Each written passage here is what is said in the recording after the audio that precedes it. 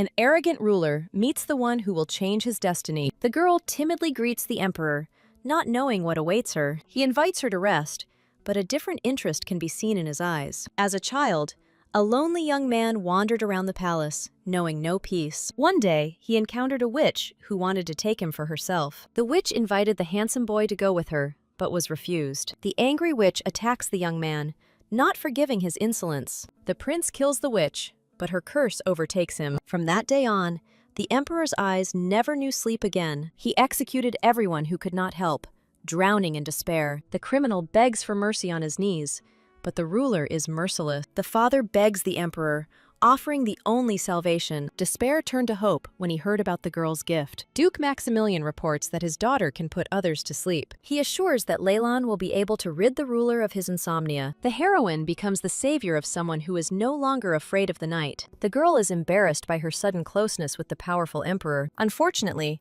Leylon's heart had already been given to another. Her father reminded her of family honor and duty to her lover. On her wedding day, the heroine runs away, choosing love over fate. The father cold-bloodedly eliminates his daughter's lover, clearing the way to power. Leylon's world collapses overnight when she finds her lover dead. Unable to live without him, the girl decides to follow him into the arms of death. With the destruction of his medicine, the emperor's tormenting insomnia returns with renewed vigor. The ruler's wrath finds a new target, the family that cruelly failed him. The duchy is doomed to destruction, and now a new heroine knows she must prevent it. A shocking realization dawns on the girl. She is destined to become the emperor's new medicine. The father discusses the use of her gift, seeing her as only a tool to achieve a goal. He mercilessly places the entire burden of honor and the future of their family on her shoulders. Once in this world, she realizes that she cannot repeat the mistakes of the original story. The heroine comes to terms with the fact that she is not able to change her father's dangerous ambitions on her own, just as he cannot stop his sister from an all-consuming love that leads to death. Trapped in the body of the novel's heroine, she embraces her new role as the daughter of the House of Maximilian. Her mission is clear: to survive at any cost and save her family from a tragic end. The girl informs the servant that plans have changed and her risky intervention has begun. To avoid a terrible ending, she decides to go to the palace instead of her sister. Having met the sleepless emperor, she immediately proceeds to her dangerous task. Inwardly cursing her fate, she maintains a confident and calm appearance before the ruler. She calmly gives instructions to the powerful emperor,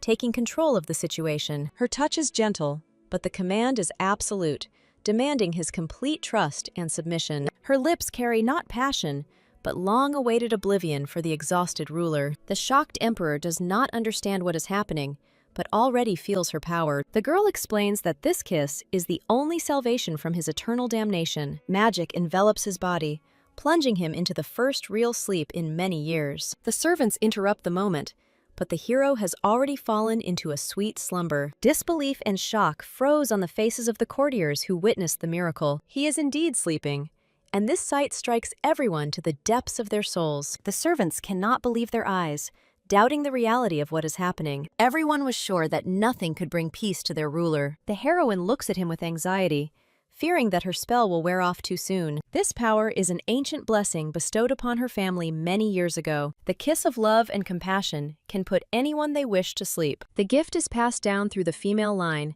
and will live as long as the heirs are alive. The courtiers hopefully ask whether the emperor will now be able to sleep every night. The girl confidently promises that his sleep will last at least 6 hours. The servants bow before her, acknowledging her new role and power in this palace. She smiles with relief, because her first step toward salvation was successful. At this time, her sister Lillian anxiously searches for her in the empty corridors of the castle. Concern for her sister makes her forget about everything and go looking for her. The sudden meeting of the sisters gives rise to a storm of emotions: shock, joy, and thousands of questions. Lillian is furious at her sister's reckless actions, not understanding her true motives. Her worries turn into anger because she fears for the life of the one who went to the tyrant. Her heart is breaking with fear and uncertainty.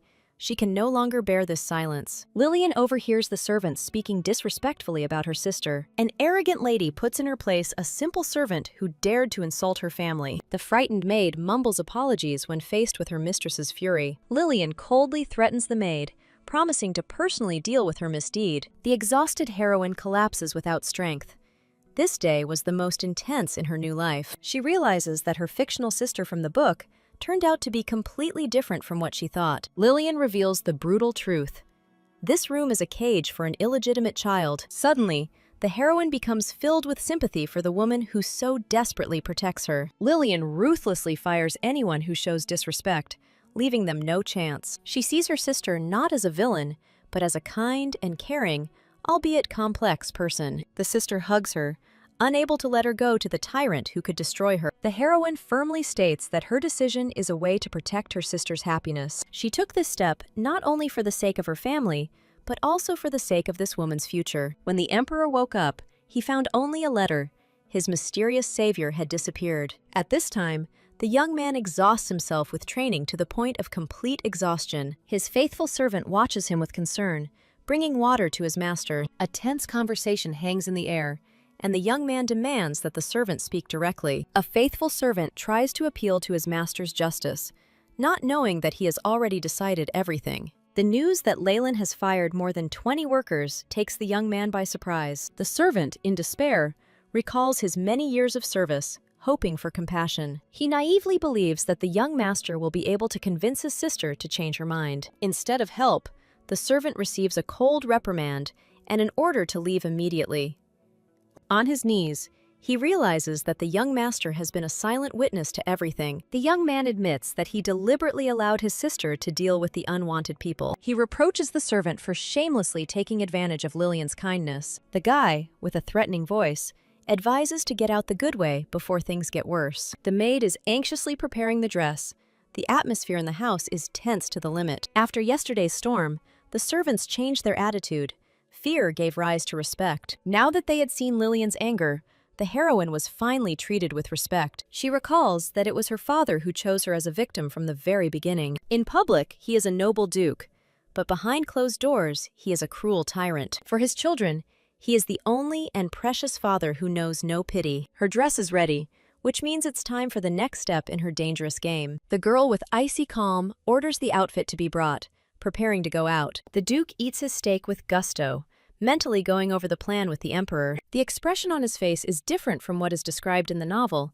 The story began to change. The father finally asks the question that has been bothering him all this time, beginning the interrogation. She firmly states that she could not stand by and watch her family fall apart. The girl challenges her father, questioning his contempt for her sister's lover. In a rage, he shouts that this man is not a match for their family, and his greed is unacceptable. She accuses him of not thinking about the consequences that could destroy them. Her father looks at her with disbelief, doubting that she can handle this suicidal mission. She reminds him of the risk if the emperor learns of her true, low origins. Suddenly, the emperor himself appears, his imperious appearance interrupting the tense conversation. The girl meets his gaze boldly, explaining that her origins have no bearing on her gift. He asks doubtfully whether the daughter of a simple maid can possess such power. But for him, only her belonging to the Maximilian family is important.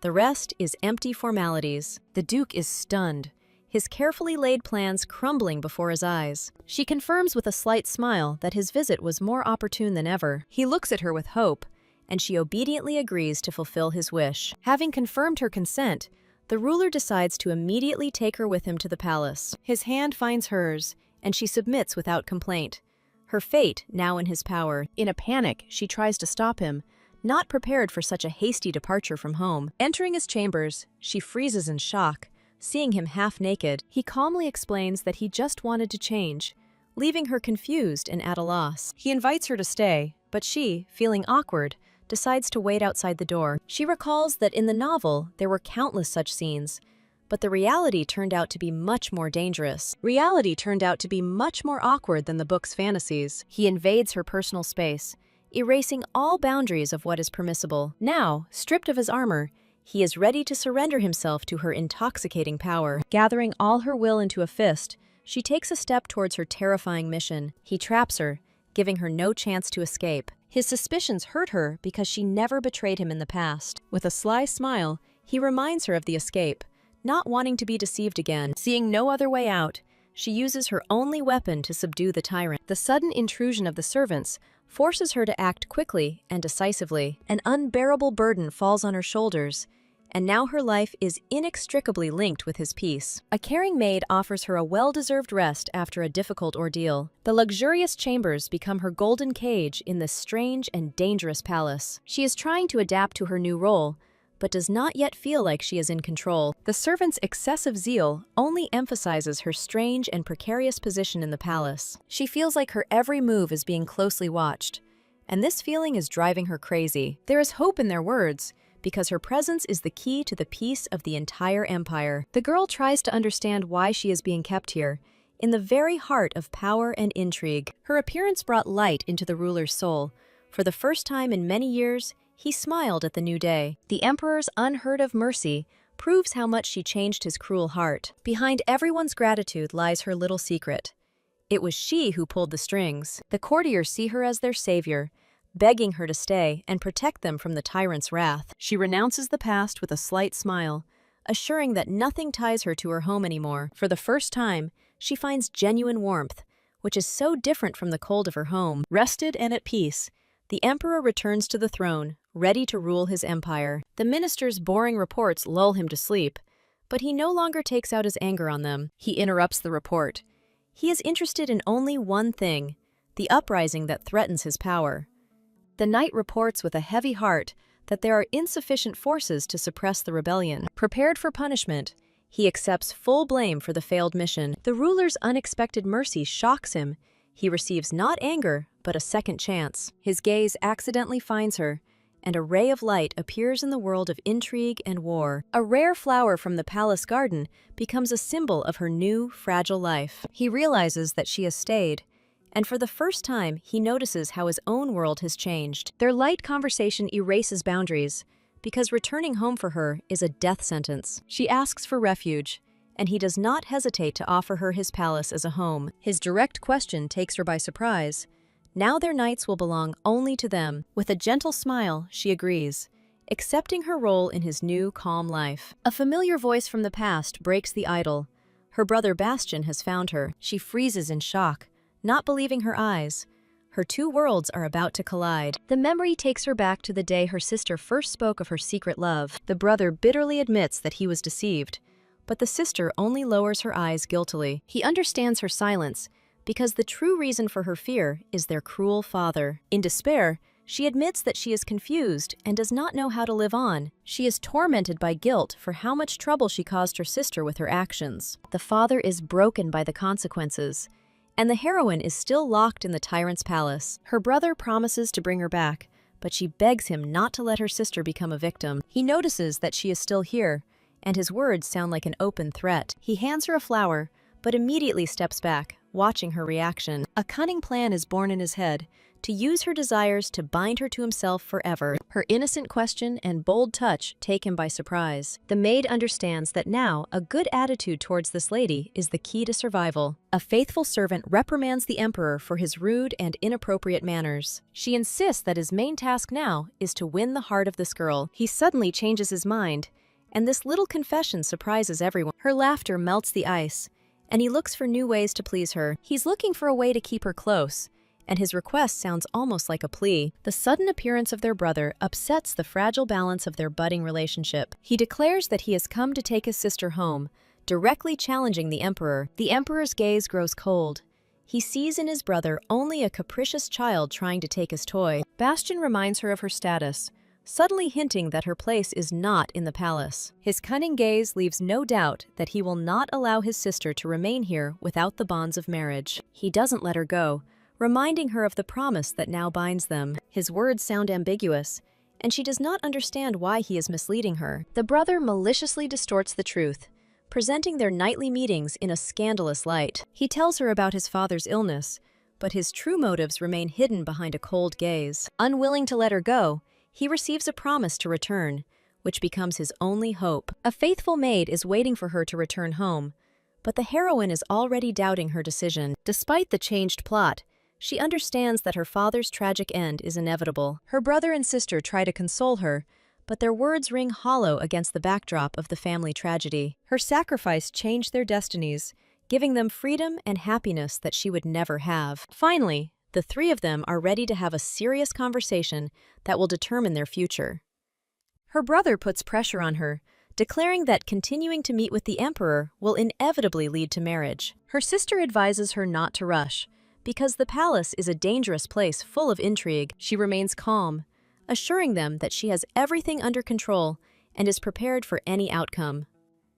At this moment, she feels not like a savior, but simply like a younger sister surrounded by love. He makes her promise that the doors of their home will always be open if the tyrant hurts her. He waits for her return, torn between desire and fear for her ruined reputation. A decision is maturing in his head. He must leave her in the palace forever, no matter what the cost. He proposes to her, seeing marriage as the only way to protect her and keep her close. With a smile, she rejects his simple offer, making it clear that it is not enough for her. She leaves him at a loss, taking full control of their strange and dangerous relationship for the first time. He proposes to her, but the reason for this is not love, but their common, dangerous destiny. She accepts this fantasy, realizing that her real dream of love is just an illusion. The heroine sets him a tough condition. Their marriage will last only 1 year. The girl coldly hints that their feelings are temporary and they can find love with others. He is angered by the suggestion that he might be the one to break their fragile alliance. She keeps a secret. He will soon fall in love with the real heroine of this story. Her words hurt him, sowing the first seeds of doubt and mistrust between them. The heroine's plan is simple. Hold out for a year until the one destined for him appears. To ensure her freedom, she insists on a prenuptial agreement to seal their deal. He accepts her strange terms, asking only for a signature to make it official. Their signatures bind them to a temporary marriage, a vow of fidelity for just 1 year. Now, bound by contract, they are protected from the rumors and gossip of the entire palace. With a sly smile, she reminds him of her duties for the coming night. He agrees to her terms, trusting her completely in this strange agreement. Rereading the contract, he is struck by the absence of any selfish demands on her part. The realization hits him that everything she does makes it clear that she has no intention of being his wife. He remembers his past, a boring proposal that was doomed to failure. His thoughts are interrupted by a sudden visit that could change the balance of power. The faithful knight returns victorious, having successfully suppressed the rebellion in the name of his ruler. Thanks to the emperor's support, the mission was successful, strengthening his absolute power. The emperor acknowledges that victory is the merit of the commander,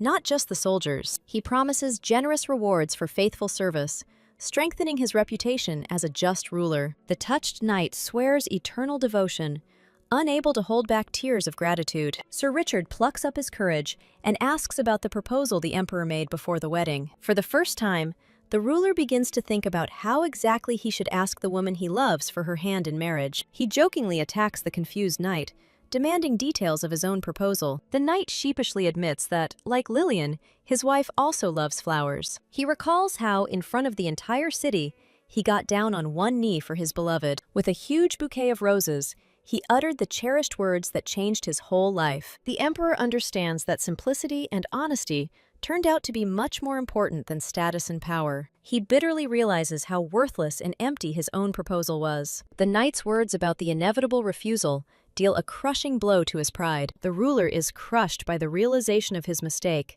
Not knowing how to fix everything now, the heroine returns to the estate to recuperate after her father faints again. Since their marriage has not yet been announced, she moves freely between the palace and the house. In her free time, she exhausts herself with training with the knights, not giving herself a moment of rest. Her body has an innate talent for swordsmanship, and she challenges anyone who dares. The sudden appearance of a mysterious silhouette interrupts her training, causing her to freeze in anticipation. The emperor arrived to prove the seriousness of his intentions and to correct his past mistake. He drops to one knee with a bouquet of blue roses, asking for her hand in marriage with all sincerity. In a panic, she begs him to stop, tired of this endless performance. The faithful servant is horrified to find her ruler broken and defeated by his refusal. He accepts her rudeness with understanding, seeing behind it only fear and confusion. Hannah is desperate and doesn't understand why her master chose the most ridiculous way to ruin everything. A wise woman decides not to dwell on the past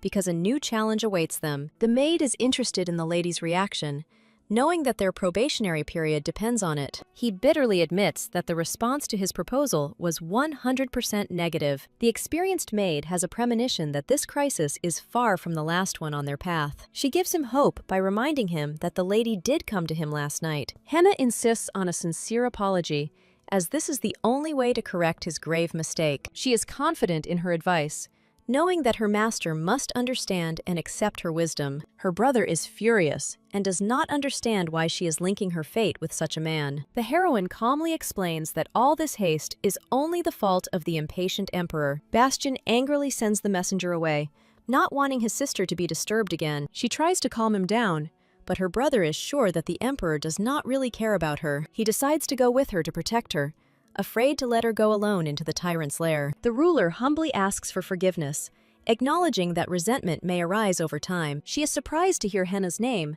and does not understand who this mysterious advisor is. Suddenly it dawns on her that Henna is that same old maid, wise and insightful. She accepts his apology with a smile, understanding his true, albeit clumsy, intentions. The pragmatic heroine discards romance, only interested in the date of the wedding ceremony. Her cold calculation shocks her brother, who does not understand her true motives. The emperor coldly announces the marriage plans, shattering all of her brother's illusions. She calmly accepts her fate, reminding him that this marriage was inevitable. He is in despair, not ready to hand his sister over to the tyrant so quickly. The brother asks for a final conversation, but the emperor's cold gaze does not bode well. He begs her to change her mind, sensing that this dangerous union will only bring her pain. Behind the wall, the emperor hears their cries, and dark suspicions arise in his soul. Her unexpected protection makes his heart flutter, feeling her trust for the first time. Her hatred of the emperor infuriates her brother, who does not understand what really drives her. With a mischievous smile, she admits that she is only attracted to his good looks. His sudden concern for his appearance surprises the maid, who is unaware of his new incentive. He wants to look good for someone, and this desire changes his usual world. The faithful maid watches his transformation with humor, rejoicing at his little whims. Her honesty makes him try even harder to live up to her expectations. Everything is ready, and he awaits in anticipation the arrival of the one who will give him the long-awaited peace. She is ready to do her duty, but he stops her, wanting something more. He waits hopefully for her reaction, wanting her to notice his efforts. Her cold indifference hurts him because she doesn't notice any visible changes. He persistently searches her eyes for an answer, but she only repeats that she sees nothing. The girl anxiously tries to understand what is gnawing at the mysterious young man. Her determined gaze betrays a desire to get to the very bottom of things. Lillian, tired of the silence, leaves him alone with his thoughts. The creaking of carriage wheels announces arrival at a mysterious place. A mysterious stranger leads the heroine to an enchanted garden. The girl looks around in surprise, not understanding her companion's plan. She hesitantly rejects his proposal, sensing a hidden catch. The guy dispels her fears with a smile, but his true motives remain a mystery. Lillian hides the true, dangerous reason for her connection with the emperor. The young man hints at her superficial choice by comparing the emperor to a beautiful apple. He begs her to change her mind, sensing that this marriage will only bring pain. The heroine coldly rejects his pleas, unwilling to deviate from her plan. The return to the palace is marred by a shrewd and unpleasant remark. She is tormented by doubts because of his strange behavior and evasive answers. The emperor pronounces her name like a spell, seeing in her only a beautiful acquisition. His rage flares up at the slightest hint of doubt in his words. Her ambiguous words about freshness and youth horrify the young man. Behind their carefree laughter lies the secret of breaking an ancient taboo. She challenges the emperor in a bold way by telling him about her walk. Memories of a simple, happy day contrast with the stressful life of the palace. The girl, with a cold smile, gives him a chance to atone for his guilt. His heart skips a beat at her unexpected offer to spend time together. Lillian sets tough conditions. Her mistrust is felt in every word. The emperor, offended by her conditions, threatens to break the contract. Behind his imperious demands lies childish jealousy and fear of rejection. The emperor's vulgar thoughts about the upcoming meeting betray his true intentions. The naive maid offers him innocent entertainment, unaware of his plans. The idea of sweets seems like the perfect cover for his less than pure intentions. A flash of anger betrays his frustration. He craves more than just a snack. He is obsessed with an absurd thought, projecting his insecurities even onto cookies. Her sincere affection for a simple cookie disarms and confuses him. He cruelly breaks what she liked, venting his inner pain. The girl sees despair in his eyes and begins to understand his true feelings. In the silence of the room, he is tormented by doubts about his own ability to keep her. The fear of her leaving after the end of the contract becomes unbearable torture for him. The maid's attempts to instill hope in him seem like empty words. He clings to the illusion that spending time together will melt her heart. The realization of how little time he has to spend with her cuts him to the heart. He is tormented by the thought that any attachment can disappear in an instant. He makes a timid attempt to get closer, and her simple consent gives him a faint hope. His hopes for a date are dashed by her categorical refusal. He tries to pierce her armor with a desperate plea, closing the distance to the limit. Behind her cheerful and carefree refusal lies a cold calculation. The appearance of a faithful knight interrupts the tense moment between the heroes. The Emperor interrogates his subordinate with icy calm, suspecting him of a secret relationship. The rumors about his transformation due to love are just part of his cunning plan. The devoted knight vows to serve this fictitious love, not knowing the truth. A sumptuous dinner in the palace becomes the stage for an absurd performance. The advisor tries to teach the emperor the language of love, but he is incapable of sincerity. The young man clumsily tries to follow the advice, but his words sound false. The bustle of the servants only emphasizes the oppressive atmosphere at the table. He continues his act, whispering rehearsed compliments that leave her unmoved. The emperor's sweet speeches only caused shock and bewilderment among everyone present. His eerie desire to carve his name into her heart betrays his possessive nature. The girl leaves, leaving him alone with his failed performance. Lillian sees his fear of loneliness hidden behind the mask of a tyrant. She lifts the veil of secrecy, explaining her motives and past wounds. Her distrust hurts him, but her promise to stay close gives him a glimmer of hope. The news of her meeting with another man awakens irrational jealousy in him. Her calm answer leaves him with a chance that he desperately clings to. The upcoming meeting with a mysterious stranger makes the heroine's heart beat faster. Enter the dazzling Celestian Ellen, whose beauty is matched only by her dangerous reputation. Their meeting begins with an exchange of polite pleasantries, but there is tension in the air. Behind Celestian's charming facade lies her true and terrifying role in this story. Two strong women standing on a balcony prepare for an inevitable and decisive clash. Lillian understands with a slight smile that her new acquaintance is not interested in superficial values. The heroine sees in the villain a tragic reflection of her past, full of pain and suffering. Celestian's dark past, filled with humiliation and betrayal,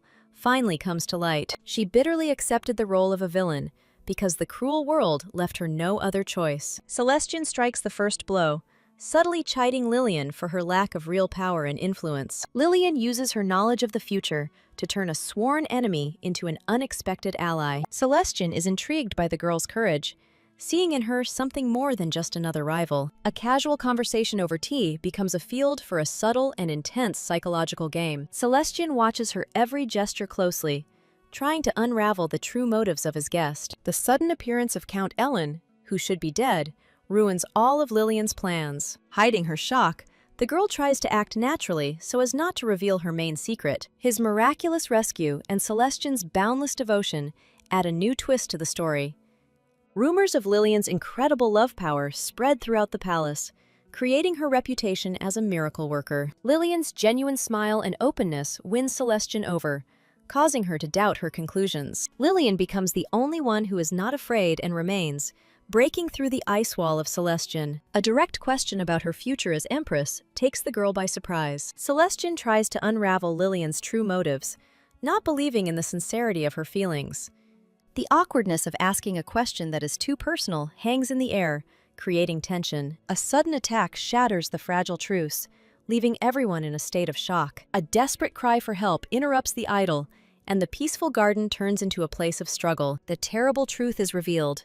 The attacker turns out to be a long-time and obsessive stalker. Lillian calmly neutralizes the stalker, demonstrating her unexpected and frightening power. Her decisive actions and steely gaze evoke a mixture of fear and admiration in Celestian. Celestian can't hide her embarrassment, taken by surprise by the boldness of her new acquaintance. Rumors of Lillian's incredible abilities reach the Emperor, causing him concern. His words are laced with poisonous jealousy.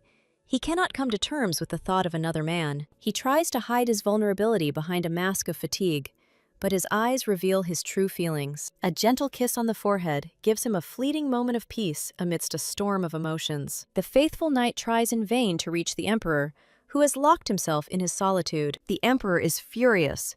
His imagination conjures up the darkest scenarios for meeting Lillian. He bitterly admits his complete failure, his pride crushed by her cold response. The knight is perplexed, because he was confident in the impeccability of his seduction advice. The emperor repeats his ridiculous attempts to be romantic word for word. His macabre desire to carve his name into her heart sounds even more terrifying the second time. The failure is caused by absurd advice, and the knight cannot contain his hysterical laughter. The emperor listens to the request for a detailed report with icy calm. The knight's intense gaze leaves him no choice but to tell everything. Every word of the emperor kindles in the knight's soul an uncontrollable desire to hit him. The knight, with tears in his eyes, vows to turn his master into a real man. Behind the mask of a formidable tyrant lies a confused young man who does not know the language of love. The advisor's words about the power of actions ignite a spark of faint hope in the emperor's eyes. A faithful knight leads his master to a place where he can set things right. Her surprise at the sight of the emperor waiting for her at the table reveals a hidden curiosity. A clumsy but sincere gesture of homemade baked goods becomes his first timid attempt. She resolutely tries his treat, completely ignoring his embarrassed protests. Her thoughtful look after the first bite makes his heart skip a beat in anticipation. Her sincere praise for her culinary talents comes as a complete surprise to him. A quiet night walk under the stars gives them both rare and precious moments of intimacy. Her sincere smile and words of gratitude lift the heavy burden of doubts from his soul. Recognizing this day as the best fills his heart with triumph and hope for the future. Their shared laughter under the moon creates a new, fragile bond based on sincerity. His childish need for approval shows her a completely different, vulnerable side. The stormy and almost childish joy from her praise takes the girl by surprise. The emergence of a new, insightful hero threatens to destroy the fragile idol. His playful advances and her confused reaction hint at the beginning of a love triangle. Celestine's unexpected visit with a basket of treats takes Lillian by surprise. Her cold question about the reason for the visit is broken by a warm smile and the aroma of freshly baked goods. The new acquaintance's impudence, who tries the treat without asking, irritates Lillian. Celestine watches their squabble with a slight grin, anticipating an interesting conversation. The living room has a relaxed atmosphere, but behind it lies a tense curiosity. Celestine's admission that she baked everything herself adds an unexpected depth to her character. A funny dialogue about fencing reveals the unusual talents and hidden sides of the heroines. Celestine sees in Lillian a kindred spirit who is not afraid to break the norm. Her secret dream of becoming a knight, buried under the weight of prejudice, suddenly comes to life. Painful memories of her father's prohibition reveal the reason for her melancholy and insecurity. The young man's mockery of outdated views touches Celestine to the quick. His subsequent words about female weakness hurt her, returning her to the painful past. Lillian's unexpected offer to become her fencing mentor stuns Celestine. This gesture of goodwill, disguised as a return favor, becomes a real gift for her. Her eyes fill with tears of happiness because her cherished dream is about to come true. Their beaming smiles create a moment of pure joy, full of hope for a new friendship. Meanwhile, the emperor is determinedly trying to master the basics of confectionery art. His culinary failure looks monstrous, but the servants are full of flattering compliments. Two maids enthusiastically pack his horrific cupcakes, preparing them for shipment. He is looking forward to the evening, unaware of the surprise he has prepared for his beloved. Their budding friendship grows stronger with each passing day, filled with shared training sessions and treats. Over cozy tea parties and conversations, they find comfort and support in each other. An unexpected knock on the door disturbs their privacy, heralding the arrival of an uninvited guest. The sudden appearance of the emperor, domineering and jealous, instantly escalates the situation. He looks at the sweets with suspicion, seeing them not just as a treat, but as a challenge. Lillian demonstratively chooses her friend's cupcake, showing the emperor his place in her heart. The failed baking becomes a metaphor for their complex and tangled relationship. His desperate attempt to show concern is dashed by her cold and detached calm. The oppressive silence at the table speaks louder than any words, revealing the general tension. Her words of gratitude for his efforts give him hope, making him forget about jealousy. A silent battle rages between Celestine and the emperor for the right to stay with Lillian. Tired of his ambiguity, Lillian herself asks her friend to leave, thereby misleading her. A hint of a secret ability known only to the two of them strengthens their feminine union. Celestian leaves, taking with him not only the secret, but also his growing respect for Lillian. The idea of a slumber party becomes a symbol of simple and sincere friendship for Lillian. Her innocent joy is closely watched by the Emperor, whose eyes burn with a dark fire. The advisor awaits a progress report, unaware that he has witnessed a new round of madness. The Emperor's icy order to destroy an entire mansion leaves the knight in a state of shock. The real reason for his cruelty is petty jealousy and a desire to ruin the bachelorette party. The knight realizes with horror that his master is ready to do anything for his selfish desire. The realization of the true reason for the Emperor's wrath plunges the loyal knight into a state of shock. Celestian reflects on his new friendship with warm sadness, regretting the lost time. The upcoming pajama party leaves her feeling unexpectedly excited and a little unsure. While the knight seeks the strength to right his wrong, the Emperor suggests a cowardly escape. The loyal advisor fears that Lillian's insight will easily uncover their clumsy plot. The knight subtly hints that a clumsy intervention could destroy a fragile female friendship. He reminds his master that his connection with Lillian is more than a passing infatuation. The wise advice achieves its goal, and a rare expression of understanding appears on the Emperor's face. The knight realizes with slight sadness that his advice is no longer needed by this mature youth. Lillian talks about her bachelorette party with delight. Her happiness seems almost tangible. The Emperor awkwardly tries to talk about the wedding.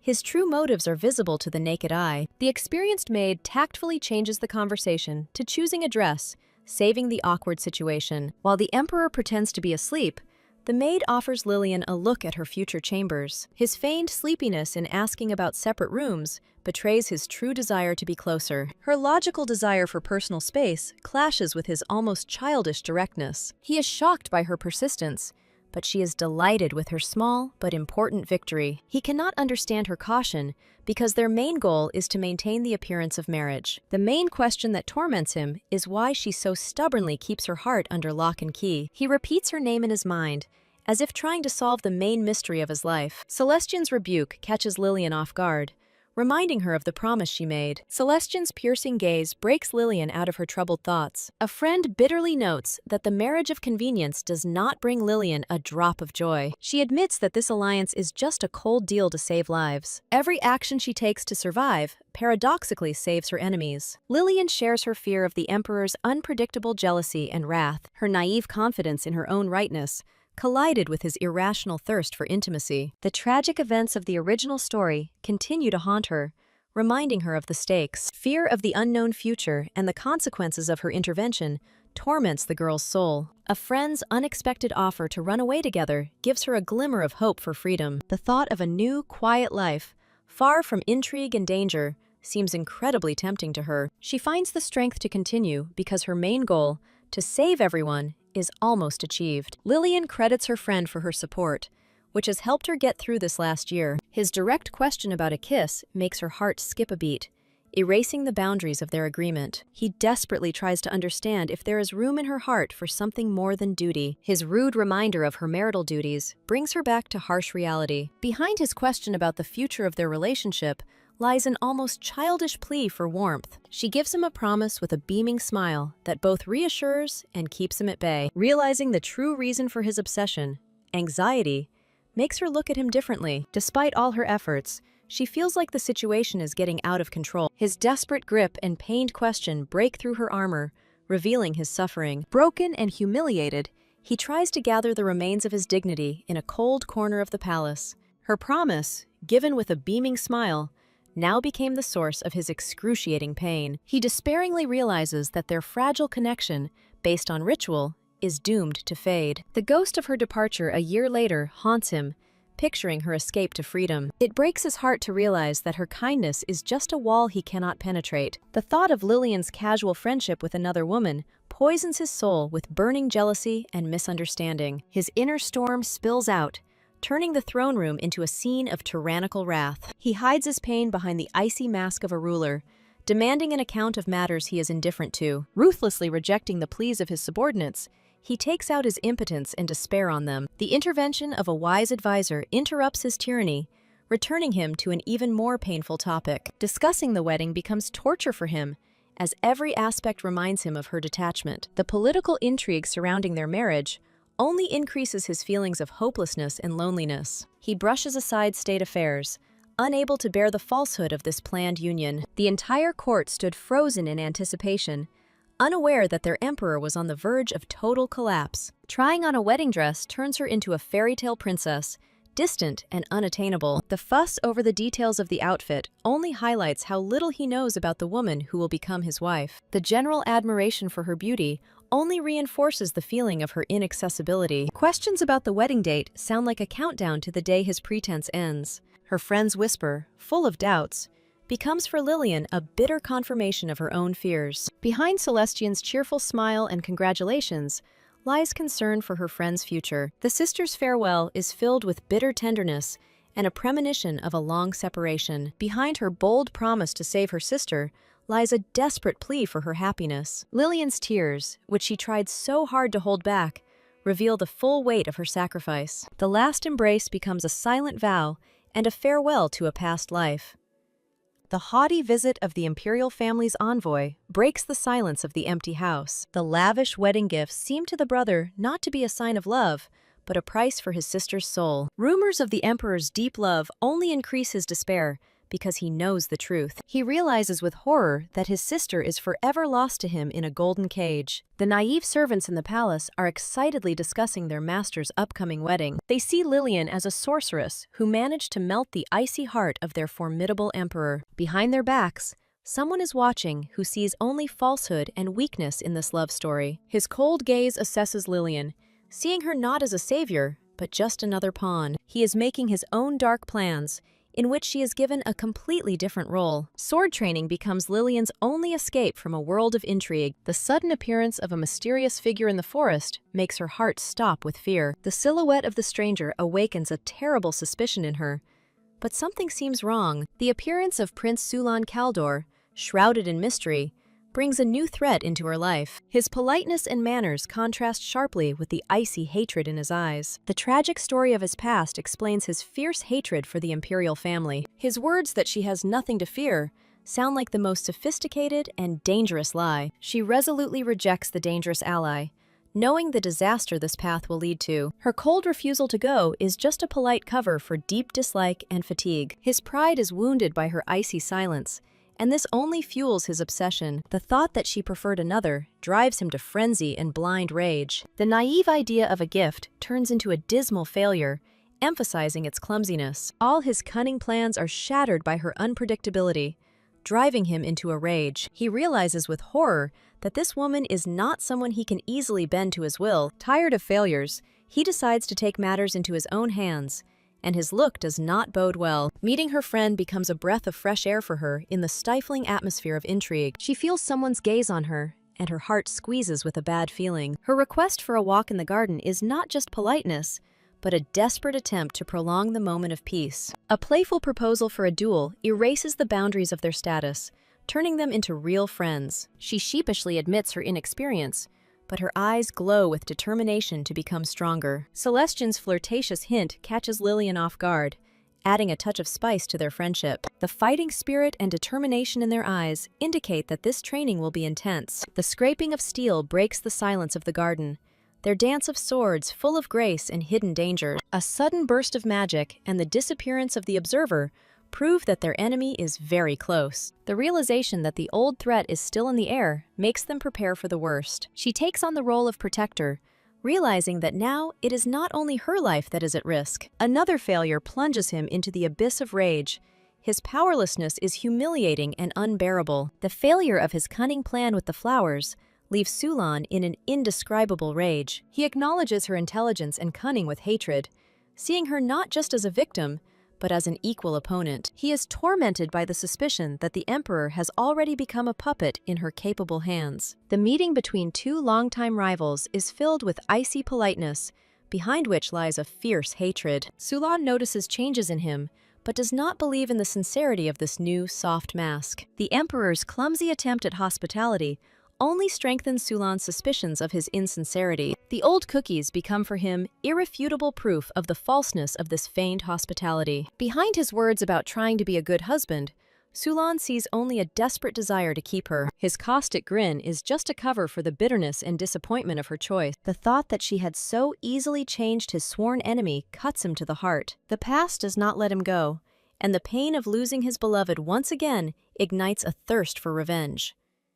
Her appearance at the party of the most greedy marquis becomes a real sensation. The elderly marquis couple, hiding their greed, are trying to gain the trust of the future empress. Under pressure from curious guests, she begins to weave her own fictional love story. Her romantic tale of the stars captivates everyone except one man in the shadows. Her privacy is disturbed by the host of the evening, whose true intentions are far from small talk. She curses herself inwardly for her carelessness, realizing that she has fallen into a trap. His vile proposal, covered with false politeness, is met with her immediate and cold rebuff. He throws off his mask, revealing his true, ugly face, full of lust and contempt. Behind his threats, she sees not only danger, but also an opportunity to learn something important. Her icy threat interrupts his mad tirade, saving him from certain death. The appearance of a mysterious stranger adds a note of icy danger to the already tense scene. She demands immediate justice, seeing in him not a savior, but an instrument of her revenge. Sulan begins to guess the true reason for the emperor's obsession, and this guess frightens him. His cruel offer of forgiveness sounds like the most sophisticated and humiliating punishment. He throws the marquis off the balcony, demonstrating his boundless power and contempt for human life. His sadistic pleasure in the suffering of others reveals his true, monstrous nature. The arrival of Sight, a character from her past life, brings a note of unexpected warmth to the pre-wedding bustle. She realizes with horror that a character who should not exist has become reality. The mere mention of his name by a sister becomes a sign of destiny and hope for him. She invites him to the wedding with a polite smile, hiding her true feelings and fears. His naive joy at the invitation is shattered by the harsh reality and his sister's cold gaze. Her icy gaze becomes a silent warning to anyone who dares to offend Lillian. She gives Lillian a gift from Sight, trying to ease the awkwardness and tension. An elegant scarf, embroidered by his hands, becomes a symbol of tenderness and care for her. His modest invitation to the store sounds like the most sincere and touching confession. Their farewell is filled with unspoken sadness and gratitude for the hope given. Wedding preparations are in full swing, but her heart remains cold and empty. Behind her angelic beauty and radiance lies a heart full of cold and despair. His confused and adoring look suggests that for him, this marriage is more than just a deal. This crown is not a symbol of love, but a heavy burden of power and cold calculation. She is just a beautiful symbol presented to the people. Her true feelings do not concern anyone. Their ideal union is just a carefully staged performance for the whole world. The desperate cry of a brother is a cry about a lost sister who has left her home forever. The priest's solemn question sounds like a sentence depriving her of freedom. Her lifeless answer and empty vow seal this union based on lies. His confident agreement is full of unspoken hope that she cannot share. She tries to convince herself that her only job is to be his sleeping pill. The cold metal of the ring on her finger becomes a symbol of their unbreakable but empty union. His gentle kiss on the hand is the first touch, full of unspoken feelings and hopes. The fear of falling asleep from his kiss is mixed with anxiety before the inevitable closeness. His quiet whisper and gentle embrace are a fragile bridge over the abyss of her fear. Their first kiss is a collision of two worlds, full of hope and desperate emptiness. The memory of the sweetness of her lips haunts him, igniting a forbidden desire. His sudden concern and worry about her fatigue takes her by surprise. He realizes with horror and relief that the curse did not work and his hope is alive. Her innocent request for help sounds to him like the most daring and exciting invitation. She reminds him of their wedding night with cold calm, but her eyes are full of anxiety. Her order to lie down next to her is not an invitation to intimacy, but merely the fulfillment of a cold duty. Her determined look suggests that she is willing to do anything to fulfill her part of the deal. His shocked question is a cry of wounded pride, not concern. Her business proposal finally destroys his naive hopes for a romantic night. Her touch on his neck is not a gesture of tenderness, but simply checking his pulse before putting him to sleep. His confused look reveals that until the very end, he did not believe in the seriousness of her intentions. A gentle kiss on the forehead is the last thing he remembers before falling asleep. The new empress accepts her new status and responsibilities with cold dignity. The servants' ingratiating smiles only emphasize her loneliness in this golden palace. She thanks them with a polite smile, but there is weariness and detachment in her eyes. The luxurious chambers seem to her not like a home, but rather like a beautiful prison from which there is no escape. Her feigned delight conceals the terrible thought that her deception is known only to one person. Inspecting the chambers becomes torture for her, because every detail reminds her of her fictitious marriage. Choosing a personal maid becomes not a privilege for her, but another tiresome duty. She decides to break the system and choose someone who will not see her as just a stepping stone to power. Her choice falls on the most inconspicuous and modest girl from the entire list. The news of the Empress's choice plunges the humble servant into a state of shock and disbelief. She is tormented by doubts about her own abilities. She is afraid of not living up to the trust placed in her. The head maid encourages her, but there are notes of envy and discontent in her voice. The first meeting with the Empress becomes a real test of strength for the young servant. She is surprised to discover that behind the Empress's cold facade lies kindness. A warm cup of tea and the calm voice of the hostess help her overcome her fear and anxiety. The young maid's embarrassment is mixed with delight at the great honor bestowed upon her. Lillian explains with a slight smile that simplicity and sincerity are more important to her than high birth. Inspired by her words, the girl with shining eyes swears eternal fidelity. While the emperor is lost in his thoughts, the entire palace freezes in anticipation of his decision. He resolutely heads to her chambers, because only next to her does he find peace. Lillian's presence transformed the cold palace of his childhood into a place filled with warmth. Even after becoming emperor, he cannot rid himself of the icy ghost of his cruel mother. Her tired but gentle smile becomes his salvation from dark memories. He lets the maid go, wanting to be alone with the one who has become the center of his universe. Her sudden weakness awakens a panic fear in him, revealing the depth of his feelings. He thinks about physical intimacy, while she is tormented by the surreality of what is happening. Her unexpected offer of a massage becomes a timid step towards each other. Under her gentle touch, for the first time in many years, he feels true peace. He watches her peaceful sleep with trepidation, not daring to disturb this fragile peace. Sitting by her bed, he is surprised to realize that his heart no longer obeys him. The cursed night he had always hated gave him, for the first time, not torment, but healing. In the silence of the bedroom, he silently admits that she is the only one who could change him. He thanks her for melting the ice, not only in the palace, but also in his soul. Waking up in his arms leaves her in a state of shock and panic. The realization that he didn't sleep all night becomes her worst nightmare. His tender care is a fragile sprout of sincere feeling in the garden of their fictitious marriage. She tries to take the blame, but he sees only fear and fatigue in her eyes. Her promise to return becomes a lifeline for him in a sea of loneliness. His happy smile is a silent acknowledgement of how much she means to him. He refuses to rest, because the thought of meeting her is stronger than any fatigue. The maid reveals to him the secret of her gift, and he realizes with horror the full complexity of the situation. He understands that even a light touch to her could cause her to fall into a painful sleep. She reveals to him new details of her gift, and he admires her strength and composure. His timid request to stay with her is a cry from the soul, longing for warmth and closeness. Her touch to his lips is not a kiss, but only a test before she leaves. Instead of a romance novel, she chooses a boring treatise, emphasizing the businesslike nature of their relationship. Her disappointment at the inaccuracy of the information only increases her anxiety about the upcoming events. The absence of the emperor becomes an unpleasant surprise for her, ruining her plans. She finds his robe, and a daring and risky plan is born in her head. The maids enthusiastically support her idea,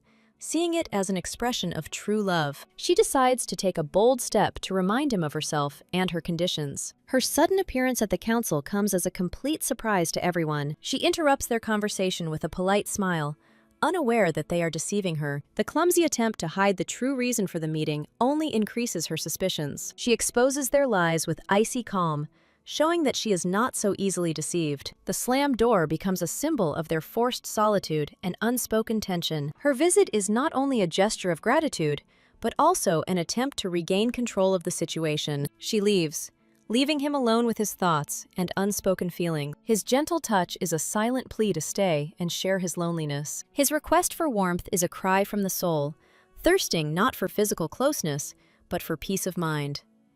In his arms, she feels no passion, but only weariness and the weight of his burden. She sees him not as a tyrant, but only as a tired man carrying the weight of an empire on his shoulders. Her heart is torn between sympathy for him and a desperate desire to survive. Compassion for his pain makes her forget about her own safety and take risks. She decides to take matters into her own hands and find a way to alleviate his melancholy. While searching for a love story, she finds an ancient book that could change everything. The sudden appearance of her brother disturbs her solitude, but his presence brings her comfort. His carefree answer to her question about the reason for his visit conceals deep concern for her. His ominous joy at finding the book gives her an unpleasant premonition. She watches the strange preparations with alarm, not understanding her brother's plan. The appearance of a huge number of books comes as a complete surprise to her and arouses suspicion. She realizes with horror that all these affairs are just part of his cunning and dangerous plan. His promise to get her anything she wants sounds like the sweetest and most dangerous temptation. He offers her an escape route, but there is hope in his eyes that she will stay. The news that her brother brought her handsome men plunges the emperor into a state of shock and rage. The maid's words become for him an unexpected key to the heart of the unapproachable empress. The thought that she loves to read fills his soul with tenderness and childish joy. He is surprised to learn that her joy in books exceeded all his wildest expectations. Memories of a past full of intrigue and mistrust force him to search for hidden meaning. His sudden appearance in her chambers is not just a visit, but a desperate attempt to get closer. He jealously hands her the book, seeing it not just as a gift, but as a rival. His heart sinks at the thought that this day is just a fragile moment before her departure. Reading the description of the hero, he is surprised to recognize in him the features of his main rival. Her genuine delight in reading becomes a sweet poison and a source of inspiration for him.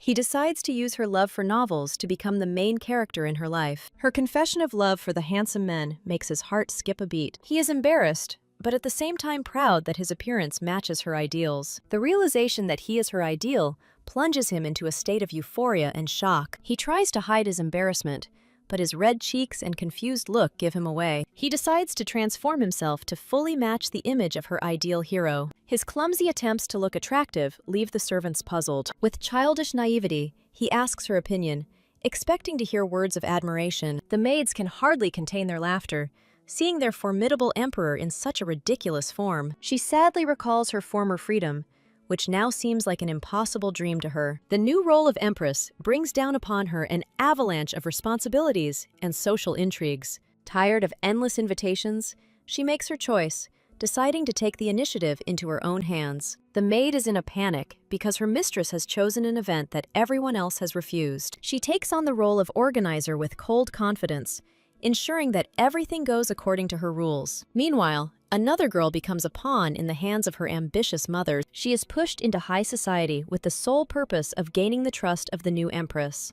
The young girl's doubts and fears are shattered by the icy confidence of her domineering mother. She goes out into the world armed only with her kindness, not knowing what awaits her. At the reception, they are greeted by a radiant empress, whose warmth disarms at first glance. The clumsy flattery of one of the guests only causes her mild irritation and bewilderment. Lillian gracefully introduces her new chef, turning a social gathering into a tasting. Her naturalness and lack of arrogance completely destroy all stereotypes about her. Her happy smile from the praise of the baked goods is a rare moment of genuine and simple joy. She moves into poetry with ease, and her confidence and control over the situation are admirable. She thanks the guests, but her thoughts are already occupied with upcoming, more important matters. An impudent guest tries to take advantage of her kindness to present an inappropriate and expensive gift. The luxurious decoration becomes a symbol of his selfish motives and an attempt at bribery. She rejects his gift with icy calm, reminding him of the cultural purpose of their meeting. Her penetrating gaze sees behind his false smile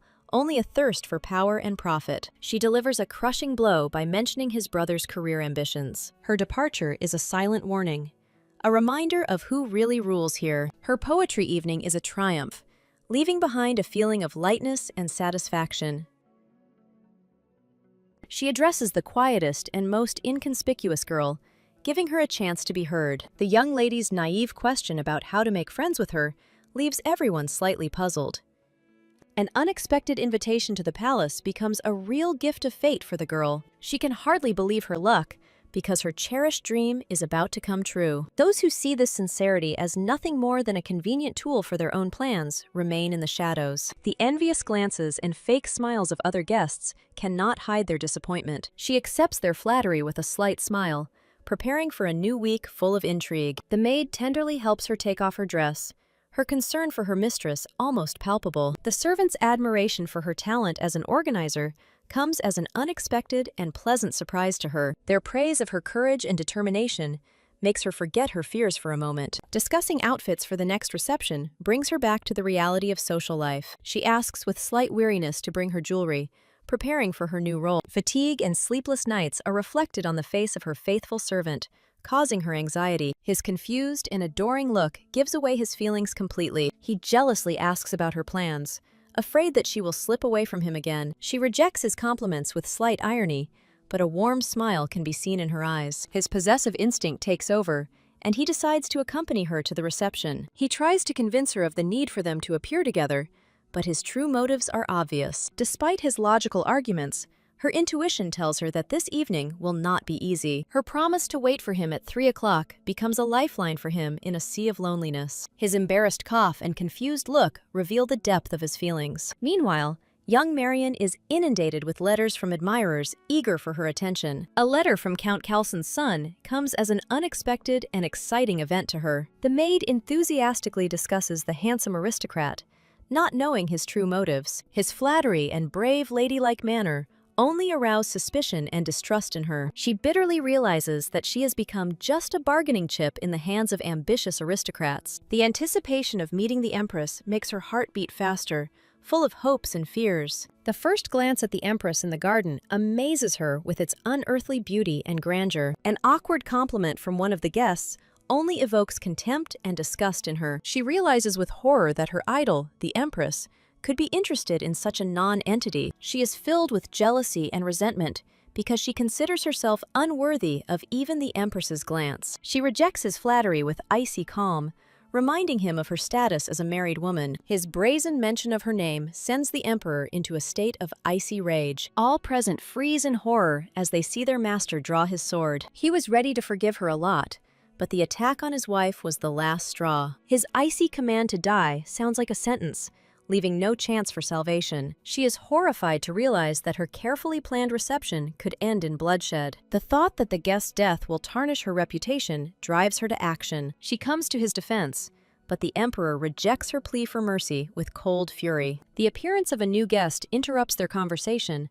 but his words are full of hidden threat. His jealous question is not just curiosity, but an attempt to understand her true feelings. With a touch of irony, she uses his own weapon, flattery, to disarm and calm him. Her compliment on his beauty comes as an unexpected and pleasant surprise to him. Her remark about his character becomes a cold shower for him, bringing him back to reality. The memory of her death by the sword makes her view violence with disgust. Her sinister smile and words about his appearance are silent revenge for his cruelty. The distribution of leaflets about her secret rival comes as a complete surprise to him. He realizes with horror that he underestimated her intelligence and cunning, falling into her own trap. His clumsy attempts to justify himself only increase her suspicions and strengthen her power. With icy calm, he drives the Marquis into a corner, using his own words against him. Under his merciless gaze, the Marquis feels his world crumbling before his eyes. Her appearance with a tray of food is not just a thoughtful gesture, but a subtle move in their complex game. She watches his confusion with a slight smile, enjoying her small victory. He is in a panic because her appearance ruins all his plans and puts him in an awkward position. Her presence softens his anger, turning the formidable tyrant into a confused youth. She watches the humiliated Marquis with curiosity, trying to understand his true motives. Realizing that this is his chance, the Marquis decides to leave immediately so as not to aggravate the situation. A few hours before, his wife, with tears in her eyes, begged the Empress for help. Her insolence and disrespect for the Empress became the last straw that broke the camel's back. The father is horrified by what his wayward son has done. The tension in the room is growing due to the upcoming meeting with the Marquis. The girl thinks with anxiety about the injustice of the upcoming punishment. The Marquise Klein, who hates lies, becomes an unexpected ally. The heroine cunningly enlists the support of an influential woman. The girl with blue hair is thinking about her next move in this intrigue. Amidst the chaos, the maids find something that can change everything. Daring and desperate ideas are born in the girls' heads. The young man arrives in an empty hall, feeling an ominous silence. He and she sit on the throne, but the harmony is deceptive. Lillian panics at the thought of the upcoming meeting. The young man tries to calm his beloved, but his gaze betrays anxiety. The sudden appearance of the courtier only increases the oppressive atmosphere. The white-haired boy senses the deception hidden behind polite words. The courtier leaves, leaving the heroes alone with their dark thoughts. A conspiracy is brewing behind the palace walls, and tension hangs in the air.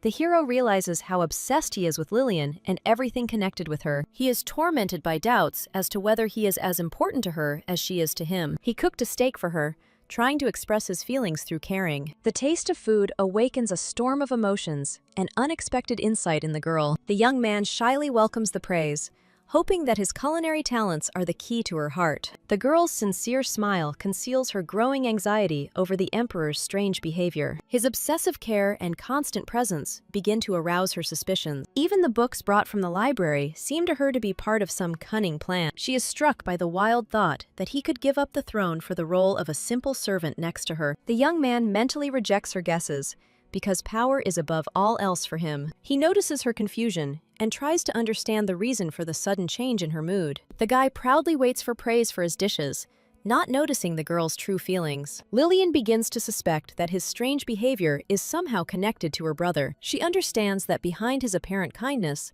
there may be a cruel and calculating manipulator. The girl makes a provocative offer, testing how far he is willing to go. She goes over all the possible motives in her mind, from money to something more intimate. The heroine asks a direct and shocking question to throw him off track. The young man is stunned and confused by her frank directness. She pins him against the wall, demanding that he stop this game and reveal his true intentions. The girl wearily admits that his constant attention is exhausting her. He sheepishly tries to justify himself, but she is already ready to go on the offensive. She shows him a strange seal, adding another mystery to their tense conversation. The boy explains the meaning of the seal, unwittingly revealing part of his plan. The heroine confidently asks for the paper, feeling that she is now in control of the situation. He proudly displays the seal, seeing it as a well-deserved reward, but there is a hint of mischief in his eyes. His words about his own worthlessness reveal a deep childhood trauma. Admitting that the cruelest words he heard came from his mother reveals the true source of his mental scars. A dark flashback shows a powerful woman whose outsized ambitions broke her son's will. His mother's humiliating reproaches about shame were forever imprinted on his mind. For the first time, he confides his pain to her, admitting that echoes of the past still haunt him. His mistrust of the world, born in childhood, poisoned even the most sincere feelings for her. His harsh upbringing left him unable to trust not only others, but himself. He bitterly realizes what he has become, and this self-hatred is mixed with pity. In his arms, she realizes that behind the mask of a tyrant lies a wounded soul, an ancient secret about her family, which possesses a power that is more like a curse, is revealed. She believes that somewhere there is a man who is capable of loving him for who he really is, and not for his imperial title. His playful smile and contradictory words create a moment of unexpected closeness between them. A tender kiss makes her think about her true and confused feelings for him. The time for reports arrives, and personal dramas give way to dry palace politics. The courtier proudly wears the emperor's seal of approval on his forehead, considering it the highest award. This special seal proves to be a coveted mark of distinction for all who serve at court. Envy and admiration mingle in conversations, as the seal comes with a generous reward. A spirit of competition reigns in the palace corridors, where the ruler's good mood is a chance for advancement. The heroine reflects with irony on the emperor's talent for humiliating people with the help of the honorary seal. Rumors spread throughout the palace that the funny seal was invented by the empress herself. The idea of receiving the same seal evokes wild delight and envy among the ladies of the court. One of the maids of honor hands over a medallion with an unexpected and very personal request. The mention of the portrait takes the girl by surprise. Her playful question about whose portrait will decorate the medallion makes the maid of honor blush. The heroine, with a sly smile, refuses to put the seal if the portrait is her own. It turns out that the medallion will contain a portrait of the emperor, who is watching the scene with a cold look. The girl laughs at the idea of why the young man gives ministers these humiliating cliches. The guy calmly explains that the more noticeable the praise, the stronger its effect. It turns out that the initiator of this strange tradition was an enterprising count. The hero touches his forehead, but is surprised to find that the seal is already in his hand. He entrusts her with the right to put the seal, but on one condition: only to him. The young man lies down, ready for the reward, but she firmly stops him. With a sly smile, the girl hints that she has another, special seal. She kisses him tenderly, leaving her own unique mark of approval. He looks at the sleeping Lillian, realizing that her touch has changed his world. Now he sees her power not as a curse, but as a true blessing meant only for him. Every action of hers feels like a precious gift, healing his old wounds. He proudly announces to the council that the Empress has honored him with her personal seal. The cheerful laughter of the courtiers turns to icy silence when the Emperor hears the careless desire of one of them. The Emperor's wrath falls upon the courtier whose careless words have ignited his possessive anger. A quiet tea party is filled with care, where even the size of the cookies reflects the maid's devotion. The meticulous attention to detail reveals a deep understanding of the Empress's habits and little irritants. The heroine's sincere smile brings a wave of relief, becoming a small victory in the quiet palace life. The light-hearted joke about the tiny cookie hides a deep appreciation for the effort that went into it. The sudden appearance of the Emperor disrupts the calm atmosphere, instantly changing the mood in the room. She challenges him directly, her sharp words cutting through the pleasantries to touch on palace gossip. The memory of the frightened courtier hovers in the room, a reminder of the Emperor's dangerous jealousy. The maid quietly withdraws, leaving the Emperor and Empress in a cloud of tense intimacy. Left alone, the maid's devotion turns into furious indignation at someone else's insolence. In the silence of her art studio, the girl reveals her secret passion. The sketch on the canvas reveals her muse and secret admiration, a portrait of the Empress, executed with love. Her friend encourages her, unaware of the dangerous secret hidden in the drawing. She pours her sleepless nights into canvas, finding forbidden joy in immortalizing the image of her mistress. The sudden appearance of her muse takes the artist by surprise, and behind the playful smile lies potential danger. Panic grips a young artist as the ghost of her unfinished painting looms over her, her secret revealed. The Empress's gaze falls on the forbidden portrait, and in that silent moment, the servant's fate hangs in the balance. An hour earlier, the restless Empress finds an opportunity in her husband's unusually early sleep. A simple desire to eat a cookie sets her on a path that will lead to an unexpected discovery. A streak of light from the doorway reveals a secret, drawing the Empress into the hidden world of her servant. Standing among her secret drawings, the maid freezes in horror before the suddenly appearing Empress. The girl's fear turns to despair as she mumbles apologies, fearing punishment for her insolence. In the delicate sketches, the Empress sees not just drawings, but deep, sincere admiration. The heroine's gaze falls on the tiny figures, and an unexpected request sounds in her voice. Inspired by the maid's talent, Lillian is inspired by the idea of creating a figurine of someone dear to her. Pure delight lights up the girl's face when the fear of punishment gives way to the joy of shared creativity. The weight of state affairs weighs on the Emperor, plunging him into gloomy despondency. He finds Lillian asleep from exhaustion, and a touch of tenderness flashes in his gaze. In his hands appears a tiny figure, glowing with the warmth of her hidden feelings. He realizes that this figurine is a miniature copy of himself, and his heart fills with quiet joy. Waking up, the girl sees him with the craft in his hands and freezes with embarrassment. He takes the unfinished figurine as if it were a precious treasure, despite her protests. His warm smile and quiet word of approval dispel all her fears. The young man proudly displays a miniature version of himself to stunned ministers. The courtiers see this not just as a gift, but as a sign of the Empress's special favor and talent. One cunning minister turns a personal gift into a guarantee of prosperity for the entire empire. Behind the backs of the flattering courtiers appears a stern figure whose gaze is more penetrating than all of them put together. The wise maid subtly hints to the Emperor that such a gift requires a reciprocal gesture. Lillian looks in bewilderment at the tiny rabbit figurine, clearly made by an unskilled hand. An experienced servant encourages the ruler to reciprocate the gift with his own handicraft. The young man's gaze, full of horror, falls on the ugly figures, his creation. He despairs at the thought of Lillian filing for divorce after seeing this horrible gift. It suddenly dawns on him why the advisor had been so insistent on baking simple cookies. Food, even if it's ugly, can be tasty.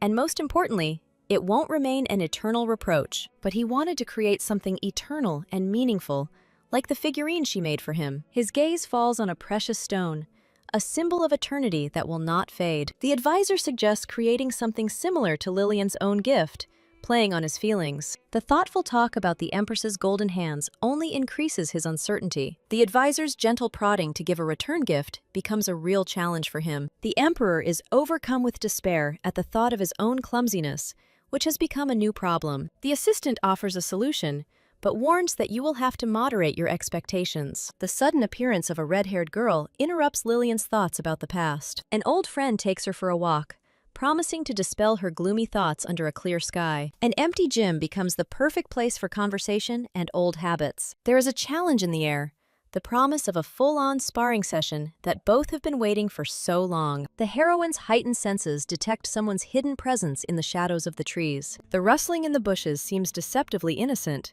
but the feeling of being watched does not leave her. A dark silhouette in the foliage confirms her worst fears. They are indeed being watched. The question about strengthening the guard sounds innocent, but her friend's sinister smile reveals her true thoughts. A new guardian with a menacing appearance and scars turns out to be unexpectedly gentle with a tiny puppy. The simple question sounds like a rare and timid invitation into his world. Her surprise reveals how distant they have become, forgetting about simple joys. His confused desire to take a walk is the cry of a soul tired of loneliness in the palace. A hope lights up in her eyes that they can bring back the ease of the old days. Under the cover of night, they find rare moments of carefree happiness that belong only to them. Their quiet solitude in the garden is filled with a tenderness that is so lacking in their lives. He remembers the past with a smile, realizing how much she changed him by teaching him to care. The Emperor bends his knee, and this gesture means more than all the treasures of the empire. Her world is turned upside down because in the book she knew, he never bowed his head. The delicate bracelet on her ankle becomes a symbol of their new, fragile connection. His admission that he wanted to reciprocate her kindness reveals his vulnerability. She asks with bated breath if he made the gift himself, hoping for a miracle. The admission that he had at least done the engraving made the gift priceless in her eyes. She gently touches his bandaged hand, not understanding why he went through this pain. His clumsy attempt to hide the cause of the wound only emphasizes the depth of his feelings. Her kiss on his wounded hand becomes a silent vow and a promise of healing. The search was successful, but the vial found seems too small for great deeds. Behind the gleam of the headmaid's glasses lies an iron will that guarantees results. An antique bottle from the collection of a former emperor holds the secret to healing any wound. The last hope for healing his hand now lies in this rare and expensive medicine. He drinks the medicine, but true healing for him is more than just a healed wound. His hand is healed, but for him, it will forever remain marked by her precious kiss. Healing her hand is just an excuse for him to touch her again and give her even more. His thoughts are already occupied with the upcoming ball, which promises to become an arena for new intrigues. The return of Prince Sular to the capital is the shadow of a new threat looming over the fragile world of the heroes. The faithful maid's eyes are filled with determination. She is ready to do anything to find out the Empress's choice. She believes that even a small trick can become the key to their rapprochement, because the Empress will not be able to refuse. In her dreams, they are already dancing, and this dance is a symbol of their future, which she is so desperately trying to speed up. Having fallen from helplessness, she still vows to appreciate any outcome. Her devotion knows no bounds. The memory of the mysterious pursuer forms a disturbing picture, confirming her worst suspicions. For the prince, summer is not a time of warmth, but a season of revenge, fueled by memories of lost love. The missed chance to harm Celestian was a fatal mistake for him, for which he will now have to pay. She understands that the calm is deceptive, and that behind the walls of the enemy fortress, a storm is brewing, ready to fall at any moment. There is a sense of confidence in his appearance. He did not come just like that, but with a specific purpose. His words are skillful flattery. He talks about beautiful things, but his gaze is directed only at her. She interrupts his empty compliments, her voice serious, because she has a real request. His willingness to help is dashed by her firm no, leaving him completely bewildered. She asks him for protection for Madeline, but her real concern is with Celestian, who is being followed. His reaction to the threat to civilians is a mask of a noble knight, hiding a predatory grin. She clarifies the details, realizing that surveillance is not a threat, but a quiet, sinister game with unknown rules. He confidently hands the matter over to his brother, leaving her in the center of events. Unexpectedly, he returns, bringing with him not just words, but living proof. His light-hearted jokes clash with her icy irritation, creating tension. In a room without servants, A brutal interrogation begins, where the stakes are very high. She offers him the illusion of hope, but his fate is already sealed by her cold calculation. Behind his persecution lies a pathetic story of rejected love that turned into obsession. His face is distorted with contempt for the cowardice of a man who turned refusal into persecution. Her words about the bloody knife pierce the silence, turning him from a pursuer into a victim. Her fury explodes in one precise blow, breaking through his pathetic lies. He understands that his crime is not just an obsession, but a violation of forbidden boundaries. His desperate excuses only strengthen her suspicions that someone is behind him. An ominous picture forms in her head, pointing to the shadow of Prince Sular. He looks at her, awaiting the verdict, admitting that what he did was a crime. His admiration for his sister turns to determination when guards enter the room. His cries of injustice are drowned out by the silence, for he dared to challenge the emperor's wife. She coldly retorts his lie, because an attempt on the life of a member of the imperial family is a grave crime. He is horrified to see how easily aristocrats can destroy a man without a single piece of evidence. The memory of the glitter of the precious stone and the insidious warning reveals to him the truth about the betrayal. The stone that falls to the floor becomes irrefutable evidence, and the shadow of power envelops it with a sinister smile. With her slight smile,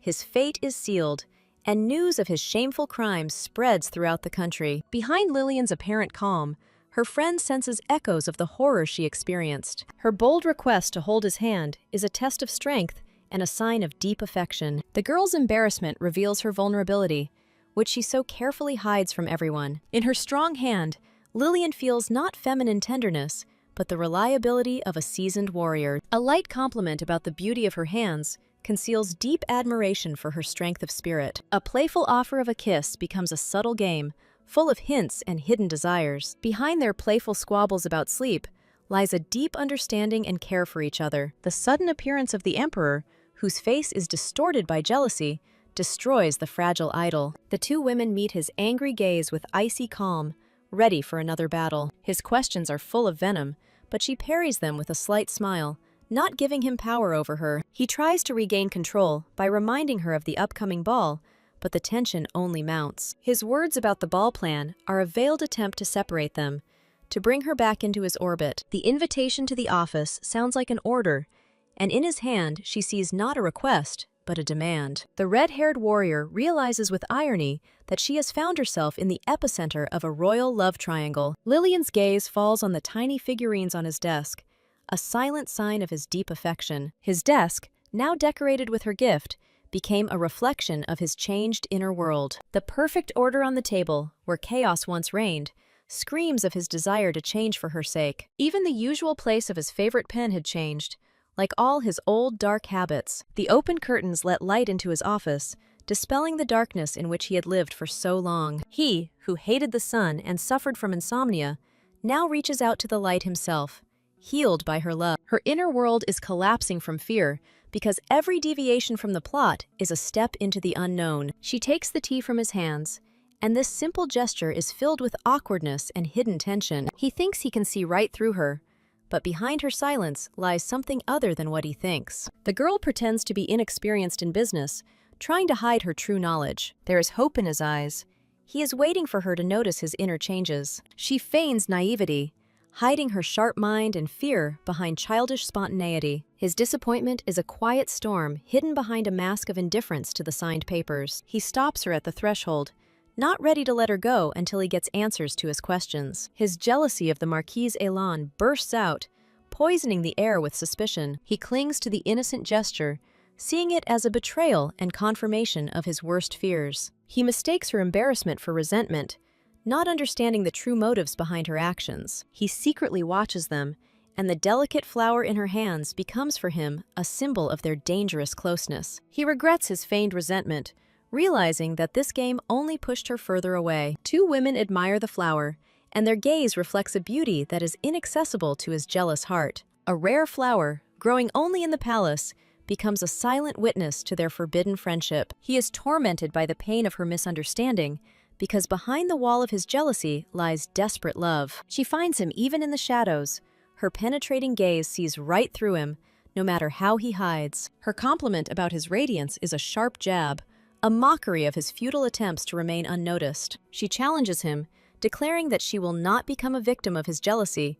Her life belongs only to her. His icy order to stay away from the Empress is not just a threat, but a declaration of war. Her confession of feelings for the Empress is a bold challenge thrown straight into the Emperor's face. His voice is laced with venom as he asks her point-blank if she dares to love his wife. Behind her evasive answer about sympathy lies cold calculation and confidence in her own rightness. He turns their feud into a game by offering a bet on the upcoming ball, where everything is at stake. She easily accepts the challenge, betting on the first dance with the Empress. His possessiveness clashes with her ridicule, which questions his authority. She mercilessly attacks his pride, ridiculing his fear of losing his wife to another woman. Desperation drives him to demand proof, even the slightest sign of Lillian's feelings for her. He needs even a speck of proof to soothe his jealousy-wounded soul. The Marquise proceeds with icy calm to the terms of the bet, discussing her reward. Her reward is not treasure, but the freedom to speak with Lillian without fear of his wrath. He is stunned by her simple request,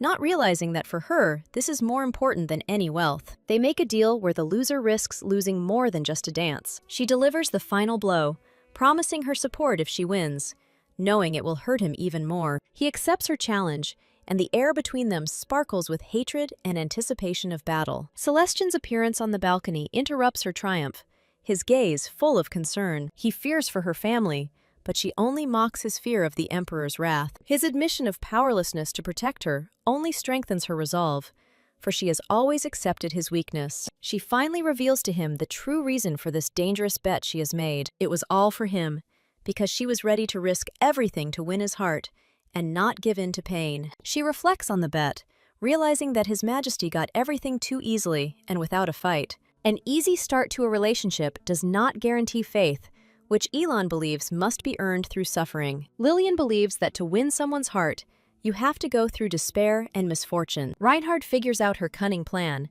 She plans to lose the bet in order to win the main game. Elon, with a devilish smile, confirms that her goal is to lose, but to do it as spectacularly as possible. His concern for her is shattered by her firm desire to share his burden with him because she is his wife. She believes that by sharing his burden, they will both finally be able to breathe more freely. A hint of guesswork flashes through his eyes, and he realizes that her desperate actions are connected to her recent humiliation, a memory of how the Emperor mercilessly thwarted their plans by calling him at any time. Their long-awaited date was ruined, leaving Celestine alone with her unfulfilled hopes. Even the seductive lingerie proved useless, as the Emperor stood between them again. She senses his anticipation, realizing that that ruined night left a deep mark on his soul. Her gentle touch and promise of a date after the battle is their small vow against the backdrop of a big war. His warm smile shows that this hope for the future gives him strength. The Emperor shows off his new outfit, trying to impress, but his efforts are in vain. Lillian thinks longingly about her duties, where even the choice of clothes turns into a matter of state. Her indifferent responses to his attempts to impress her create an icy wall between them.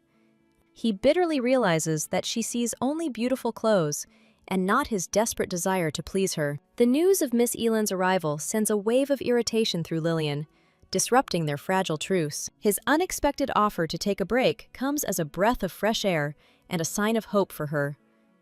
Elan appears in all her glory, her words a venomous compliment and a daring challenge. His direct question about his love for the Empress makes Elan only smile mysteriously. Her evasive answer about sympathy is not a lie, but a cold confidence in her own rightness. The Emperor turns their feud into a game, offering a bet at the upcoming ball, where everything is at stake. Elan easily accepts the challenge, betting on the first dance with Empress Lillian. His possessiveness clashes with her ridicule, which questions his authority. She mercilessly attacks his pride, ridiculing his fear of losing his wife to another woman. Desperation forces the Emperor to demand proof, even the slightest sign of Lillian's feelings for her. He needs even a speck of proof to soothe his jealousy-wounded soul. Elan moves on to the terms of the bet with icy calm, discussing his reward. Her reward is not treasure, but the freedom to speak with Lillian without fear of his wrath. He is stunned by her simple request, not realizing that for her, this is more important than any wealth. They make a deal where the loser risks losing more than just a dance. She delivers the final blow,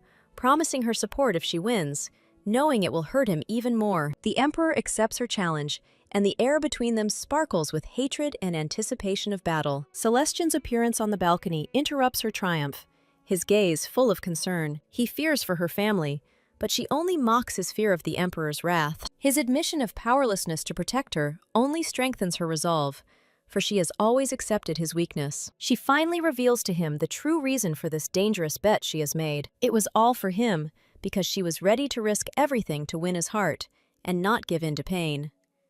Behind her beaming smile lies cold calculation and confidence in her victory. Her dignity is not a fragile thing, but a weapon that Lillian skillfully uses. Knights are afraid even of a training fight with her, because her power is not just rumors. She stands alone against a squad of knights, her movements light and deadly. Behind Kyle's mundane question about her day lies a desperate attempt to understand her world. The maid's report is empty, because Lillian's true thoughts and feelings are a secret behind 7 seals. The Emperor tries to unravel her through her tastes, not realizing that her heart is a much more complex riddle. The wise maid avoids a direct answer, hinting that human passions are fickle. Kyle's thoughts about food are a metaphor for his fear that one day she will get tired of him too. With bitterness, he realizes that all his attempts to understand her were in vain, because he was looking in the wrong place. He understands that even if Lillian falls in love with something, it does not guarantee eternal affection. Kyle is the most talked about figure in the Empire,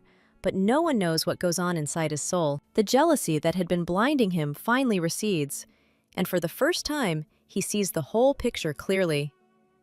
For the first time in his life, Kyle is ready to admit defeat, realizing that this battle is pointless. Accepting defeat turns out to be not so difficult, and in this, he finds new strength. He gathers his courage to speak frankly with Lillian, putting aside his pride and jealousy. 3 simple words weigh more than his entire imperial crown. He confesses to her a humiliating bet, putting her first dance on the line. She is puzzled by his words, not understanding what pathetic conditions he could accept in his desperation. He lays all his cards on the table, and a bet for her dance turns into the most romantic confession. Kyle explains that he was trying to understand her tastes in order to win her heart for the first dance. He bitterly admits that knowing her preferences was not the key to her soul. Lillian rejects his offer to spend the night alone, her face flushed with embarrassment. She is angered by his tactlessness because he dared to make her, his wife, a stake in the dispute. She fears that his insomnia will only worsen, awakening the darkness within him. Lillian realizes that the stronger the tyrant Kyle,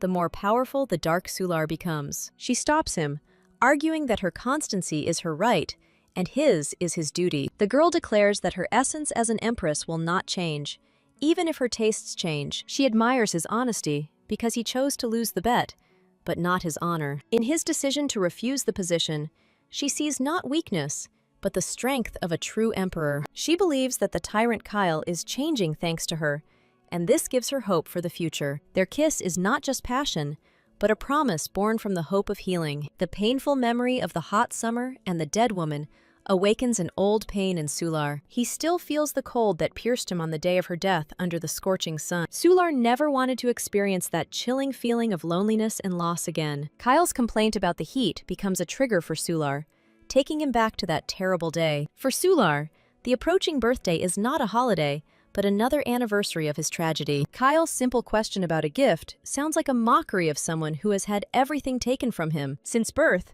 Sular only desired simple human warmth, which he was deprived of. Kyle realizes the gap between them. He got everything, and Sular didn't even have a roof over his head. Sular rejects his brother's generous offer with a lazy grin, hiding his true ambitions behind his indifference. Behind the peaceful facade of the estate lies a history of refusals, each a step towards Sular's secret war. Kyle retreats, not seeing that Sular's apparent satisfaction is just a mask hiding the seething hatred. Sular revels in his brother's helplessness.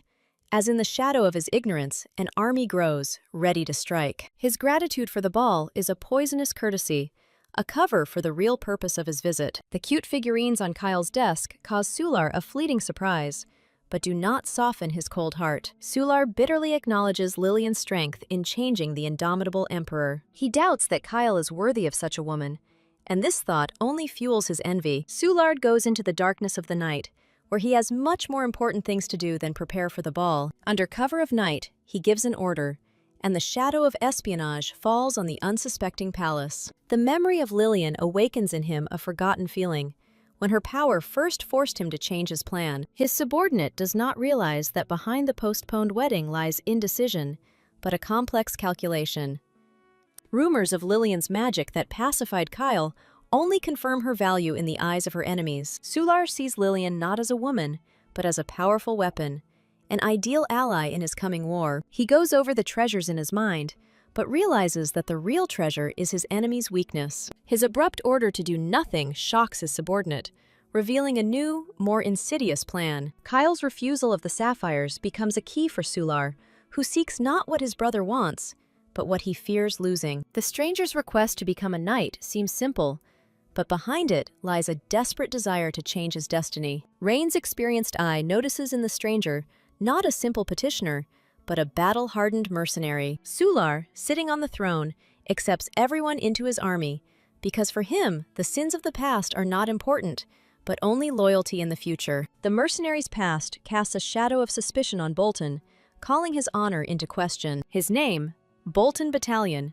sounds familiar, bringing back vague memories for Bastion. Behind Bastion's apparent concern for housing for the newcomer lies a complete indifference to his fate. Bolton's sincerity elicits only condescending praise from Bastion, highlighting the gulf between them. Leyland's unexpected offer of shelter becomes a ray of hope for Bolton in an alien world. The appearance of the warrior Leyland disrupts the usual order, attracting everyone's attention. Bastion introduces the newcomer, leaving an unspoken question about his true purpose. For Leyland, his small-town origins explain everything, but they don't make her wary. Bastion's false friendliness is just a way to shift responsibility for the newcomer onto Leyland's shoulders. The grueling training pushes the knights to their limits, blurring the line between strength and pain. Bolton understands that he is in the midst of a fierce rivalry, where every day is a battle. Falling from exhaustion, he vows to survive, because his journey has only just begun, and he cannot die so easily. After a tiring day, he finds peace, and a simple bed seems like a real blessing to him. Despite the hospitality, he feels sidelong glances, full of mistrust and suspicion. He knows that everyone is waiting for him to betray him, and this only strengthens him in his secret mission. Under cover of night, he gathers information about Lillian, every step bringing him closer to his goal. Bastion's sudden appearance takes the spy by surprise, his mask about to be torn off. Bolton realizes with horror that behind Bastion's frivolous smile lies a deadly danger. Having lost his guard, he babbles excuses, but his panic is the best admission of guilt. Bastion's piercing gaze penetrates the very soul, and his question about his sister sounds like a sentence. Bastion feigns compassion, turning his mistake into a display of nobility. Bolton's declaration of love at first sight becomes an unexpected trump card in this dangerous game. Bastion, with a cruel grin, dashes his hopes, reminding him of his beautiful sister's lover. Bolton's gaze flashes with defiance.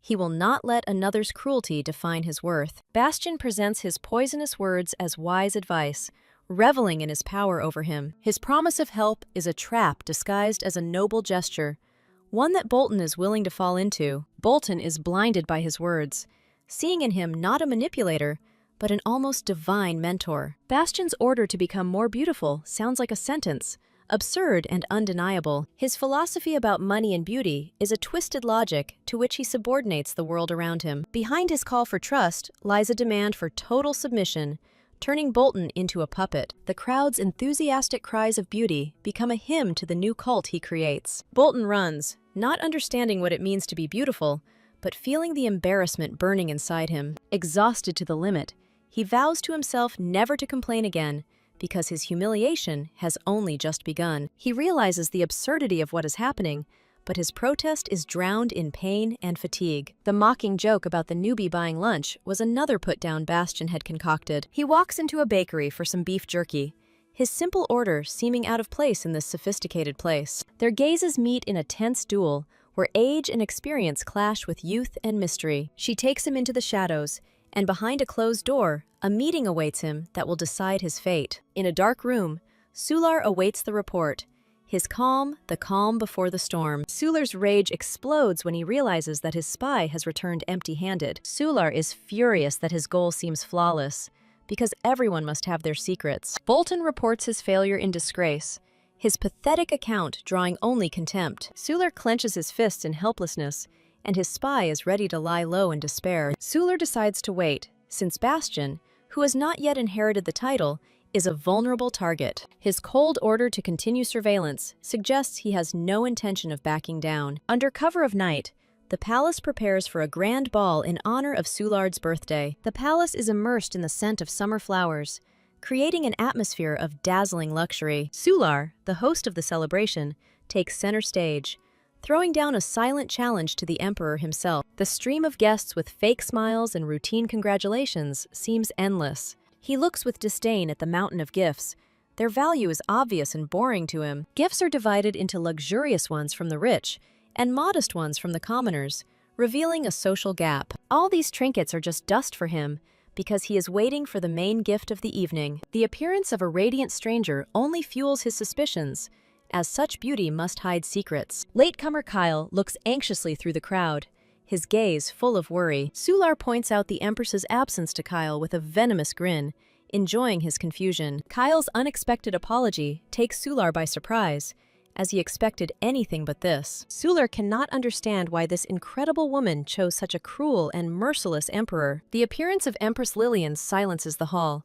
Her beauty dazzles and disarms. Her flawless dress, shimmering blue like a sea wave, emphasizes her unearthly beauty. Lillian congratulates him with grace, her confidence and grace making her the true queen of this ball. Surprised, Sular admits for the first time that he can't be around Lillian when she's so radiant. His words about him having to find what she likes are not an attempt to understand, but a step towards conquest. The impossibility of harming the Empress only increases his despair because he cannot retreat.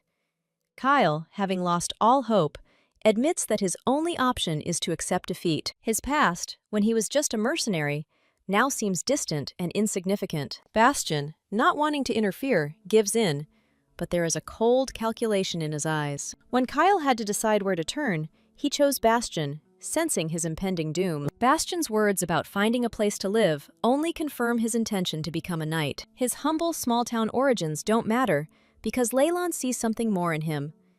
Bastian, realizing that his past as a mercenary does not suit him as a knight, is forced to play by someone else's rules. Sular, watching their meeting, realizes that his brother Bastian was always one step ahead. Kyle has no choice but to admit defeat when he sees Lillian beaming next to him. Every day their relationship grows stronger, and he increasingly understands that he cannot take her away from his brother. He watches her.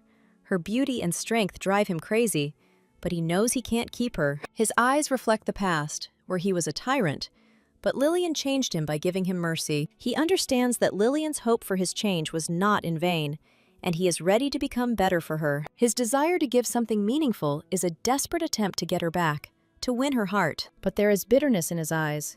He understands that his attempts are futile because she already belongs to someone else. At Sular's birthday ball, Kyle realizes that his brother Bastian is not his true enemy. He sees Lillian beaming, and his jealousy gives way to the bitter realization that she did not choose him. Lillian's longing for someone is interrupted by the sudden and alarming appearance of Sulard. The appearance of Mr. Sulard, radiant and confident, takes Lillian by surprise. His elaborate invitation to dance is not just politeness, but a carefully thought-out move. Lillian sees him as a cunning villain whom she will never help. He relishes the moment, believing that this dance with her will finally give him a sense of celebration. Lillian faces a painful choice: accept his hand and play his game, or refuse. The guests' eyes are glued to them.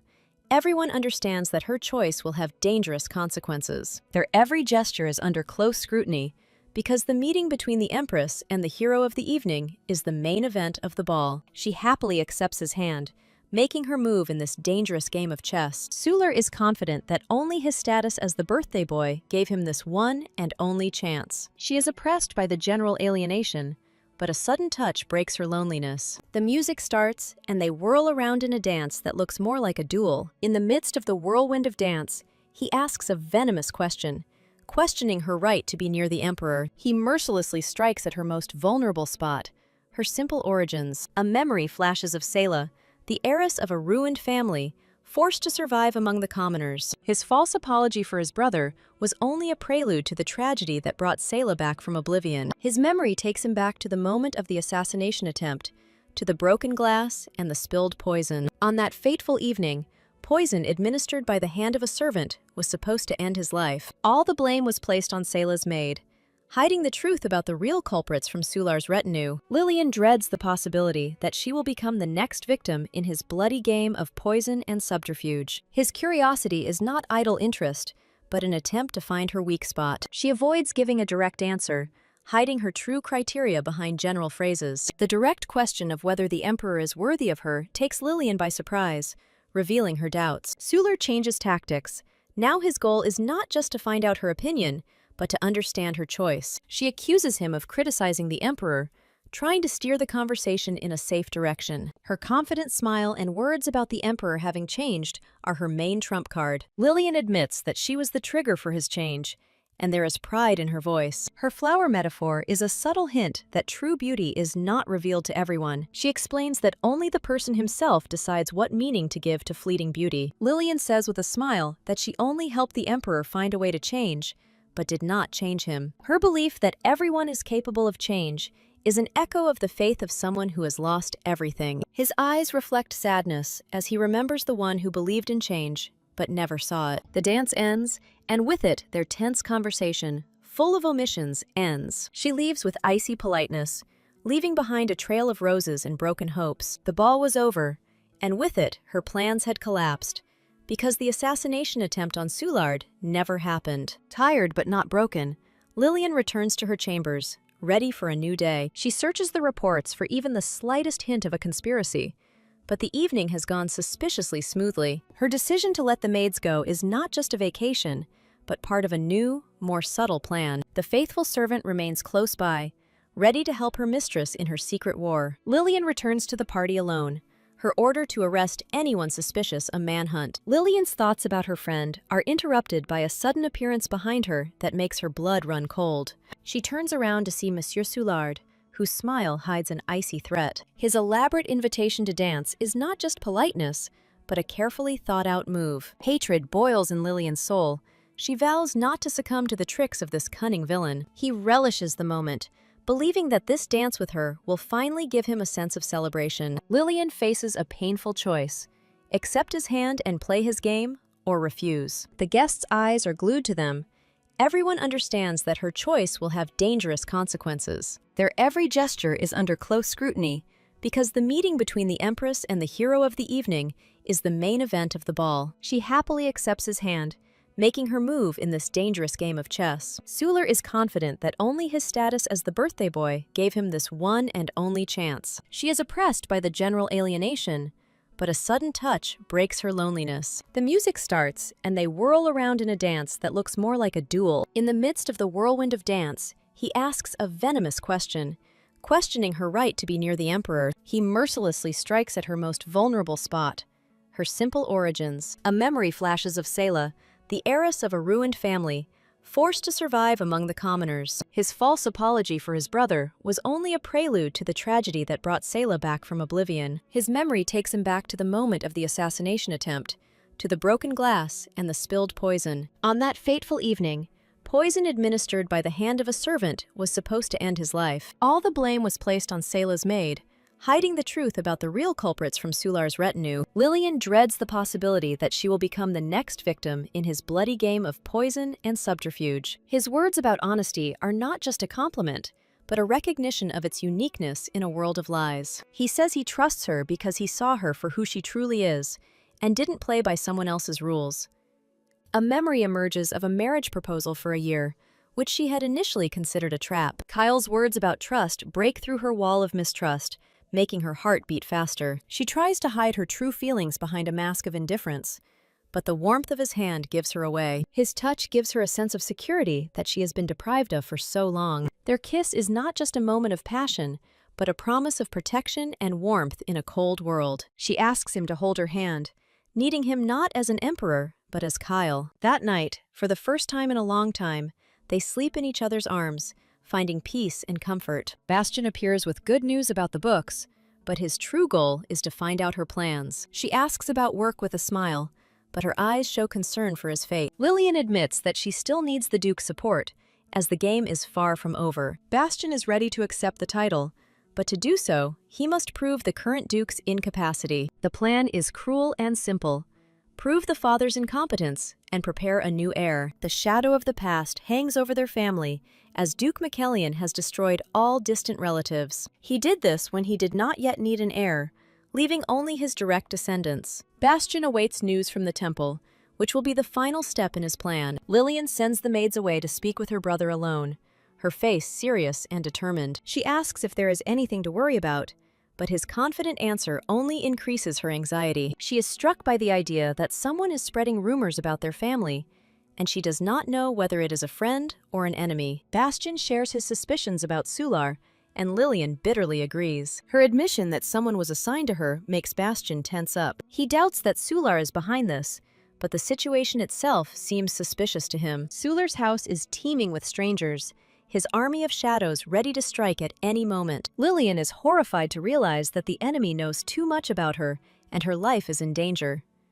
Bastian vows to find whoever is behind this, because the instigator of this game is a very dangerous person. He warns that the enemy has strong support among the nobles, and that they need to be careful. Her brother's words about caution make Lillian anxiously go over everyone around her in her mind. She understands that the danger is closer than it seems, and now she will have to be on guard. Lillian gives up the idea of getting rid of the spy, because another, more dangerous one could take his place. The wise maid supports her decision, promising to be on the alert and ready for anything. Sular's unexpected appearance with false gratitude only increases her suspicions. She dismisses his stupid excuse with scorn, knowing there is more behind it. Lillian offers him her help in the family business, playing by his rules, but with her own plan. Her words about her brother's trouble take him by surprise. He didn't expect that she would figure out his game so quickly. Sular confirms with a grin that there was still no response from the temple. His trap had snapped shut. He admits that everything was planned, and the priests are already on his side. The temple tries to shift its problems onto the shoulders of the young duke, using him as a pawn. Lillian indignantly rejects this injustice, demanding that the priests solve their problems themselves. She offers him a deal, knowing it's futile, but her request for a free service is a challenge he can't ignore. Sular offers her friendship, but his words sound like a veiled threat that makes the blood run cold. His interest in the Empress is not just curiosity, but a desire to possess her as a rare trophy. Lillian reminds him of his own words about change, but he only mocks her naivety. She understands that not everyone speaks their mind, and there is something more behind his words. Her cold refusal only piques his interest. He is not used to being told no. He offers her a deal, the name of the spy in exchange for her favor, but she sees it as a trap. Lillian scornfully rejects his offer, as a spy who so easily revealed himself is not worth her attention. He leaves with a promise to return, leaving her alone with anxiety and a premonition of trouble. The temple gives its answer by sending her to search for the witch in the dark forest, where death reigns. Her mission is to find the witch and take the god's flute from her. But there is a catch to this task. The dark forest is a cursed place where people disappear every year, and the air is filled with evil. Witches and their animals rule this forest, and anyone who enters it risks never returning. It was in this forest that the emperor was cursed, and now she must face his past. Kyle is furious at the priest's insane order that sends her to certain death. Lillian, with cold logic, rejects the idea of taking the flute, since there is no evidence that the witch has it. He sees her shock, but she just waves it off, trying to hide her fear behind a mask of indifference. She is an invincible warrior, easily defeating knights, but even her strength has its limits. Even Lillian couldn't stand up to Bastian.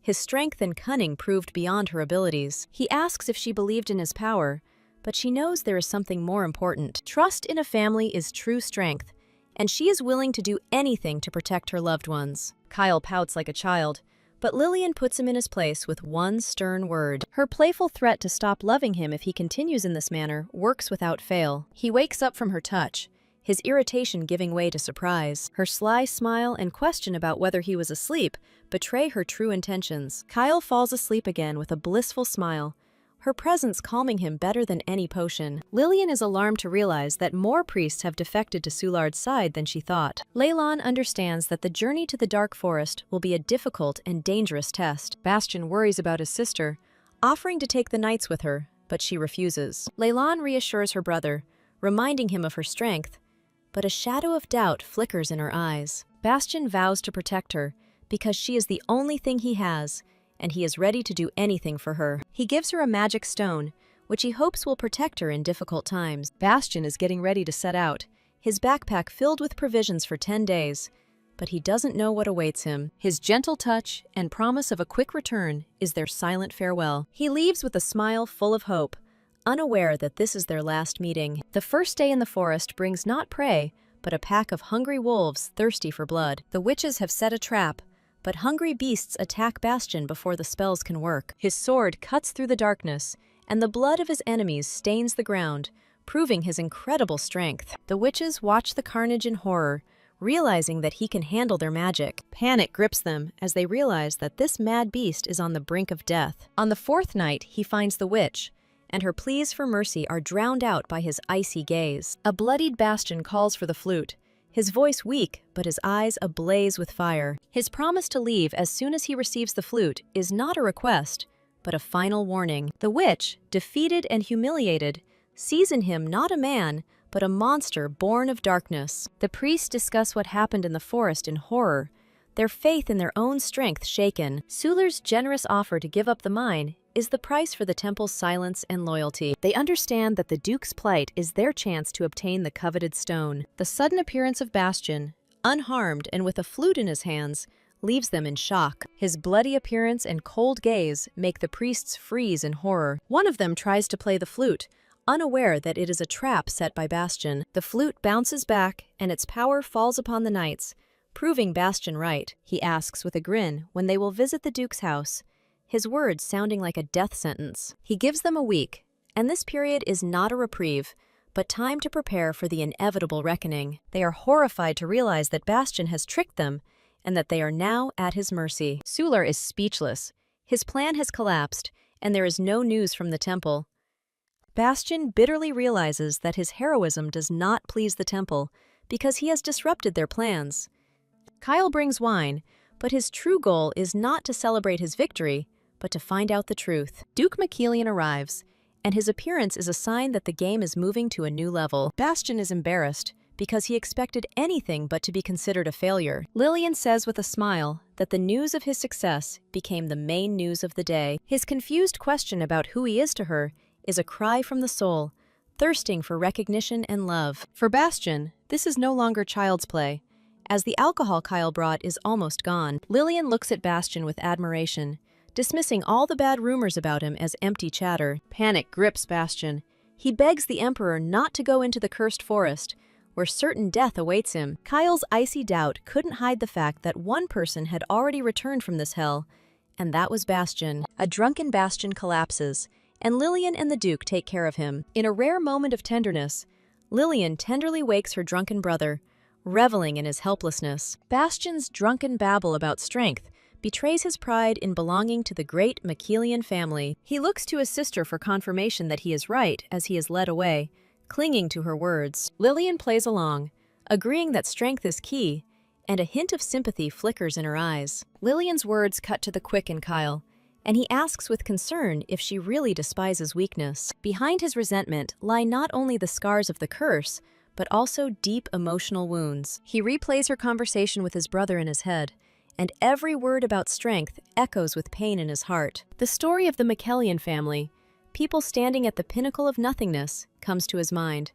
and he understands her craving for power. He is tormented by the thought that he is not strong enough for her, and that she would be happier with someone else. The letter with the rose is a silent reminder that their union is only for a year, and time is running out. She waits for him in the bedroom, and her simple question sounds not only like a greeting, but also like a hidden anticipation. His male pride is hurt because she didn't even look at him, changing clothes right in front of him. He stands waiting, his question about sleep a timid hope that this night will belong to them. Her pensive face creates an invisible wall between them that he is unable to overcome. Her voice sounds normal, but the calm is deceptive, and he feels a chill of alienation. Kyle is tormented by the thought that Lillian doesn't see him as a man, and it kills him inside. He asks her to say at least something before bed, desperately searching for a hint of feelings in her words. His quiet absence is a cry from the soul, full of pain and disappointment, which he was never able to utter. Night turns to day, but for Kyle, nothing changes.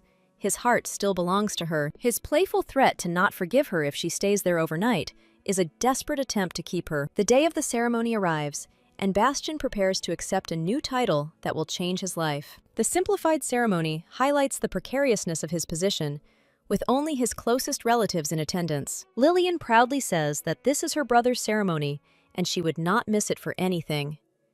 Kyle decides to go with her, his words full of determination, but a shadow of jealousy flickers in his eyes. He's afraid that there will be someone stronger than him, someone who can win Lillian's heart. For her, being present at the ceremony is not just support, but an honor for their entire family. Lillian's appearance causes a storm of delight. Her beauty and grace dazzle everyone present. Sister Leyland happily hugs her.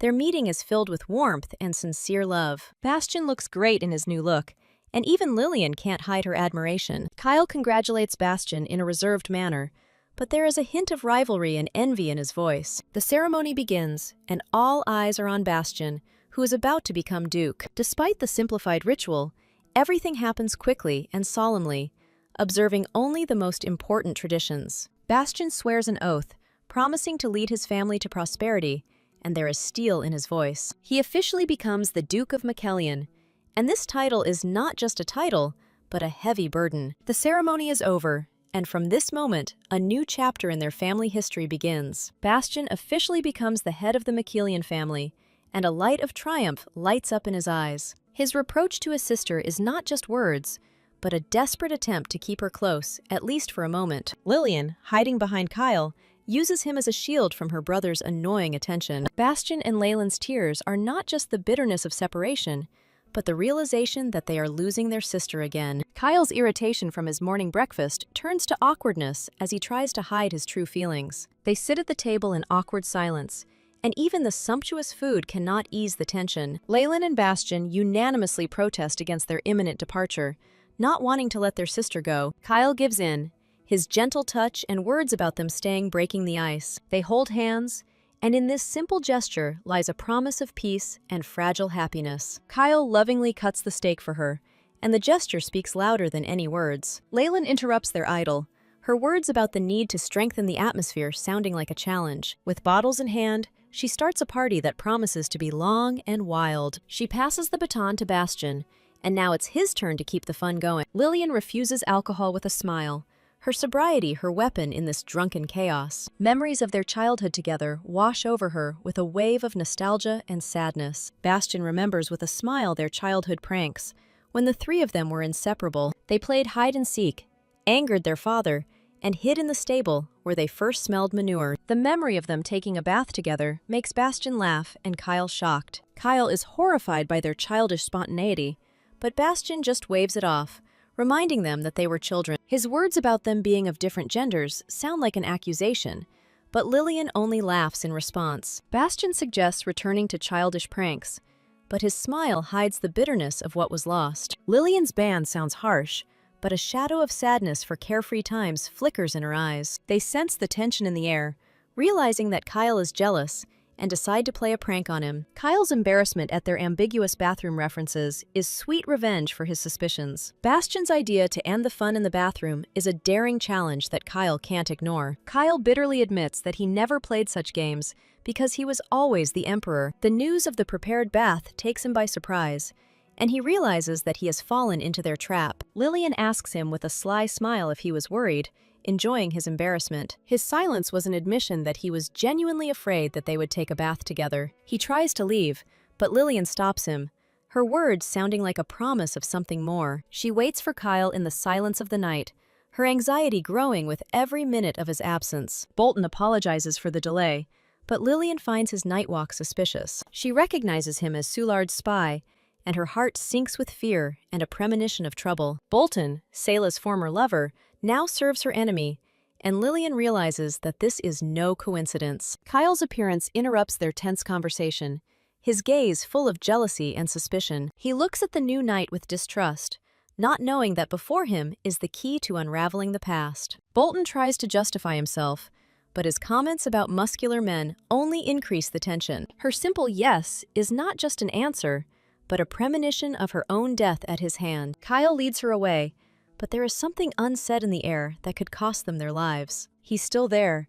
his silhouette in the night a silent reproach, and a reminder that he hasn't given up. The thought of imminent death at the hands of a jealous emperor flashes through Bolton's mind. Kyle's order to write a detailed report on how to build muscle proves to be a lifesaver for Bolton. He desperately collects the scattered sheets, not believing that he escaped death, but was given such a humiliating task. Kyle returns, and his long absence raises suspicions in Lillian, which she tries to hide. In her beautiful image, he sees not only beauty, but also a threat. Because many men will be drawn to her, the thought that among them there will be someone she will like does not give him peace. She senses his anxiety, but doesn't realize that behind his silence lies a storm of emotions. His desire to return home is not just fatigue, but an escape from his own fears. Her tender kiss and promise to wake up early tomorrow are his only consolation. She hands over a handkerchief for Bastian, her words full of regret that he couldn't come. Her indifference to whether he is a man or not hurts Kyle deeply because he sees him as a rival. He thinks with bitterness that at first he was a strong man, and now he is a man who can embroider. His jealousy flares up with renewed vigor when he sees how many men surround her in this estate. He breaks down, his cry a desperate plea for her to finally see his feelings. Kyle admits that he never felt at peace for a day, afraid that she would leave. His fear of losing her, the fear that she will choose another, pours out in a stream of desperate words. He falls to his knees, his cry for help an admission of his own weakness and vulnerability. His tears are not just fear, but horror from the thought that she doesn't need him, that he is an empty space. He tries to hide his true feelings, but she already understood everything, and a shadow of sympathy flickers in her eyes. She suggests they go on a journey, and there is determination in her voice, because now she knows how to win his heart. The maids notice the Emperor's strange behavior, but Lillian merely brushes off their concerns. They look at each other in bewilderment, not understanding what is happening between the imperial couple. Lillian thinks about Kyle with concern, trying to figure out the reason for his sudden coldness. In a fit of anger, she curses his obsession with muscles, not understanding the true cause of his suffering. She overhears him muttering about training, and her irritation only increases. Lillian decides to leave so as not to provoke him, but the next day she goes to him again. Her request for help with the budget meets his anger.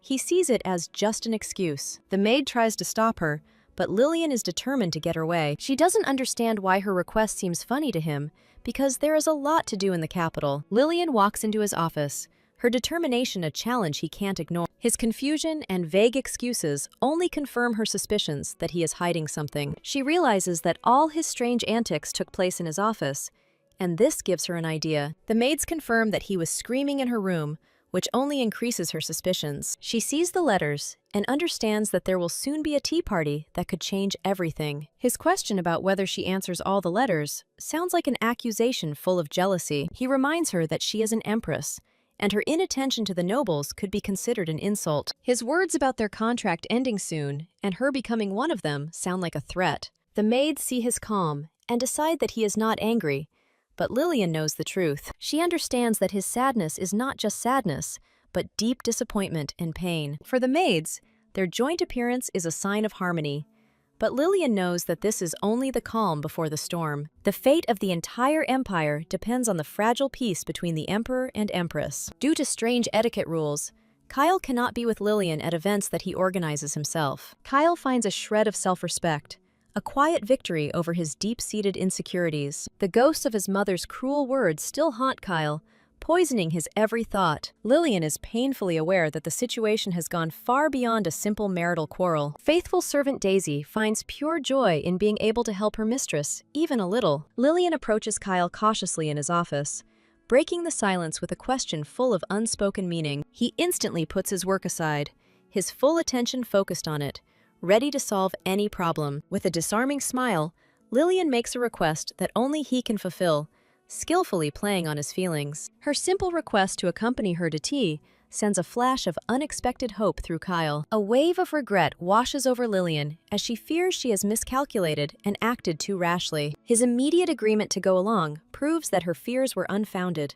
filling her with a quiet relief. Taking advantage of the moment, Kyle gets up from the table, suggesting that they not wait for the upcoming party. He impulsively invites her out for tea, a clumsy but sincere attempt to close the distance between them. As the maid serves them tea, the air is filled with the fragile beginnings of something new. Another letter arrives for Lillian, this time from Miss Lorgan, adding another layer of social obligations. The stream of tea-time letters turns into an irresistible wave, threatening to engulf her. Depressed, Lillian calls on her faithful servant Daisy, seeking an ally in this paper storm. Lillian takes control, devising a clever system to sort through the mountain of invitations with Daisy's help. A new maid named Leah is summoned, her arrival a small but welcome reinforcement in their battle with social etiquette. Lillian skillfully sorts the guests, her cold calculation hidden behind the graceful strokes of her pen. She invites to tea only those whose names she saw in the novel.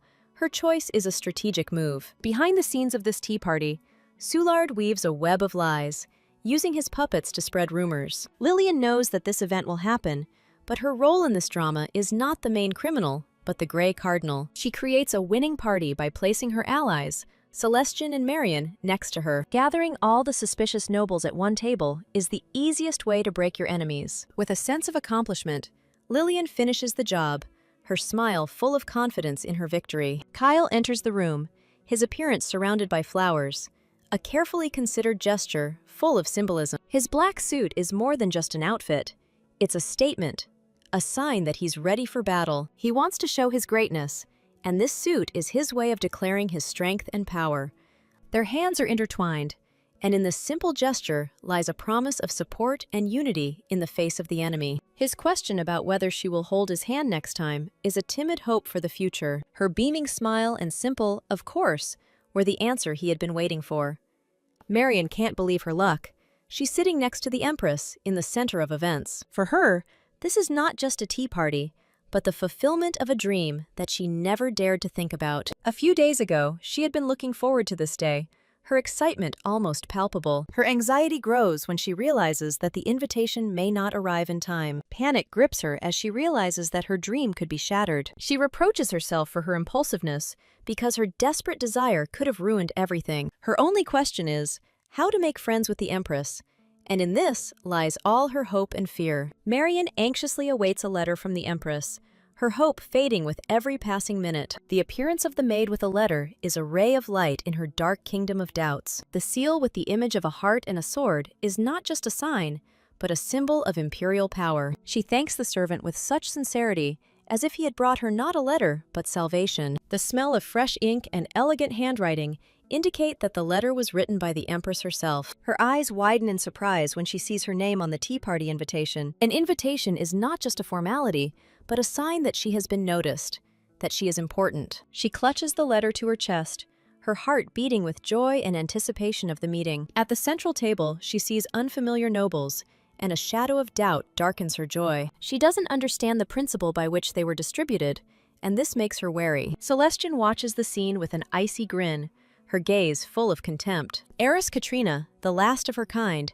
sits at the table with the confidence of a queen. She points out a mistake in the seating arrangement with a sneer, her words a venomous jab. Celestian understands that the absence of the leading ladies of high society is not an accident, but a cunning move. The secret becomes clear, and everyone understands that they have not been gathered here for small talk. Evil whispers and glances behind your back are the beginning of a storm that is about to break out. Rumors of a bad relationship between the Emperor and Empress turn out to be just a cover for something bigger. Celestian watches their confusion with a devilish laugh, enjoying his power. Eris is furious at her mockery, but her anger only confirms Celestian's rightness. For Celestian, this is all just a fun game, and she is ready to enjoy every moment of it. Her words are a venomous mockery. She talks about laughter, but her look is full of contempt. Eris is furious at her insolence, but she is powerless against Marquise Elan, who knows her weaknesses. Lillian intervenes, her question catching Marion off guard,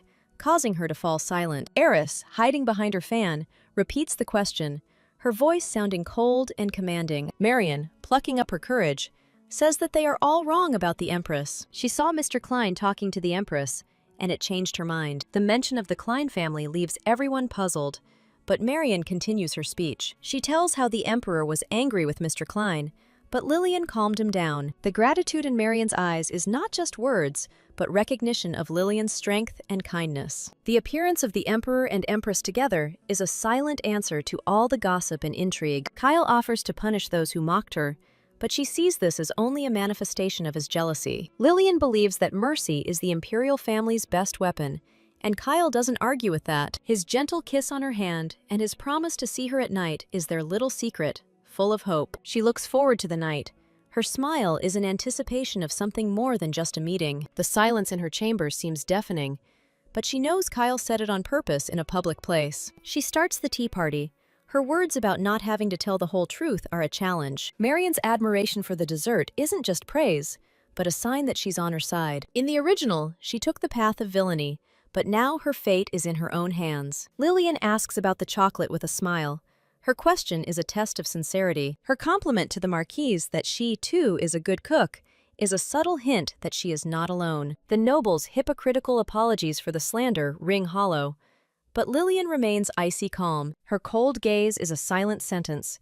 She does not forgive as easily as they think. Marquise Elan dismisses their pathetic excuses with contempt, her words like a sharp blade. Her outburst is not just emotion, but a carefully calculated move to put them in their place. Lillian is alarmed to realize that her plan has gotten out of control, and now she doesn't have to leave.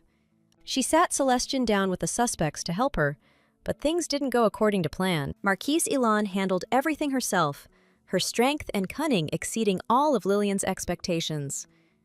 Lillian feels lonely at the pinnacle of power.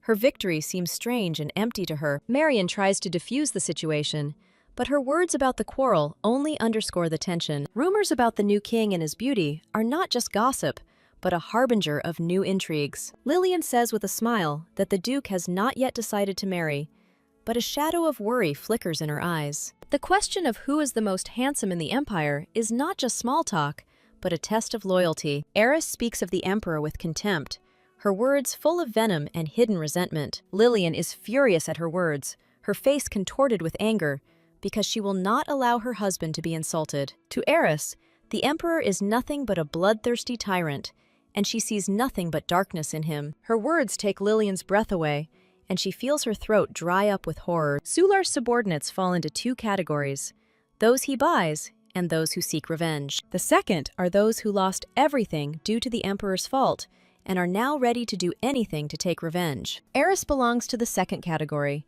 Her hatred for the Emperor is fueled by the pain of loss. Her furious cry is not just a defense, but a desperate attempt to hide her vulnerability. Marquise Elan is furious at the insult to the imperial family, her voice ringing with anger. Lillian, smiling, suggests forgetting about the troubles and getting ready again.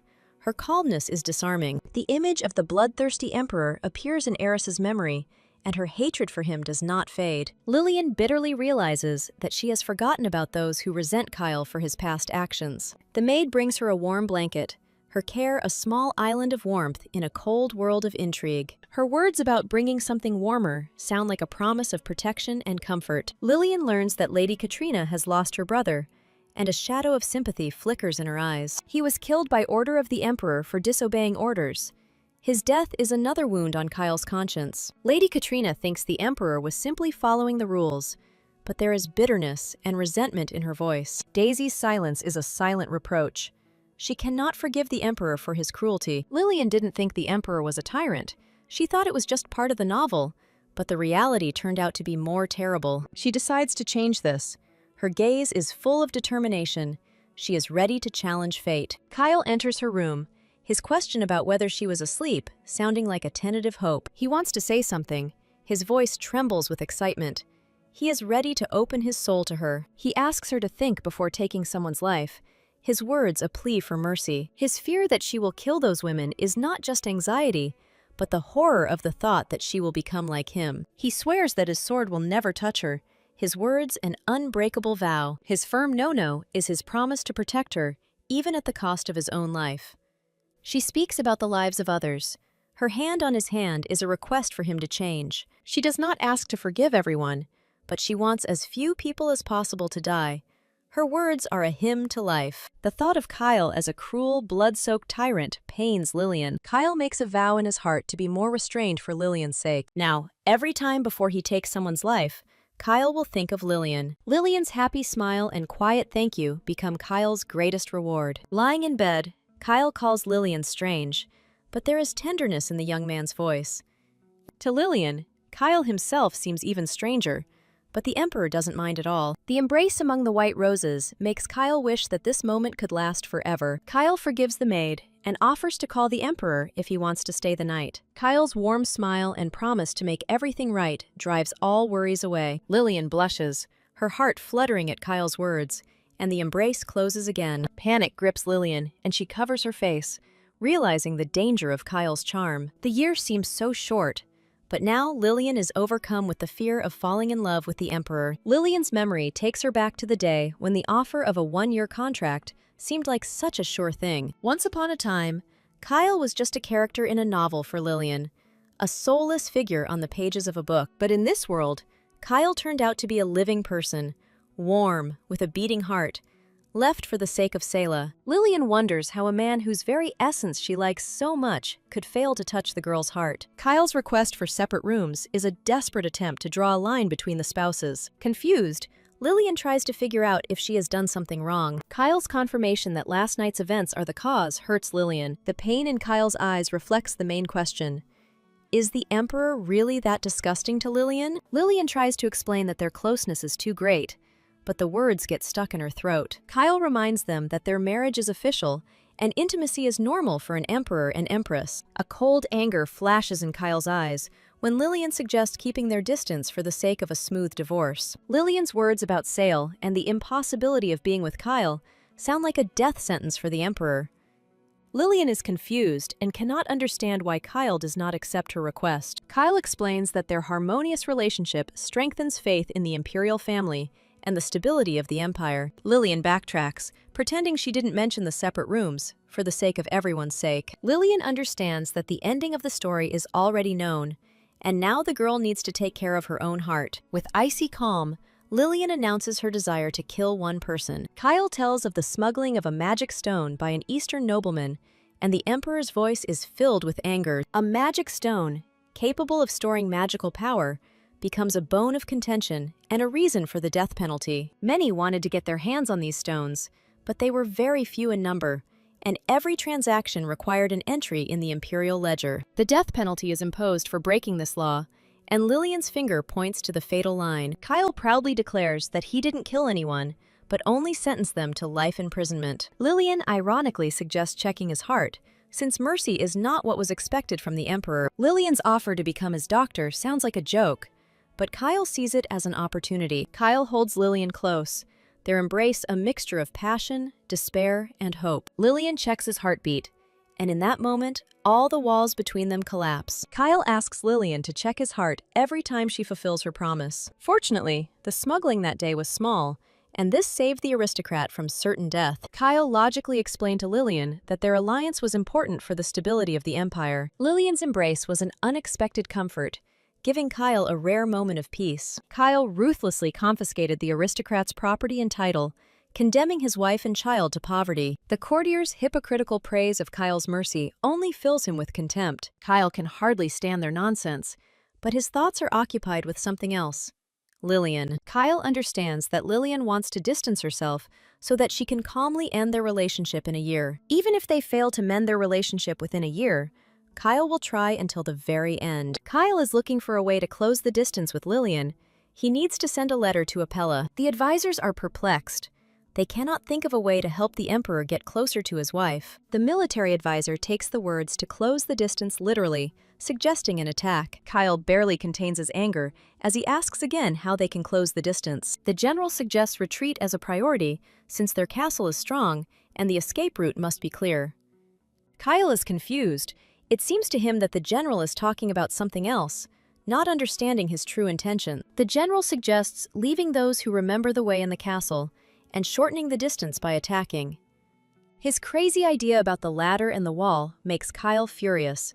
He can't believe what he's hearing. Kyle's icy question about whose neck he was talking about silences the general. Kyle is furious that his advisors dared to call the Empress an enemy. He barely contains his anger, reminding them that they were discussing an appeal, not a war. He is confused, not understanding what is going on in the Emperor's head and why everything went wrong. Lillian is worried about the future. Her question about whether everything will be okay with me is a cry for help. Kyle and Lillian sit back to back, their thoughts a mystery that each is trying to unravel. Eris enters Sular's room, Her unannounced visit a daring challenge that he accepts. They sit in tense silence, their conversation a duel where every word is a weapon. Eris asks why that woman sided with Her Majesty, her voice full of venom. Sular remembers the Marquise Elan. Their communication stopped after her marriage, leaving scars. Eris's thoughts are full of contempt. She does not understand why the Empress supports this woman. Sular says with a lazy smile that they seem to be friends, but there is a cold calculation in his eyes. Eris is furious at his words. She remembers how Marquise Elan had many followers. Sular says with indifference that he doesn't care about the Marquise Elan. His goal is the Empress. He asks if Eris wants to give up. His words are a test of strength that she will not pass. Eris defiantly replies that she will never give up. Her determination is her main weapon. Sular, with a devilish smile, says that he will make the Empress an outcast among the aristocrats. Eris asks him to help her. Her request is a cry for help that he cannot ignore. She asks to be rid of this woman. Her words are a death sentence for the Marquise Elan. Sular agrees, because the Marquise Elan is in his way, and her elimination is part of his plan. A dark fire burns in his eyes. He understands that this woman is also bothering him. The Empress defeated the Emperor by asking him to kill less. Her mercy is her strength. It all happened after Lady Katrina insulted Lillian, and no one would have been surprised if the Emperor had drawn his sword. She surprised him again. Her calmness and wisdom were something he didn't expect. Lillian says with a smile that she simply asked the Emperor to stop killing people. Her words are a hymn to life. Celestian realizes with horror that the Emperor is listening to other people's words, and this changes everything. Lillian's naivety, unaware of her influence on the Emperor, only irritates Celestian. Lillian offers her a cookie, not noticing how her simple kindness infuriates Celestian. The guy's words about being strong become the last straw for Celestian. Celestian has a cunning plan to use the Emperor's love for the Empress for her own purposes. In the past, Celestian was a villain, but now her anger is directed towards protecting Lillian. Lillian's concern for her, the simple worry about the bright sun, makes Celestian melt. Lillian asks to have a picnic in nature. Her innocent wish becomes a reason for training. Celestian suggests they practice, her words sounding like a challenge that Lillian accepts. For Celestian, gossip is just dust. But for Lillian, the Empress, it can become a threat. Celestian vows to protect Lillian, her beautiful face, from all the intrigues and dirt of high society. She will protect Lillian just as she protected her with her sword. Their friendship is their greatest strength. High society is a battlefield, and Celestian is ready to use all her connections to protect the Empress. She remembers that she needs to do something on the way home, her thoughts already occupied with a new plan. The suggestion to start training sounds like a declaration of war, and fire burns in both their eyes. You can't let go of the sword anymore, because the enemies are just waiting to see their opponent defenseless. Even though Lillian is a rookie, enemies will take advantage of any weakness she has to strike. It is impossible to hide your skills, and if the enemy turns out to be stronger, you need to run or attack suddenly. Celestian studied swordsmanship diligently, and her skill improved with each passing day. Lillian is surprised to realize that Celestian has been training even when they weren't together.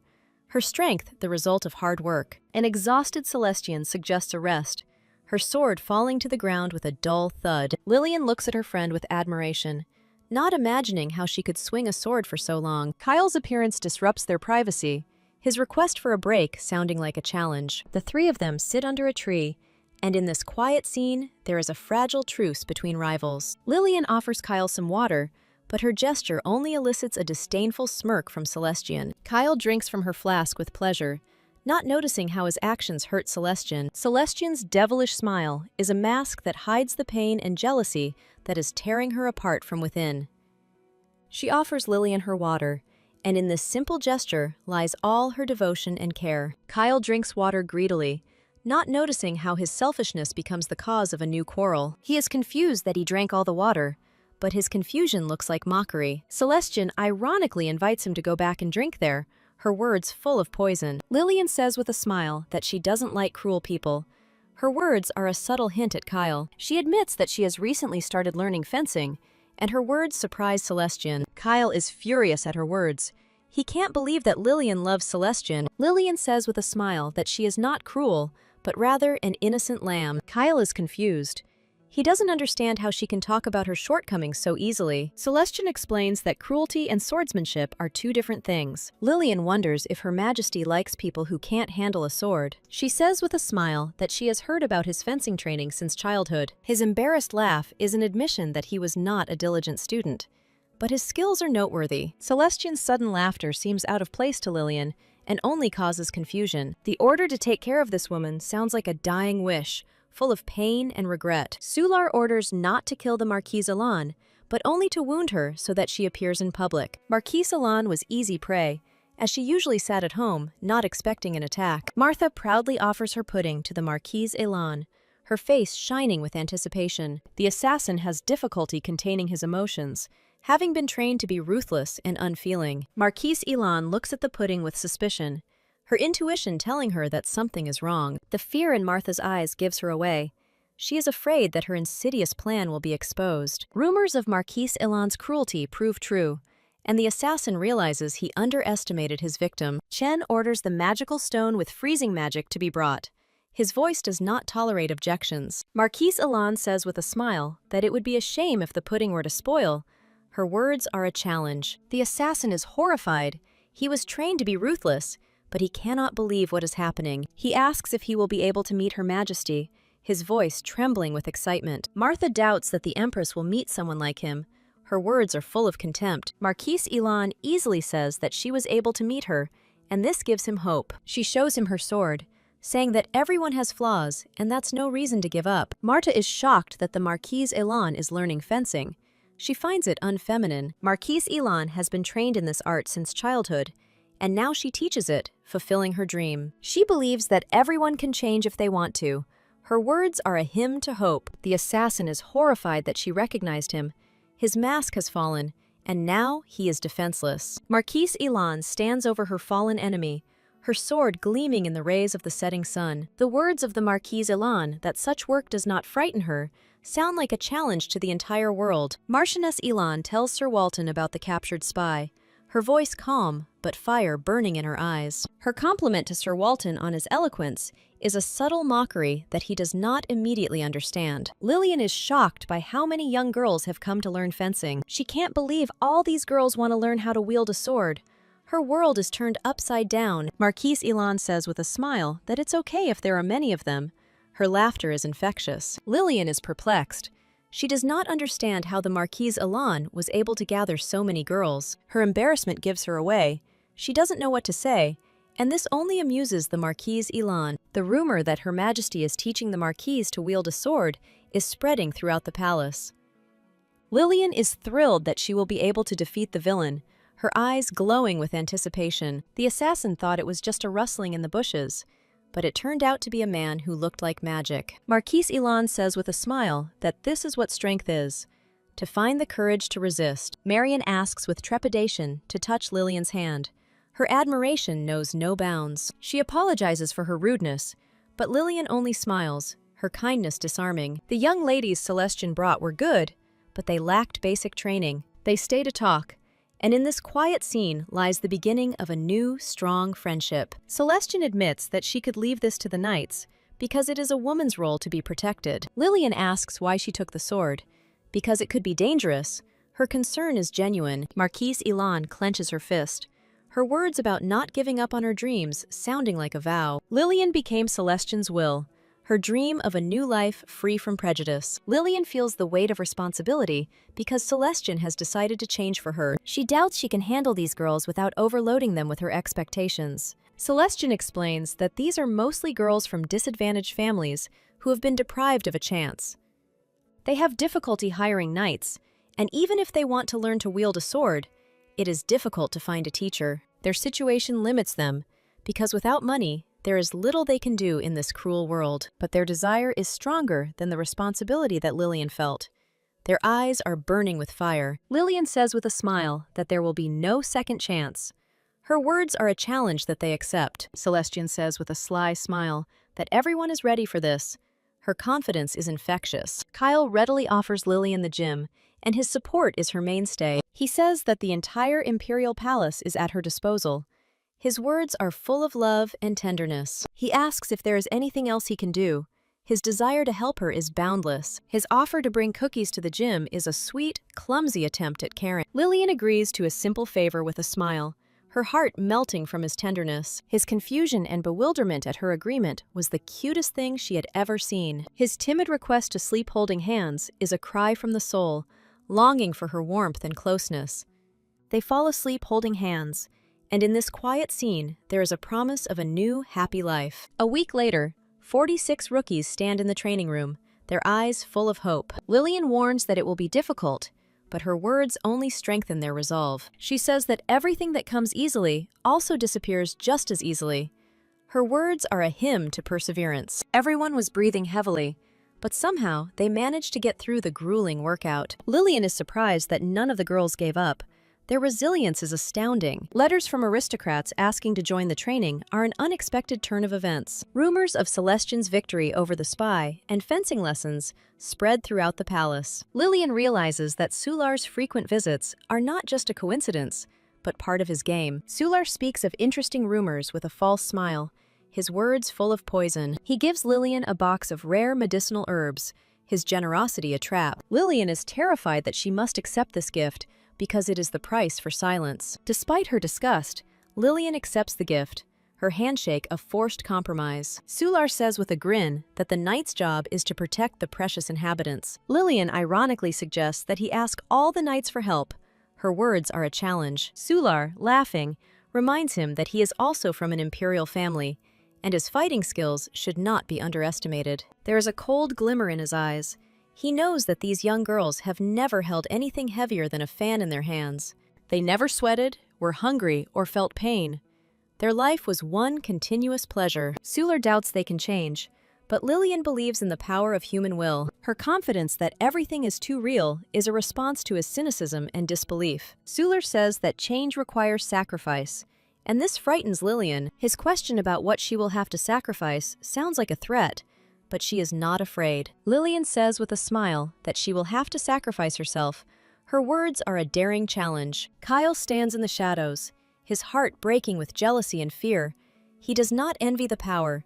He does not love the Emperor. Lillian stands in the middle of a whirlwind of letters, her decision to leave not a weakness, but a strategic move. She hopes not to change, to remain true to herself and her plan to escape from the imperial palace. Sular's words about the Empress being afraid of change sound like a mockery, but there is some truth in them. They drink tea in tense silence until the teapot is empty, and with it, her hopes. Rumors that the mother of the empire has taken up the sword spread throughout the palace, causing confusion. Eris speaks with disdain about how so many ladies want to become knights, her words full of venom. She thinks the empire is going crazy because the Empress has taken up the sword, and there is fear in her voice. The memory of her brother's death is an unhealing wound, and she doesn't care about anything that happens around her. The Marchioness of Africa offers her support, her words a ray of hope in the dark realm of intrigue. Eris interrupts their conversation.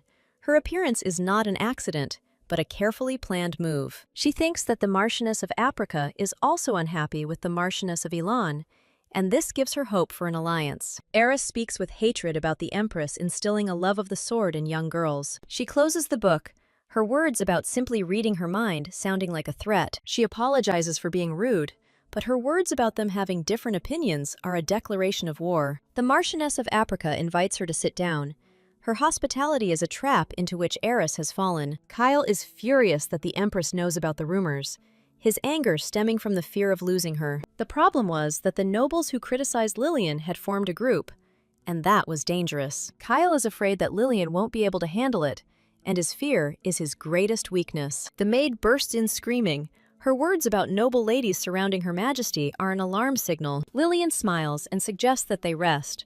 Her calmness is her main weapon in this battle. The fall of the Marquise of Africa was not an accident, but a carefully planned provocation. Her words about not recognizing Lillian are a subtle mockery of her simple origins. The question about the sword in Lillian's hands is not just curiosity, but an accusation of a breach of etiquette. Lillian realizes that the Marchioness of Africa has come here to put her insidious plan into action. The words about Lillian wearing commoner's clothes are a blow to her honor and dignity. The Marquise Elan says with disdain that they only know how to throw words around vulgarly. Her words about it being so petty, even though they are older, are a challenge they cannot ignore. The Marchioness of Africa, with false concern, says that she is simply expressing her concern for the imperial family. Celestine's comment about cheap macarons is a subtle metaphor that puts them in their place. Celestine's fighting power today was simply superb. Her victory a triumph of justice. Marquise Apricot tries to justify herself, but her words about them coming to ask a question sound unconvincing. Celestine, with icy calm, says that it would be good if they left them. Lillian says with a smile that everything is fine. Her calmness is her main weapon. She offers to listen to what they want to talk about, her smile a mask hiding her anger. The question of why the Empress torments young ladies is another attempt to humiliate her. The Marchioness of Africa mockingly says that fooling young girls is the same thing. Celestine says with irony that she has abilities that she never even suspected. The Marchioness of Africa angrily says that none of the nobles will be able to refuse her majesty. Lillian asks with a smile if the Marquis will take the sword against her will, her words a challenge. Her question about whether a sword is the most dangerous thing in the world makes everyone fall silent. The Marquise Apricot's words about poor nobles preparing their own food are a venomous mockery of Lillian. Lillian says with an icy smile that it is impossible to forbid the use of a kitchen knife. Her words are a threat. Marquise Apricot is furious at her words, but Lillian reminds her that the sword protects not only her, but the entire empire. Lillian says with a grin that if you learn to hold a sword correctly, the risk of getting hurt will be less. Lillian's words about her parents being outcasts are a challenge that the Marchioness of Africa cannot ignore. Lillian says with a devilish smile that everyone in the McKellion family knows how to use swords, both men and women. Marion watches their argument in horror, her heart sinking with fear for Lillian. Lillian's focused gaze is frightening, filled with cold fury and a readiness to fight. Lillian angrily asks why she is being accused of doing this selflessly. She says that this is her personal opinion, and she could have expressed it in a different way. The Marchioness Apricot and her retinue prepared an entire play to humiliate Lillian, but their plan failed. They wear the clothes of commoners and suffer more than they do. Their hypocrisy arouses only contempt. The time Lillian spent teaching the young ladies was an investment in their future, not a waste of time. Lillian's rage flares up again, her question about selflessness an accusation of hypocrisy. The Marchioness of Apricot is horrified by her words. She realizes that she made a mistake in underestimating the Empress. Lillian tells her to get up with icy calm, her words an order that cannot be disobeyed. She warns that if they behave so frivolously again, she will punish them. Her words that this would be considered a crime against the imperial family were the last straw. Lillian wanted to stop them, but the maid's words were true, and she could not remain silent. The wise maid trusts her mistress, knowing that the Empress is competent enough to handle it. Lillian skillfully overcomes noble ladies. Her sense of superiority is as natural as breathing. She suppresses people without shedding blood. Her power is in words, not in the sword. Kyle watches her, wondering if she needs help, but he knows Lillian can handle it on her own. Lillian asks with a cheerful laugh if she didn't do a great job. Her confidence is infectious. Kyle says with admiration that it was amazing, and he should learn this from her. He promised to kill less, and now, looking at her, he understands that there are other ways to win. His embrace is not just tenderness, but recognition of her strength and wisdom. He rushes towards her in panic as she stumbles, his fear of losing her stronger than anything. Lillian says with a smile that everything is fine. Her calmness is disarming. She explains that she simply forgot about the stone. Her words sound frivolous, but there is cold calculation in her eyes. Kyle is horrified that she could have gotten hurt. He can't believe she would be so careless. He is ready to punish them, but Lillian stops him, her words full of wisdom and mercy. She says they don't have to do anything. Her smile is a promise of peace and quiet. He doesn't understand why she doesn't want revenge. His mind can't comprehend her kindness. Kyle can't figure out if she's lost something, or if she just wasn't in pain. Lillian is confident that if a person does something like this once, he or she is likely to do the same in the future. He is perplexed by her words. He cannot understand whether she is a fool or trying to be a saint. Lillian says with a smile that she simply doesn't care about such things. Her calmness is her strength. Kyle believes that this is an inevitable consequence, and a light punishment is enough. He asks if she is afraid. His question is not just curiosity, but concern for her. Kyle warns that people may judge Lillian, but the girl doesn't care. Lillian had been afraid before, but now fear had given way to cold calculation. Kyle talks about his childhood in the Witchwood, and Lillian listens with bated breath. This story was in the original, but no one knew what really happened there. What Kyle told us, a story that no one knew before, changes everything. Returning home turned into a nightmare for Kyle. It wasn't his mother that awaited him, but a sentence. Kyle's room was supposed to be empty, but those who would render the verdict were waiting there. Friends, teachers, and even his mother awaited his return, but not with joy, but with condemnation. Kyle was really looking forward to his mother greeting him, but her cold gaze broke his heart. Her words about him running away from home sound like an accusation of betrayal. This has never happened before in the Imperial family, and what if people find out about it? Kyle made a mistake. He set up Her Majesty. He is Her Majesty's mistake. Kyle bitterly admits that everyone was right. He made a mistake that cost him everything. Lillian sympathizes with how scared he must have been, and her words are a balm for his wounds. Kyle describes how his body turned to stone, and his mother didn't even ask what happened. Lillian says with a smile that he did well, and she is sorry that he had to go through that. Kyle is embarrassed by her praise.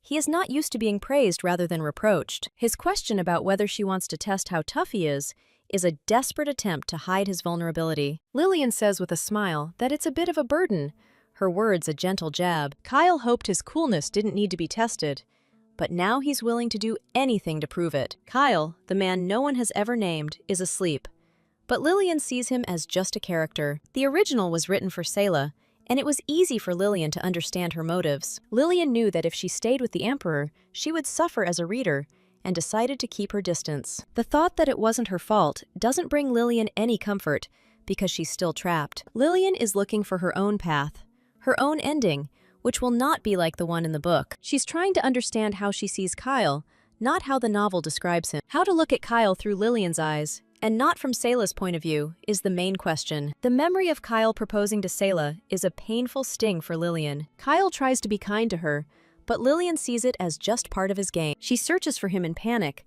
afraid that he has left again without saying a word. The maids are in tears because he hasn't returned for so long, and their concern is genuine. His cry is not just a call, but a desperate plea for her to be near. He apologizes for the long walk, but the contract he offered was more for her. In the end, it turned out to be mutual, and this is their only hope for salvation. He was afraid that she had run away, because this was her chance to avoid death in the finale. She says with a smile that she will not run away. Her words are a promise that she cannot break. She won't run away and make him worry anymore. Their agreement is her only protection. She doesn't like this situation. She wants to get a divorce that same day. But how long can she pretend? She is overwhelmed with documents that need to be checked. Her thoughts are occupied not with him, but with business. He was worried that he couldn't sleep at night, but her calm and detachment hurt him even more. Kyle wakes up in a cold bed. Lillian has disappeared, leaving behind only emptiness. The cold of her side of the bed pierces Kyle, and he feels cold too. Panic grips Kyle at the thought that Lillian might have run away, because something unpleasant happened the day before. Thank goodness Lillian was in the garden, and Kyle breathes a sigh of relief, his fear receding. But after thinking some more, Kyle realizes that not everything is as good as it seemed at first glance. The reason why Lillian didn't absorb for the night was probably because of the incident with those women yesterday. Rage boils inside Kyle at the thought of little things tormenting his wife. Kyle didn't let it go. He decided to punish the offenders, but that wasn't enough. The servant is confused by Kyle's question. He doesn't understand why the Emperor is so angry. Kyle asks for advice on what to do. His desperation is a cry for help. The advisor suggests a method that helped his friend, but he is not sure if it will work with the Empress. Proposing a second time is a crazy idea, but Kyle is willing to do anything to get Lillian back. Kyle is still devastated by the first proposal, and the thought of a second one fills him with dread. He could not forget how dryly Lillian had reacted then. Her indifference hurt him. Kyle is desperate. He doesn't know what to do, because Lillian might immediately demand a divorce. He decides to listen to Marquis Elan, his last hope in this hopeless situation. Marquis Elan arrives at the Emperor's call. His wife watches him go with concern. She thought he had calmed down, but his determination says otherwise. He is ready to fight. She asks him to be strong. Her words are not just support, but an order that he cannot disobey. Marquis Elan has arrived at Your Majesty's call. His appearance is a sign that the game has begun. Kyle wants to know how to cheer up the Empress. His question is full of despair. Marquis Elan understands that the problem is that Lillian is often sad, and this is his chance. Kyle says Lillian never complained, but her morning walk alone was a cry for help. Marquis Elan asks if Kyle has noticed before that His Majesty looks ill.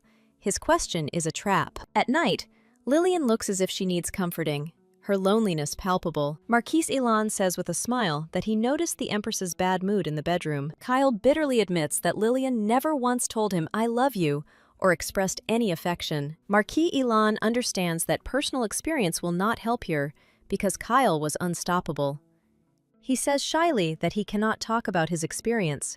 His words are a game. Marquis Elan offers Kyle a book that might be useful, his smile full of cunning. Kyle is baffled that there is a book that describes how to comfort his wife. Marquis Elan says with a smile that this book helped him too.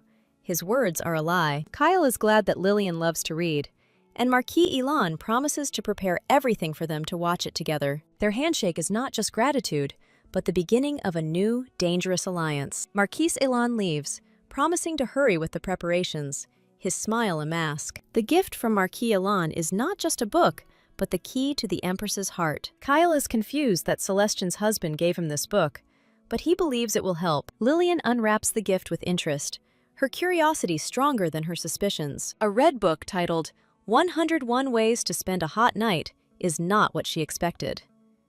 Kyle is furious at being deceived, his cry a cry of despair and humiliation. Lillian, touching Kyle's hand, tries to understand the true intentions hidden behind this book. Kyle panics and tries to justify himself. The young man's embarrassment reaches its limit. Lillian's icy question about whether the young man wants to have fun with a girl, as described in the book, makes Kyle freeze. Lillian asks with a grin if she was mistaken about the Emperor's intentions, realizing that this manhwa has a low rating. Lillian's look is filled with horror as she realizes that this is what Kyle would actually want. Lillian sees that this world is not going as it was in the original, but the girl's future is still in danger. The fear of a future where Lillian will have a child with Kyle and the Emperor will fall in love with Sayla drives the girl crazy. The thought that this really will be the end makes Lillian's heart clench with pain. Kyle tries to hide his embarrassment behind a mask of indifference, but Lillian sees right through the Emperor. Kyle's mysterious behavior worries the advisor, who feels there is something more behind it. Kyle inquires with icy calm about plans for the Marquise of Africa, making it clear that the Emperor's patience is wearing thin. Kyle is losing patience, not understanding how the advisor cannot grasp the hidden meaning of the question. The advisor suggests removing the annoying thing from sight. The man's words are full of venom. Kyle agrees with this idea. The Emperor's decision is a death sentence for the Marquise of Africa. 10 days later, Lillian hosts a tea party in the garden. The girls calm, the calm before the storm. The absence of the Marquise Africa and her entourage at the tea party was not an accident, but part of Lillian's plan. Rumors that the Marchioness of Africa has urgently left for her fief are causing everyone to be perplexed. Lillian pretends that she is hearing about the Marquise's departure for the first time, but triumph flashes in the girl's eyes. Everyone thinks that the aristocrats are leaving the capital at the same time, and this seems suspicious. The guests whisper that the Marchioness of Africa could not bear the shame and ran away, the words full of malice. The heroine, with a fan near her face, reflects on the sharp mind needed for a skillful lie. The blue-haired girl senses that there is something fishy about what is happening. A sudden revelation strikes her as she remembers the letters from the conspirators. Lines of false apologies that were meant to deceive her come to mind. Lillian realizes that the letters were not direct evidence, but merely a ruse. With a sly smile, the girl hints to her maid of honor about the upcoming troubles in the feud. The heroine falls silent mysteriously, knowing that an invisible ally has already had a hand in everything. Meanwhile, the faithful assistant reports on the execution of a secret order. The young man learns that Lillian, unfortunately, figured everything out herself. The girl's thoughts turn to the upcoming hunting competition, which will become a battlefield. This annual event is not just entertainment, but a demonstration of the Empire's military might. Socialite ladies are already in full swing discussing the participants, unaware of the hidden intrigues. One of them worries about the Baron's old injury, while the heroine maintains an icy calm. Suddenly, the name of a new member, Sister Lilan, is announced, and this news takes everyone by surprise. When asked about her participation, the girl only laughs, hiding her true intentions. In fact, winning the hunt is her only chance to avoid the difficulties of a divorce. The powerful Celestian trains hard, preparing to become the ultimate rival. The focus is on the tradition of ribbons, symbolizing honor and loyalty. The ladies are speculating whose ribbon the mysterious Marquis Machiavellian will accept. Lillian freezes in alarm upon hearing that the Empress might give her ribbon to His Majesty. Lillian hides her true feelings with a smile, thinking about her husband's reaction. Suddenly, she feels uneasy, because too many people have visited her in the last few days. The knights tearfully beg her to give them the ribbon as a sign of blessing. These warriors, raised by the emperor, see her as their second mistress. The girl is surprised by their request, because they could have received the ribbon from any other lady. One of the knights fervently swears that he will throw away all the ribbons from the other ladies. His comrades freeze in horror at such a careless confession. The heroine, with a headache, realizes that she will have to make 42 tapes. With a sly smile, she finds a way out of the situation. The knights, in desperation, are ready to agree to even 5 ribbons instead of 42. The girl understands that what is important to them is not the film, but her personal participation. Lillian panics, not knowing where she will find time for so much needlework. In the end, she agrees to make only 5, and the knights rejoice with happiness. The young man in the garden is perplexed as to what his knights wanted from the Empress. Daisy's maid notices her mistress's concern and delicately inquires about the reason. Lillian is overcome with curiosity and decides to find out what is behind the knight's strange behavior. Daisy suggests that the whole thing is due to the ridiculous rumors circulating around the palace. The entire empire is discussing not only the departure of the Marquise of Africa, but something more. The rumor that Lillian silenced noblewomen with her sword shocks her. Celestian comes to her on the eve of the competition with an unexpected request. Celestian's fiery eyes reflect a determination matched only by her ambition. Lillian sees herself reflected in this girl because it was she who inspired her to take up the sword. She tenderly promises that the ribbon, a symbol of her faith, will be ready by the time the competition begins. The ribbon from the wrist becomes a temporary talisman and a sign of their unbreakable connection. Celestian leaves inspired, her heart full of hope for the coming victory. In the evening, an agitated Bastion bursts into her chambers, demanding his promised ribbon. Lillian greets him with cold calm, her question full of unspoken reproach. The guy is surprised by her insight, because he really did make one important promise. His flippant admission that he swore to himself only makes her smile. Behind his cheerful mask, Bastion hides his true reluctance to tie himself down in marriage. The shadow of the past touches him as he recalls the early loss of his mother and the responsibility he shouldered. The heroine understands that behind the image of a carefree rake lies deep loneliness. With childish spontaneity, he begs for the ribbon, promising her luxurious furs for victory. The guy's sudden concern takes her by surprise, causing a storm of conflicting feelings. The appearance of the emperor disturbs their privacy, his gaze cold and piercing. The husband's short answer sounds ominous, and barely contained rage splashes in his eyes. Bastion, sensing danger, hurries to retreat, leaving Lillian alone with her husband's anger. The tension in the room mounts, and the calm order to bring tea sounds like a clap of thunder. The girl tries to hide the true reason for the conversation behind a mask of cold indifference. The emperor listens to her with an inscrutable face, but some kind of plan is already maturing in his head. The emperor's jealousy flares up at the innocent gesture, forcing Lillian to justify herself. He tries to reach out to her, but she doesn't see anything strange in things that have been familiar to her since childhood. There is a fire raging in his eyes, because he cannot understand why his brother is kissing his wife. Her brazen response leaves him stumped, hinting at his own cold attitude. His confusion seems so strange to her that she cannot find a reasonable explanation for it. The unexpected request for the tape, uttered with childish hope, discourages the girl. The reminder of their marriage sounds so embarrassed from his lips, as if he himself does not believe it. She sees his indecision and pushes him to be frank, ready to listen to everything. His awkward offer to kiss her as a thank you takes Lillian by surprise. She decides to end this awkward moment, but his look tells her that the conversation is not over. Her flirtatious permission sounds like a challenge, making his heart beat faster. He can no longer restrain himself. Her game has awakened the true predator in him. An inch from her lips, he gives her one last chance to retreat, but she chooses the risk. Her heart pounds with the realization of how dangerous he could truly be. The tension subsides, leaving behind only confusion and unspoken desire. He offers her a choice, but his timid touch speaks of more than just a kiss. Meanwhile, in the shadow of the palace, justice is carried out on those who dared to insult the Empress. A sinister plan to denigrate Lillian backfires on its creator, condemning him to shame. A loyal servant recalls the dark side of the emperor, which he carefully hides from everyone. Behind the ruler's icy mask lies a man whose true feelings remain a mystery. The general looks in bewilderment at his emperor, who is shining with happiness like a polished samovar. When asked about his cheek, the hero answers with feigned nonchalance, trying to hide his glee. He recalls with rapture the mark of a kiss left on his cheek by the woman he loved. The guy sheepishly admits that the kiss was mutual,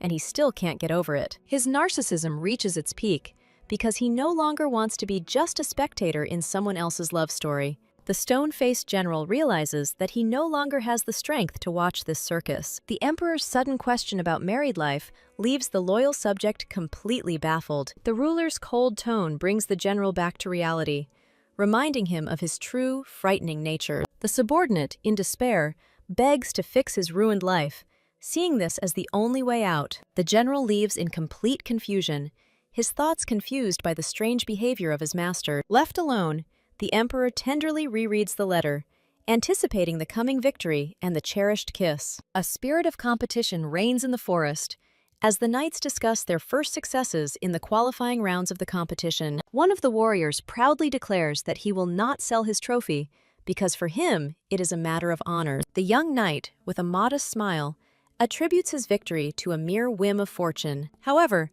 his proud expression clearly reveals the true feelings of a winner. Two female knights regretfully discuss the Empress's absence from the competition. One of them does not hide her disappointment, because she so dreamed of seeing her skill in battle. Rumors about the participation of the Marquise Elan, who recently took up the sword, excite the imagination of everyone present. Her example inspires young warriors, who dream of one day achieving the same level of skill. Lillian watches the peaceful festival with a smile, realizing that her past discontent was just a mistake. The holiday bustle can't drown out her anxiety, as the novel's original plot goes to hell. Looking around at the carefree crowd, she remembers that a year ago, the atmosphere was very different. A memory comes to mind of a crimson sky and a palace shrouded in an ominous aura of fear and death. In those days, no one dared to catch the emperor's eye, because his wrath was merciless. People lived in constant fear, because any carelessness could cost them their heads. In the shadows of the palace lurks the one who blames all the changes on one single girl. He understands that the window of opportunity for revenge is rapidly closing, and that he needs to act. His accomplice is burning with impatience, not understanding why he has not yet struck his blow. The news of the upcoming competition becomes a sign for them, an ideal chance for reprisal. He gives a ruthless order, ready to do anything to get his past life back. Hunting competitions would be the perfect cover, as it's so easy to stage an accident in the woods. In the dense thicket, deadly traps have already been set, waiting for their unsuspecting victim. His comrade does not understand his delay, because he risks missing his only chance. It turns out that he had a secret reason to protect the sovereign, because they were connected by a common pain. The assistant fears that the owner's inaction is connected with the approaching anniversary of his beloved's death. However, he remains adamant, because in order to carry out revenge, he needs a clear head. He summons a mysterious hooded stranger, handing him a mysterious pendant with a red stone. This pendant turns out to be a witch's mark, the key to the dark forest and its deadly inhabitants. Rumors surface of Brother Callias, who carried out a massacre in the forest after taking the god's flute from the Red Witch. Now the surviving witches are thirsty for revenge. Their eyes glowing in the darkness have already found their target. The target has been chosen, Bastion's sister, because she is his weakest point. In his burning eyes, one can read a mad hope that her death will return everything to normal. The long-awaited festival begins, and the herald reads out a welcoming speech with pathos. His protracted chatter tests the patience of everyone present, causing a wave of discontent. Lillian has a hard time holding back a yawn because he has already said the word "finally" 37 times. A relieved murmur goes through the crowd as the competition is finally declared open. The herald sheds a tear from emotion at his own speech, causing only bewilderment among those around him. Young ladies tremble as they see off their knights, who vow to defend their honor on the battlefield. The heroine watches this touching scene with affection, her heart melting from such sincerity. The young knight, despite his bruises, proudly declares that he does not throw words to the wind. She is surprised by his fighting spirit, because she has prepared a special golden ribbon for him. The guy can't hold back tears of gratitude, because he didn't expect such an honor even in his wildest dreams. Lillian's gaze turns cold and determined as she challenges him to the next competition. She leaves, and the knight realizes with horror that he has just dug his own grave with his behavior. Celestian appears, her confident demeanor suggesting that she came here only for victory. Lillian notes with sympathy how uncomfortable her bulky armor must be. Celestian's embarrassed admission that her husband helped her put on her armor takes her by surprise. The neatly tied knots on the armor speak of her husband's love and care better than any words. The girls exchange jokes to hide their nerves, but the fear of losing hangs in the air. Celestian is determined because she can't let down the one who believed in her and became her mentor. Lillian is confused because Celestian already has the ribbon, but it asks for a very special permission. The thought that the stern warrior himself made the ribbon for his beloved brings a warm smile to the heroine.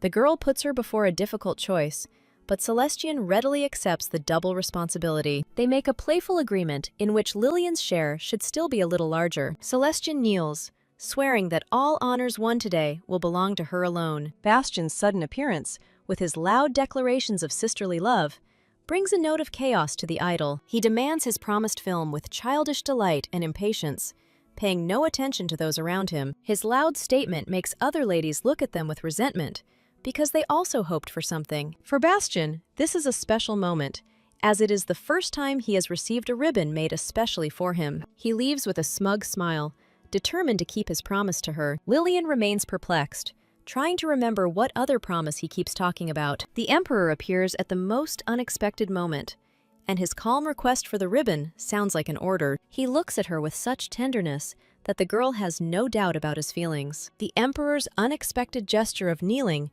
plunges everyone into a state of shock. It is an honor for her, but in his eyes, she sees something more than just following palace etiquette. His kiss, intended for a ritual, feels like the most real and sincere confession. They play their roles, but behind the masks of the Emperor and Empress, there are simply a man and a woman. His warm and sincere smile makes her heart beat faster, breaking the icy wall between them. All participants go hunting, and now all that remains is to wait for the results with bated breath. Lillian enthusiastically encourages her friend, anticipating a romantic letter with all the details. Despite the celebration, Lillian is left with an uneasy feeling of distrust in the Emperor's intentions. She confidently declares that she is not afraid of him, but a shadow of doubt can be seen in her eyes. The friends discuss the power of love with emotion, but the heroine sees it as just a beautiful fairy tale. There is pain in his eyes as he desperately searches for a way to change his dark reputation. His enemies take advantage of his bad reputation because it becomes a shield and an excuse for them. She makes a firm decision to change his reputation at any cost, feeling her responsibility. His friend enthusiastically notes his romantic act, not seeing any catch in it. A bitter realization dawns on her. All this romance is just part of the book plot that was forced upon her. The friend tries to unravel the mystery of their relationship, unaware how deep the rabbit hole goes. Lillian speaks tenderly of his changes, because she sees him not as a tyrant, but as a human being. Her sincere words of gratitude take her friend by surprise, revealing a new side of the Empress. She offers to join their interesting conversation with a flirtatious smile, intriguing her even more. Suler's sudden appearance destroys her peace, because he is the root of all her troubles. She greets him with icy politeness, not expecting him to dare to appear here. His false excuse about not knowing how to handle a sword only makes her smirk contemptuously. She instantly recognizes the lie in his words, because behind his smile lies a dark past. He decides to think it over, but his look suggests that he is not going to back down so easily. His brazen behavior leaves everyone shocked. He is ready to do anything to convey his message to her. He whispers mysterious words in her ear that make her freeze with horror and tension. His words about the fear of change make her wary, because she understands that this is only the beginning of their game. Their verbal duel is razor sharp, each trying to find the other's weak spot. She calmly parries his attack, hinting that there is an attractive force in change that he cannot understand. Her direct question sounds like a challenge, an attempt to break through the wall of his self-confidence. His arrogance is a shield, a stubborn refusal to accept a world that no longer revolves around him. A wall of misunderstanding grows between them. Their life philosophies collide in an irreconcilable battle. He is a hostage to his own script, a character locked into a role he considers his destiny. He is tormented by a paradox. He believes in change for others, but completely denies its possibility for himself. She sees his tragedy, his self-proclaimed God complex that leads him to self-destruction. A sudden revelation strikes her, because behind his desperate resistance lies an even more desperate thirst for change. The friend's concern only emphasizes the oppressive aura that Sular creates with his mere presence. His appearance poisons the atmosphere of the holiday. He is like poison, penetrating into the very heart of the fun. His friend cannot understand his motives. His impudence and disregard for the rules only leave her perplexed. Lillian seethes with rage, because his insolence is not just bad form, but a direct challenge to her. A sinister observer lurks in the shadows, waiting for the perfect moment to begin his deadly game. His plan comes into action, and a mysterious green witch appears from the depths of the forest. Her angry question sounds like a clap of thunder. She does not tolerate disrespectful treatment from mortals. His attempt to command is shattered by her icy contempt. She does not submit to fragile human beings. A crystal flares in her hand, a symbol of her magic and a reminder of who is truly in charge here. He has to humble his pride, because in the face of true power, he is just a pathetic person. Her contemptuous look says a lot. She sees right through him, cowardly and weak. From the depths of the underworld, the witch summons a hellish beast, ready to sow chaos and destruction. Her command sounds like a death sentence, and the monster rushes forward, driven by bloodlust. The monster's grinning mouth promises a painful death to anyone who stands in its way. Panic grips the crowd as the two-headed monster rushes straight towards them, bringing terror with it. In the growing chaos, Lillian realizes that this is not just a monster, but a harbinger of her own demise. Even battle-hardened knights freeze in horror, for they have never encountered such a nightmare. All her efforts to prevent the bad ending go to waste, and she is once again on the brink of despair. She is not ready to give up so easily.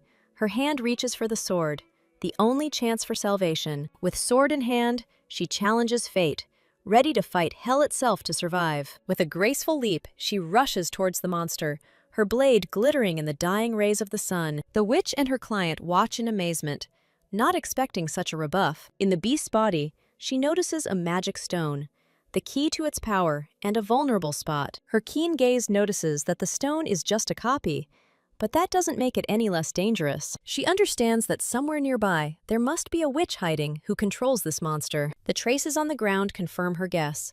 The witch tried to escape, but left evidence behind. The Emperor appears, his worried voice betraying his fear of losing her in this chaos. She tries to hide the wound, but the blood on her hand speaks for itself, causing panic among those around her. The headless monster lies at her feet, a silent testament to her incredible strength and courage. He looks at her in horror, realizing how close she came to death this time. Bastian, who had come running with the lute on his shoulder, looked for her in panic, afraid to see the worst. She tries to hide her pain behind a carefree smile, but her appearance plunges her brother into real horror. The competition is cancelled under the guise of her injury, but the real reason is the threat the witch still poses. The captured witch denies her guilt, claiming that her only target was the Emperor himself. Rumors surface that her comrade was among the witches Bastian killed, which explains the motive for revenge. The secret of his trip to the forest was revealed.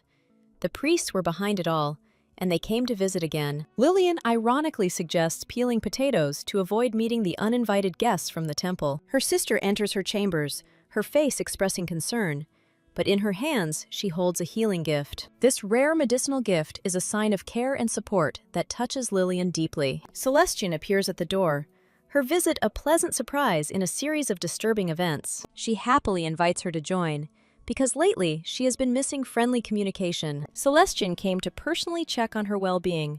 Rumors of her injury were bothering her. As a token of her gratitude and support, she gives her a gift wrapped in a fox skin. Lillian unwraps the package in surprise, expecting to see more medicine or herbs. Inside is an elegant reticule made from the skin of a fox, her first trophy on the hunt. She considers such a gift too wasteful, because this skin is a symbol of her first victory. But for Celestian, this is not a waste, but gratitude to the one who inspired her to this feat. She takes out from her purse the real gift that was hidden inside this symbolic gesture. This is an elegant bracelet with a healing stone that can heal wounds and bring peace. The sister confirms that this magical stone is rumored to have incredible healing powers. Lillian gratefully accepts the gift, feeling Celestian's kindness fill her heart with warmth and peace. Her colorful and easy life is a thing of the past. Now she has become a support for others. Behind her confident answer lies a storm of emotions that he notices with alarm. He kneels to tenderly examine her wound, as if it were a sacred relic. His heart aches with guilt because he couldn't protect her at the right moment. He mistakes her embarrassed reproach for a sign of pain, not seeing the nascent feelings. He is tormented by resentment, because her unwillingness to show weakness seems to him to be a blatant lack of trust. Healing the wound brings only temporary relief.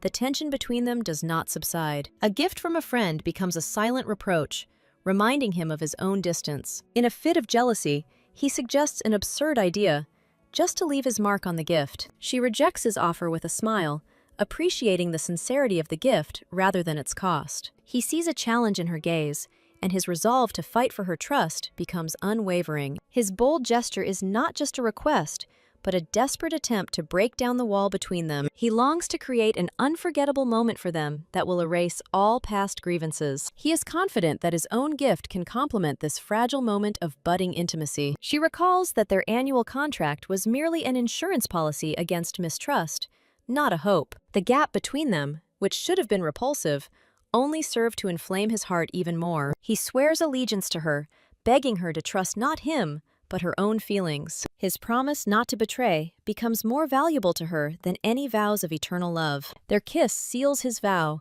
becoming a symbol of new, fragile hope for the future. His words sowed confusion in her soul, because believing in his sincerity meant becoming vulnerable again. Her heart skips a beat at the thought that it's time to confess her feelings, but fear paralyzes her. The promise made a year ago to leave now seems like an unbearable burden and a huge mistake. The memory of the kiss stirs her blood, giving birth to bold and dangerous thoughts in her head. His sudden closeness and the alarm in his voice take her by surprise, leaving her speechless. She recoils from him in confusion, and he cannot understand the reason for her strange reaction. His appearance here, far from political intrigue, causes her genuine surprise. A box with a gift appears in his hands, which speaks of his intentions louder than any words. The elegant bracelet sparkles in the rays of the sun, and her surprise knows no bounds because so little time has passed. He sheepishly makes excuses, trying to hide the true value of the gift, bought with personal savings. His request to wear the bracelet puts her in front of a difficult choice, because she is afraid not of the expenses, but of her own feelings.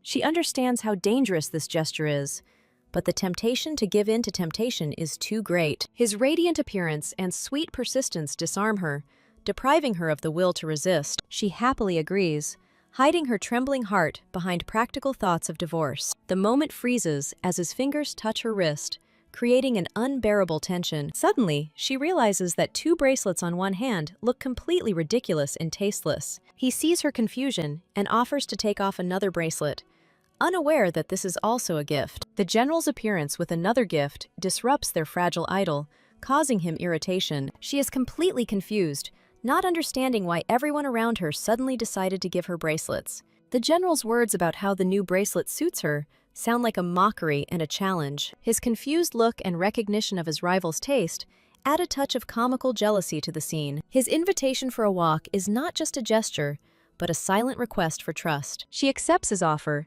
taking the first step into the frightening unknown. In a dark office, Sular listens to the report, fatigue mixed with cold calculation. The failure of the operation to capture the witch becomes a bitter reminder of her power and his miscalculation. News of the Empress's incredible power spreads throughout the palace, disrupting all his plans. The growing closeness between the Emperor, Lillian, and Duke Michelian creates a new, dangerous threat for him. His subordinate admits to his own actions, motivated by the Duke's devotion to the Empress. The unexpected confession of his subordinate infuriates Soulard, and his authority is called into question. His rage flares up with renewed vigor as she ruins his plans, and he is accused of attempted murder. A failure on a hunt becomes a fatal mistake for him, which could cost him everything. His spies in the palace have been looking for her weak spot for a long time, but she seems invulnerable. He decides to wait, realizing that patience is the most dangerous weapon in his arsenal. The mysterious words he threw at Lillian haunt his comrade,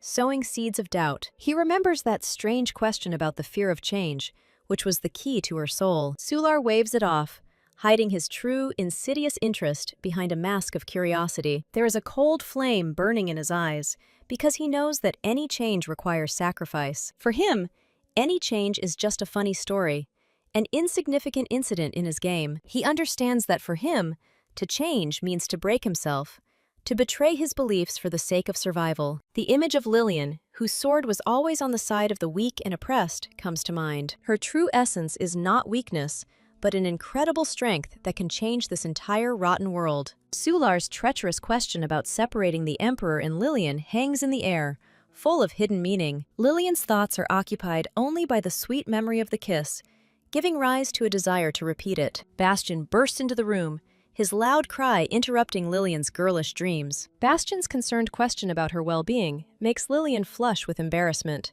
Bastian notices the red blush on Lillian's face, mistaking embarrassment for a sign of pain. The young man emotionally recounts how worried he was when he heard the news about the monster's appearance. Bastian's gaze becomes serious, because the young man has disturbing news for Lillian. Bastian reports that Bolton, Sular's faithful dog, is now keeping a close eye on Lillian. Lillian and Bastian find this clumsy surveillance a source of genuine laughter. The girl is outraged by the impudence of the priests, who are now investigating the case of Lillian's first love. The Emperor, with anxiety in his voice, asks the maid about the Empress's whereabouts. Lillian is furious that the priests dared to tell Kyle about the past. The maid informs Kyle that Lillian is currently in the Imperial Palace. The news that Lillian is spending time with Duke Bastian makes the Emperor seethe with jealousy. Kyle angrily heads to the Empress's palace to sort things out personally. Lillian realizes with horror that the priest told Kyle not only about the swindler, but also about Bastian. Kyle had only heard sweet love stories, but the truth turned out to be much more bitter. Lillian is burning with shame, because now the Emperor knows about her secret dreams of getting married. Kyle's angry voice interrupts her thoughts, the man's words sounding like an insult to love. The sudden appearance of the Emperor leaves the brother and sister frozen in tense anticipation. Kyle coldly speaks the words about first love, filling the room with an icy tension. Bastian tries to smooth over the awkwardness with a compliment, but only causes a wave of irritation in Lillian. Kyle's direct question about Lillian's past is met with icy silence and a defiant look. Lillian's memory takes her back 7 years to the one person named Bill who showed her kindness. The memory of Bill's heartbreaking betrayal makes Lillian feel that old pain again. A dark plan is brewing within Kyle, the first goal of which is to confront Lillian's past. The general awaits the order with humility, sensing the storm gathering over the palace. Kyle gives the order to find a man from Lillian's past, and he tolerates no objections. Kyle's categorical refusal to give a tip leaves the general completely perplexed. The scant information about the target, only that it is Lillian's first love, seems like an impossible task to the general. Kyle's sarcasm regarding the identity of the wanted man only underscores the seriousness of the Emperor's intentions. The general accepts an almost impossible assignment, knowing that refusal will cost too much. Meanwhile, Sulard is already holding in his hands a dossier on Robin Karen, Lillian's first love. Robin's dark past, implicated in state incidents, makes the young man an ideal pawn in Sular's game. Sular's subordinate shamefully reports the mission's failure, failing to deliver Robin. Sular was perplexed, because luring an ordinary mercenary with easy money seems like a trivial matter.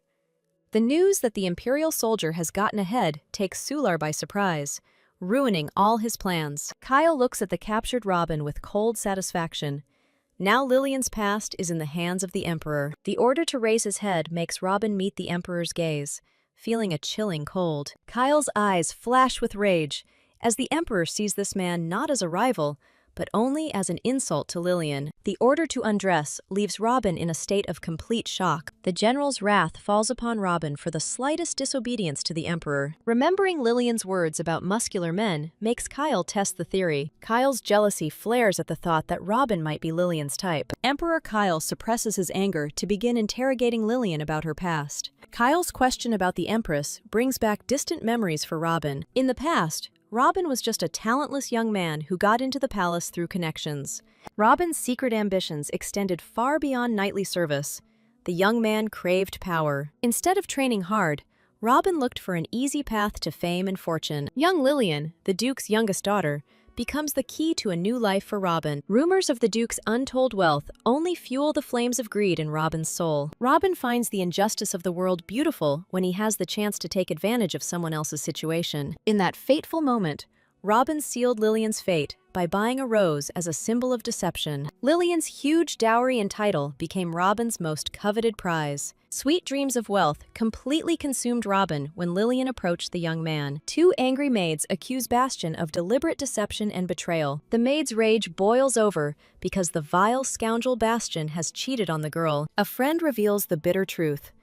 Hesia simply didn't want to see Bastian. Uselessness and idle talk about teaching only arouse contempt and anger in the mentor. Bastian's sinister smile hints at a cunning plan in which other people's weaknesses will become weapons. Robin was forced to leave the McKellian mansion in disgrace, bearing the stigma of a deceiver. Robin's desperate attempts to find service with other aristocrats fail completely. Bastian's words tarnished Robin's reputation, condemning the young man to the cursed life of a mercenary. Sometimes Robin thought of Lillian, and the news of the Empress's status shocked the young man. Fear of Emperor Kyle made Robin forget about Lillian, but fate brought the men face to face. Kyle interrupts Robin's story because the Emperor has more important things to do than listen to this confession. Robin's self-confidence is shattered by the harsh reality that Lillian told the Emperor everything. In her delirium, Robin imagines Lillian tearfully begging Kyle to return her first love. Kyle tenderly suggests that Lillian take a break from her books and enjoy a walk together. Kyle's sweet expression disarms Lillian,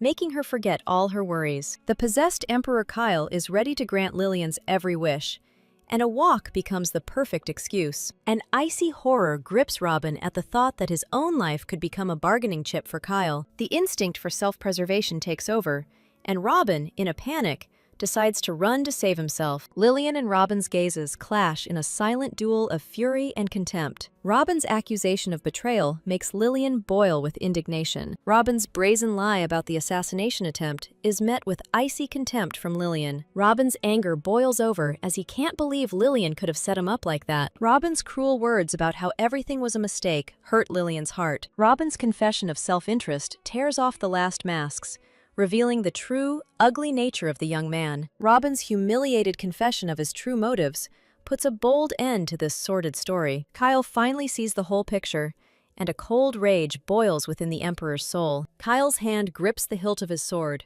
for the Emperor has only one answer for these insolent bastards. Kyle's mind races with cruel reprisals, and Lillian sees it in the Emperor's eyes. Lillian's voice stops the raised sword, because the girl does not want Robin to die. The sword clattered to the floor, and Kyle submitted to Lillian's will. Lillian hugs Kyle.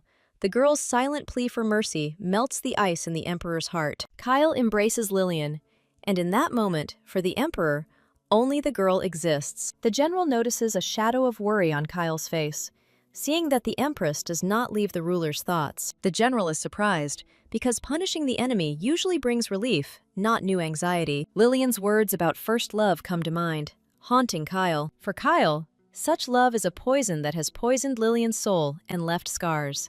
Kyle's gaze hardens at the thought of anyone else hurting Lillian. The general tries to convey to Kyle that suffering does not always have to be solitary. Kyle feels powerless as Lillian's past turns out to be much more complicated than the Emperor thought. The general's wise advice is not to interfere, but for Kyle, that would be tantamount to betrayal. The general suggests that Kyle simply erase Lillian's past, but the Emperor doubts that this is the right path. Kyle realizes that he will continue to ask Lillian about the past until he knows everything. Kyle bitterly admits that he has opened up old wounds in Lillian's life by causing her pain again. Kyle brought Robin because he thought the man had hurt Lillian, and the Emperor wanted justice. Kyle realizes his mistake, realizing that speaking directly to Lillian would have been the best solution. Kyle's unwavering vow to never change becomes both an anchor and a shackle for Lillian. Lillian faces an unbearable choice, as only 6 months remain until Sayla's arrival. Lillian clings desperately to the original plan, but the treacherous act has already sown doubt in her soul. Lillian's timid request,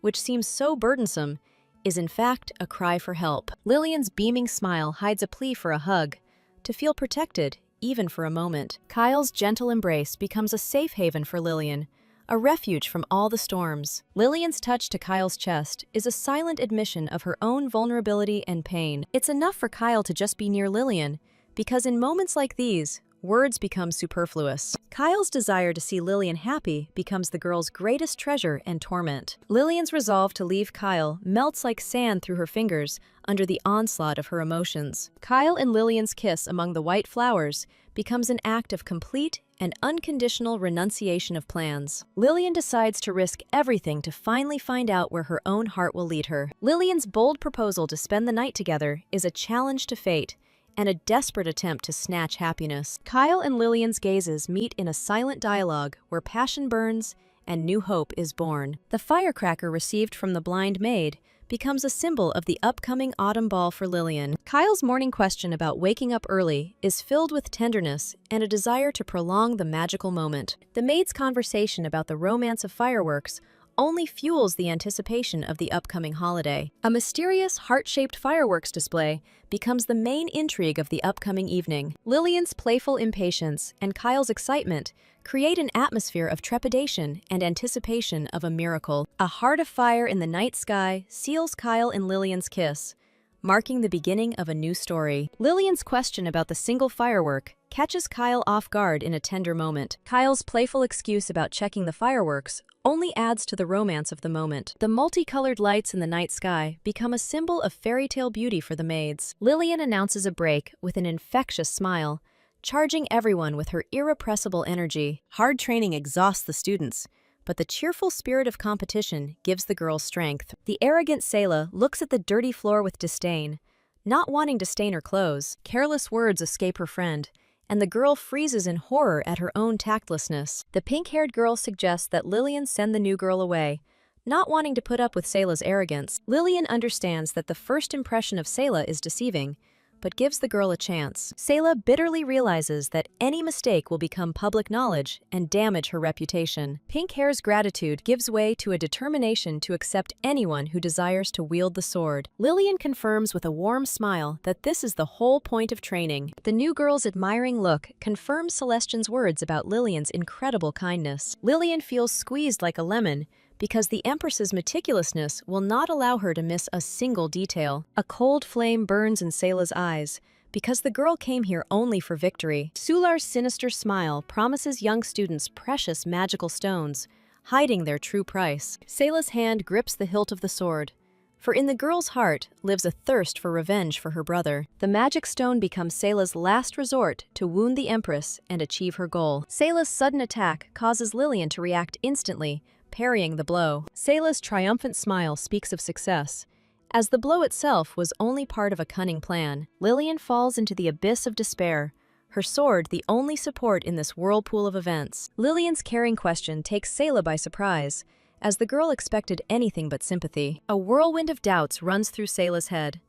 Lillian's naivety seems either a brilliant game or genuine kindness. Sayla tries to hide her true state behind a mask of cold indifference, but the trembling gives the girl away. Sayla's gratitude sounds like a challenge, because a hurricane of hatred and a thirst for revenge rages in the girl's soul. Lillian sees Sayla's true intentions, as the girl's goal was not to kill, but to cause harm. Sayla clearly understands the reason why Lady Katrina embarked on the path of evil and destruction. The loss of her family became the point of no return for Lady Katrina, turning the girl into a monster. Lillian understands that the blame for Lady Katrina's tragedy lies with Emperor Kyle, but she cannot bear the burden. Sular desperately searches for the dropped handkerchief, the only reminder of his dead lover. Sular and Emmilton discuss Lillian's uselessness, as she would never side with the villains. Emmilton suggests getting rid of Lillian, because the girl is strong enough to kill even a demon. Sular bitterly realizes that Lillian is too precious to be taken away so easily. Sular came to say goodbye to Lillian,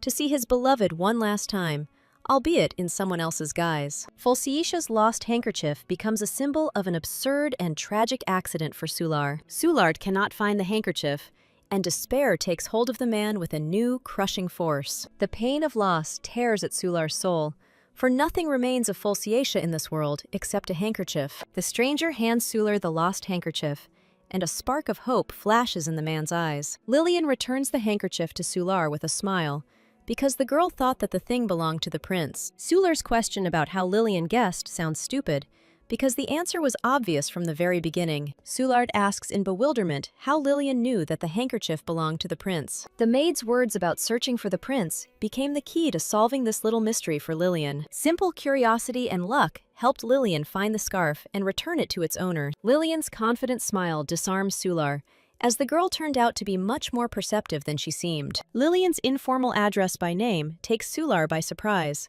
breaking down his usual barriers. Lillian's direct question about hatred stumps Soulard, revealing his true, hidden feelings. Lillian leaves, leaving Soulard alone with his thoughts and an unexpected feeling of regret. Soulard remembers that objects from the past give him the strength to live in the present, and Lillian's words touch the man. Lillian wishes Soulard to take care of the scarf, because such things contain priceless memories. Soulard's gaze hardens, Lillian's words about the power of memories touching a nerve. Soulard recalls how everyone tried to convince him to throw away the old scarf, but the man could not part with the past. Lillian was the first to understand the true value of this thing, denying its insignificance. Soulard finds another scarf on the ground, decorated with delicate flowers, and something changes in the man's soul. Soulard's warm smile and request not to lose the handkerchief come as a complete surprise to Lillian.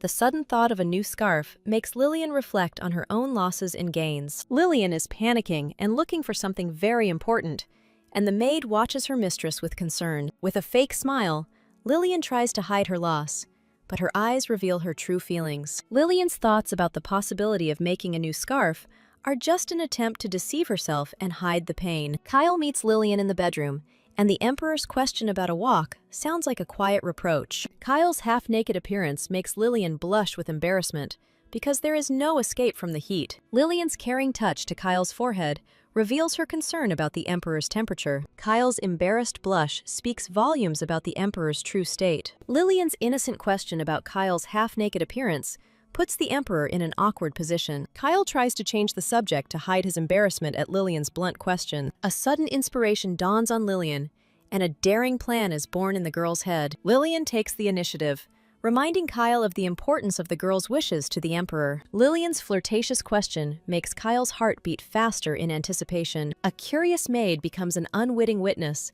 and Lillian's reminder of her wife's status sounds like a challenge. Kyle, excited, agrees to lie down, and Lillian's sly smile promises an unforgettable night. An awkward silence falls between Kyle and Lillian as they lie in the same bed. Kyle's concern about Lillian's light clothing is just a clumsy attempt to hide his own nervousness. Kyle realizes the ambiguity of his own words and is consumed with shame, afraid of being misunderstood. Lillian's playful smile and calm suggestion of sleep only increase the tension in the room. The appearance of Sayla, a mysterious guest, disturbs the peace of the palace and brings a touch of intrigue. Behind Sayla's polite smile lies a burning curiosity and desire to know everything about the Empress. Sayla is certain that behind Lillian's mask of virtue lies the same thirst for power as Kyle's. However, Sayla's heart is gripped by an inexplicable anxiety, sowing seeds of doubt in her soul. Celestian confidently states that Empress Lillian is a good person. Celestian's words about Lillian's kindness leave Sayla completely bewildered. Celestian's sincere praise for Lillian makes Sayla doubt her own conclusions. At the grave,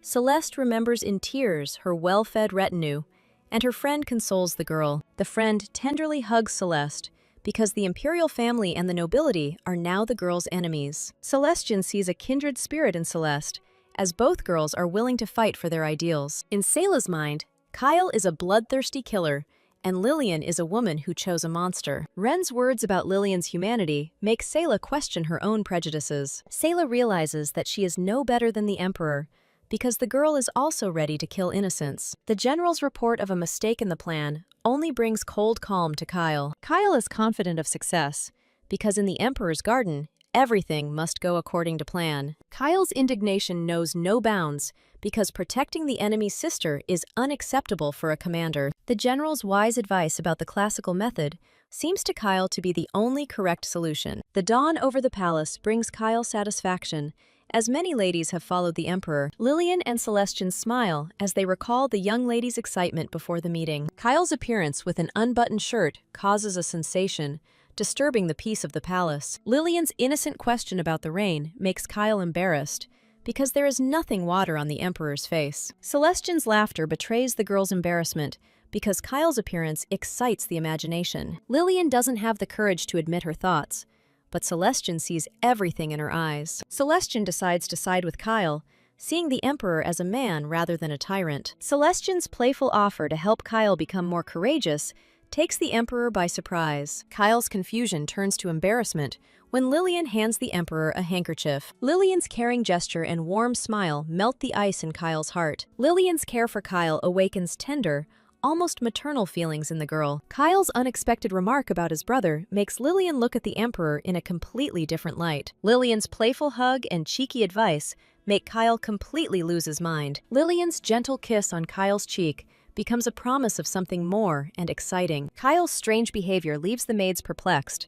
as the Emperor is not acting like he usually does. Lillian's memory flashes back to the very moment when Kyle was waiting for her in the bedroom, practically naked. The head maid confirms with a smile that Lady Elan's words turned out to be the absolute truth. Celestine's confident smile suggests that the cunning plan worked flawlessly. Kyle's shameless behavior becomes a major topic of discussion between Celestine and the maid. The maid brings useful information from the Minister of War that may shed light on Kyle's behavior. The realization that Kyle was seriously trying to seduce her leaves Lillian in a state of complete shock. The maid confidently states that Emperor Kyle is eager to get Lillian at any cost. Confusion overwhelm Lillian because the girl does not know how to react to such a discovery. For the maids, a wet Kyle is an obvious temptation, but Lillian sees it as just a ridiculous performance. Lillian wryly remarks that looking wet is a standard seduction technique, and the maid agrees. The realization that Kyle cheated leaves Lillian consumed with shame and embarrassment. Lillian finally notices the bracelet,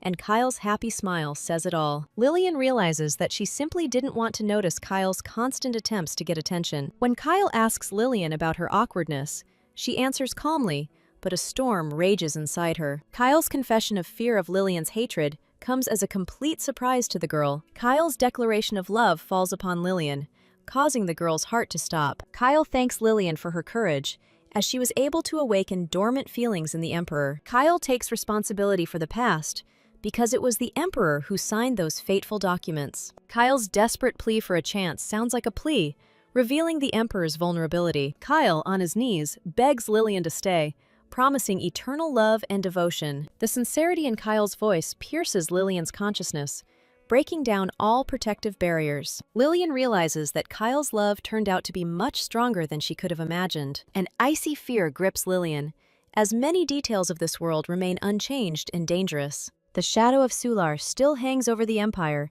as the villain continues to weave his deadly schemes. Lillian sinks into a depth of doubt, torn between her love for Kyle and her desire to escape. Kyle's nervous anticipation, fiddling with his fingers, reveals the depth of the Emperor's emotions. Lillian asks Kyle to give her time to sort out her own feelings and fears. Kyle accepts Lillian's request with understanding, giving the girl precious time to think. Kyle's timid request to spend time together and hold his hand sounds like hope for the future. Lillian agrees to extend the contract, and this simple agreement becomes Kyle's salvation. When Lillian asks about another person, Kyle answers with a firm no, not even allowing himself to think about it. Kyle's words about his boundless love for Lillian sound like the most sincere and unbreakable vow. Kyle begs Lillian to believe in the sincerity of her feelings, because the girl's doubts hurt the Emperor. Lillian swears allegiance, begging Kyle not to distance himself, as the fear of losing the Emperor is too great. Lillian finally accepts Kyle's sincerity,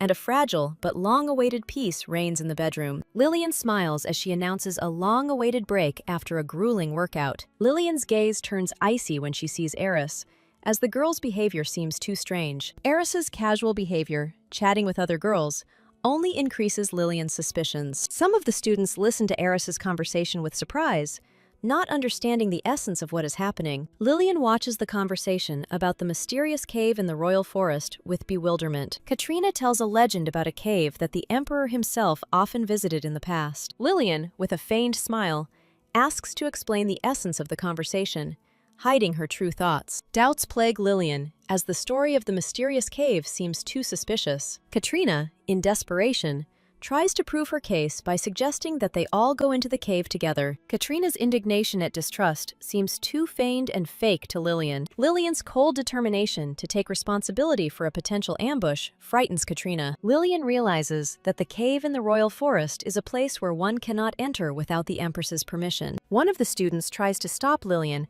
because going into the cave seems too dangerous. Lillian decides to return to the lesson, but the thought of the mysterious cave does not leave the girl. An irresistible curiosity forces Lillian to search for information about the cave in old books. Kyle tenderly asks Lillian about the reason for her thoughtfulness, but receives an evasive answer. Kyle's surprise at the mention of the cave turns to seriousness because the Emperor knows this secret. Kyle's confession about the existence of the cave and his personal visit to the site surprises Lillian. Kyle's story about his own mother's eccentricities makes Lillian look at the Emperor in a new way. Lillian's genuine interest in the cave awakens in Kyle a desire to immediately go there together. Lillian's anxiety continues unabated, as Kyle's self-confidence cannot drown out his bad feelings. Kyle's calm smile and admission of a recent visit to the cave only heighten Lillian's curiosity. Kyle's confession of unconditional love becomes the biggest revelation for Lillian. Kyle and Lillian's nighttime walk to the mysterious cave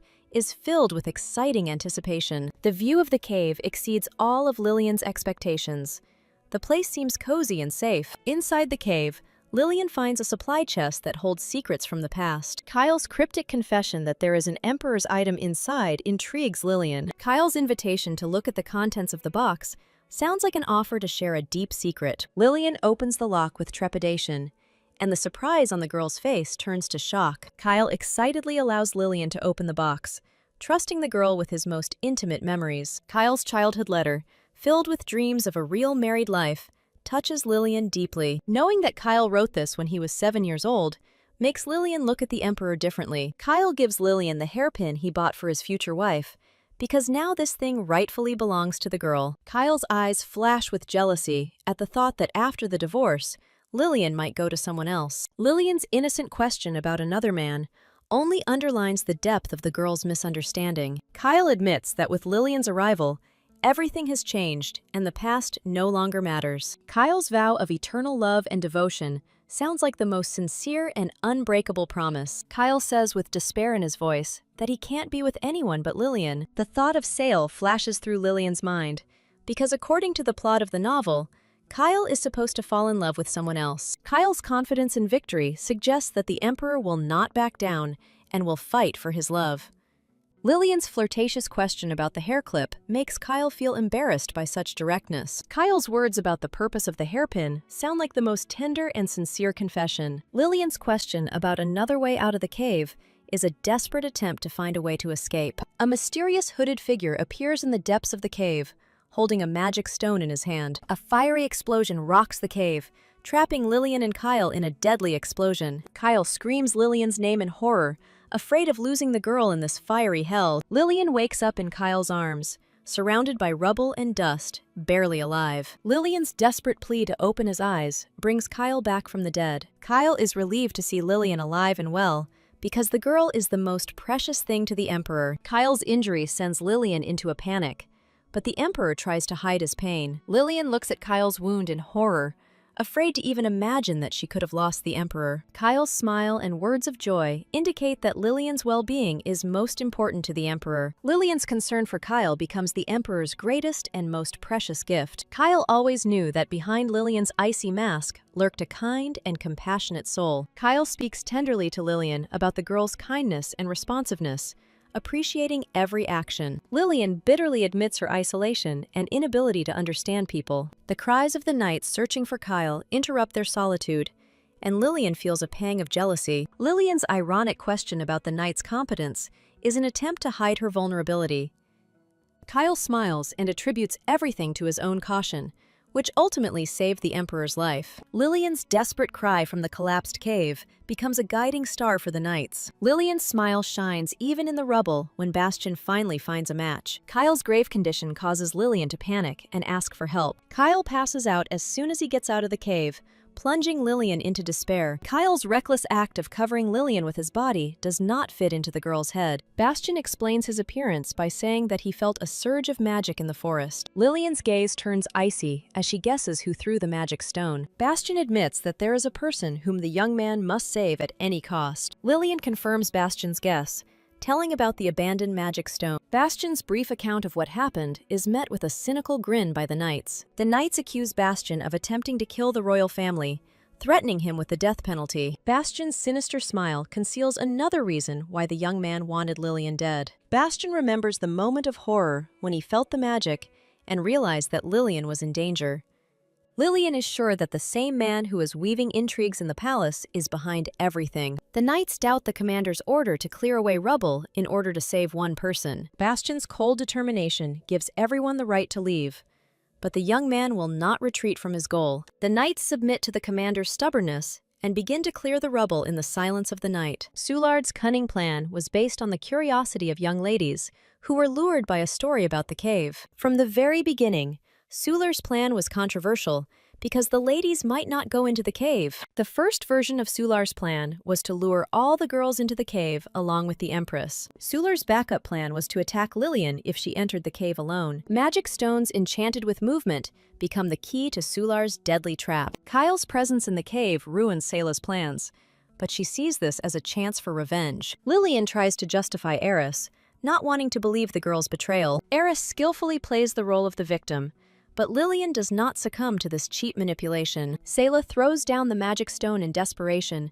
hoping that the plan will work without Eris's help. A fiery explosion rocks the cave, and Sayla watches her creation in triumph. Sayla prepares to teleport, but the stone remains treacherously silent, preventing the girl from escaping. The teleportation stone shatters into pieces, leaving Sayla trapped along with the victims. Sayla looks at the broken pieces of stone in horror, not understanding why the magic didn't work. The realization that everything was a lie hits Sayla, depriving her of any last hope. The image of Katrina Eris throwing the stone comes to Sayla's mind, and everything falls into place. Sayla comes to her senses from Lillian's voice, not believing that after all this, the girl is still alive. Lillian's sly smile and words about the Imperial Palace plunge Sayla into a state of shock.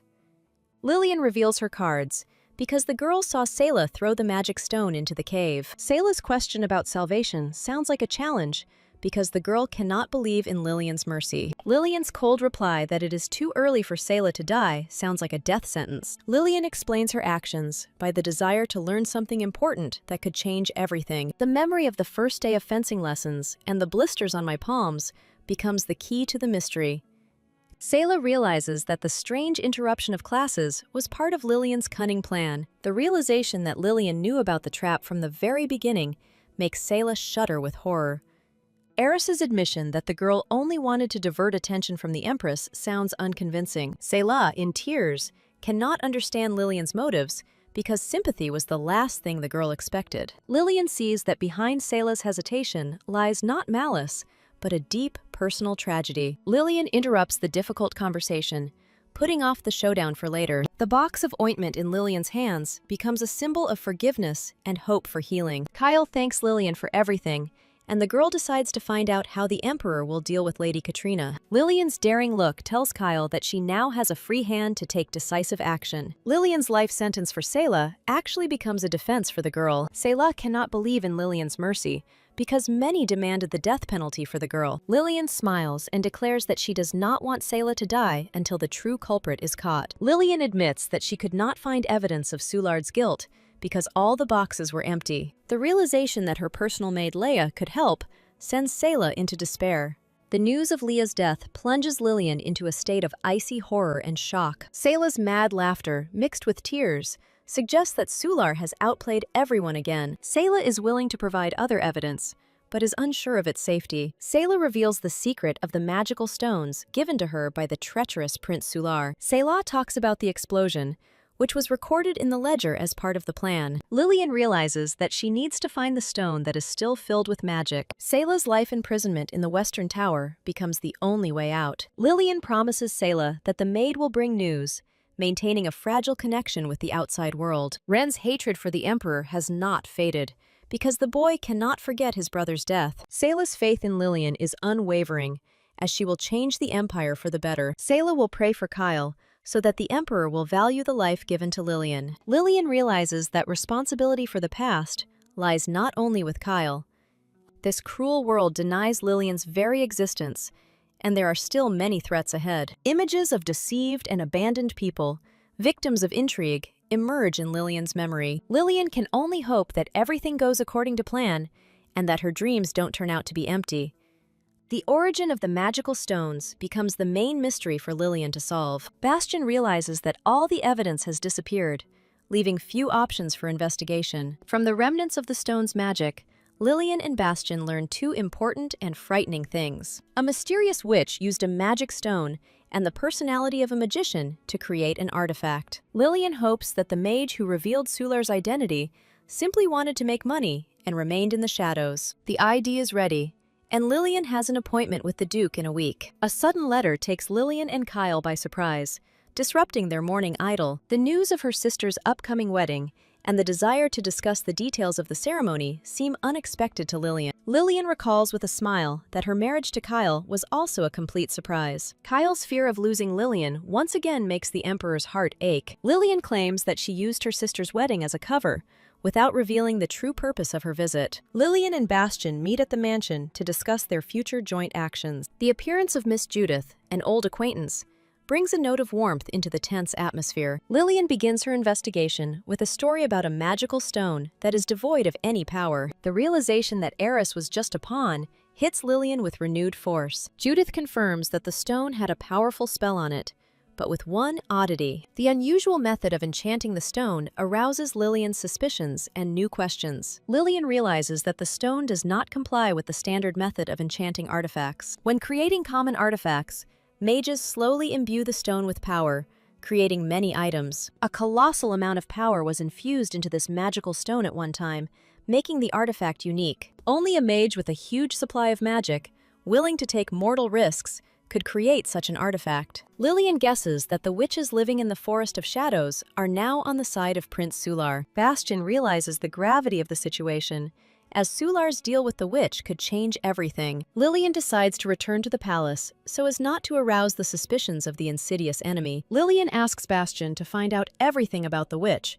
while the girl distracts attention in the palace. Judith and Bastian anxiously see Lillian off, hoping for the success of their risky plan. Bastian and Judith smile as they discuss how much Lillian has changed, becoming more like Machielian. Judith notes with alarm that Lillian has changed too drastically and suddenly. Bastian lovingly says that despite all the changes, inside she is still the same Lillian. Bastian reassures Judith that even the substitution of Milady would not have made the young man believe the lie. The strangeness of the existence of something more than ordinary magic stones haunts Lillian. Lillian's thoughts return to the original, where people were bribed with large sums of money, the source of which remained a secret. The realization that Sular is a prince without a title leads Lillian to suspect the existence of a secret budget. Ren's hatred for the Emperor has not faded, because the boy cannot forget his brother's death. Sayla's faith in Lillian is unwavering, for there will be no more senseless sacrifices in the Empire. Sayla will pray for Kyle,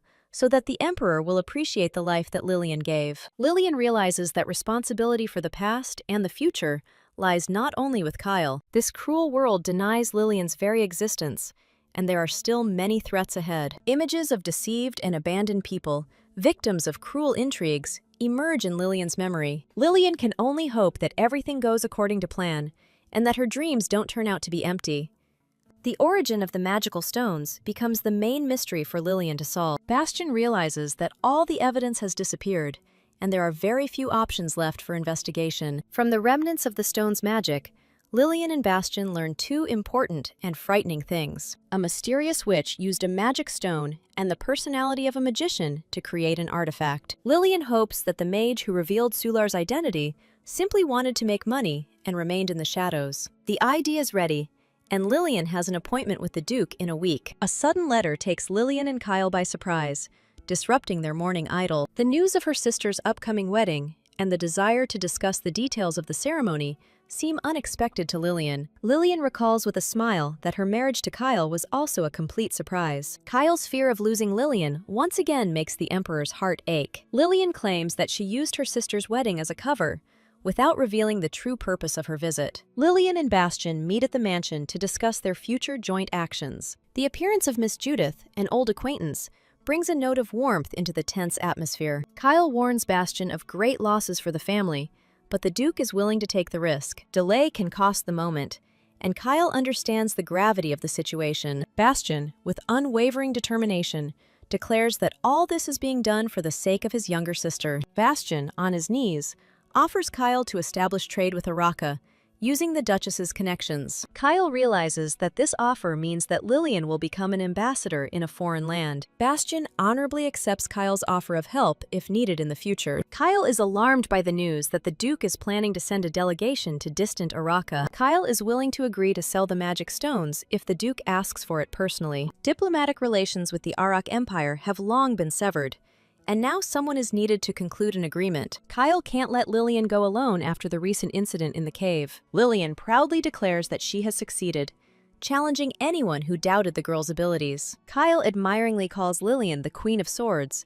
but the girl only shrugs it off, embarrassed. Lillian angrily denies any pride in the nickname she earned for her swordsmanship. Kyle is confused because the Emperor seemed to like the nickname. Lillian is in a panic because Kyle's compliment caught the girl off guard, causing a storm of emotions. Kyle can't allow the Empress to leave the Empire, but there's no one else to send. Lillian suggests her older brother as a candidate, as the girl hasn't been involved in any serious matters for too long. Bastian takes on the task with confidence, promising to return to the Empire without any problems after the mission. Lillian is surprised to realize that Kyle still trusts Bastian, despite all their differences. Kyle realizes that the best way to win Lillian's heart is to build relationships with the girl's circle. Lillian is glad that there are no more rivals, because the only man in the girl's heart is her husband. Kyle seeks privacy with Lillian to ensure she is at peace after what she has been through. Kyle's offer to prove the extent of his feelings comes as a pleasant surprise to Lillian. Lillian's flirtatious smile is a challenge,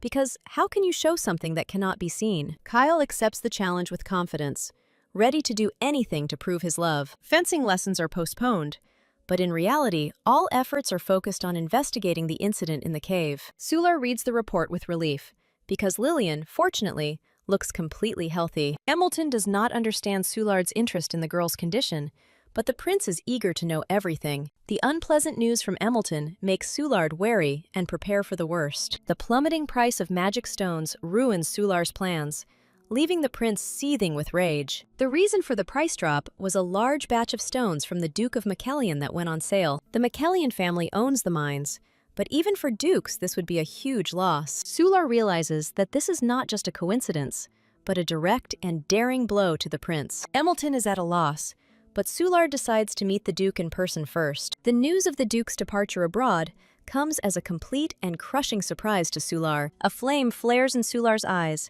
as the prince realizes that Empress Lillian has finally taken her first step. In Sulard's imagination, Lillian appears as a ruthless avenger in a garden of blue roses. Layla thanks Lillian for agreeing to look through her sister's furniture store listings with her. Lillian is looking forward to her shopping trip, as she definitely won't be bored. The maids discuss Kyle's favorite design, but decide to look for something more practical. The maids discuss how the price for using the little man is too good to be true. Layla reports to Lillian about the maid's departure, but the girl does not feel relieved by this news. Layla waves the report enthusiastically, because for the girl, this was a fun and exciting adventure. Lillian is pleased to hear the news about the fall in stone prices, as it is destroying Sular's financial line. A strange rumor circulating in the Imperial Palace makes Lillian wary and prepare for the worst. The rumor that Lillian is throwing out the maids becomes a sign for the girl. Prince Sular has started his game. The mysterious bottle in Layla's hands turns out to be the witch's tears, and Lillian freezes in horror. A crystal-clear liquid that can take life with just one drop seems like a mortal threat. Layla reports that the poison is being distributed illegally and in large quantities, causing panic in the palace. Layla warns Lillian that Prince Sular's actions are impossible to predict, and that she must be careful.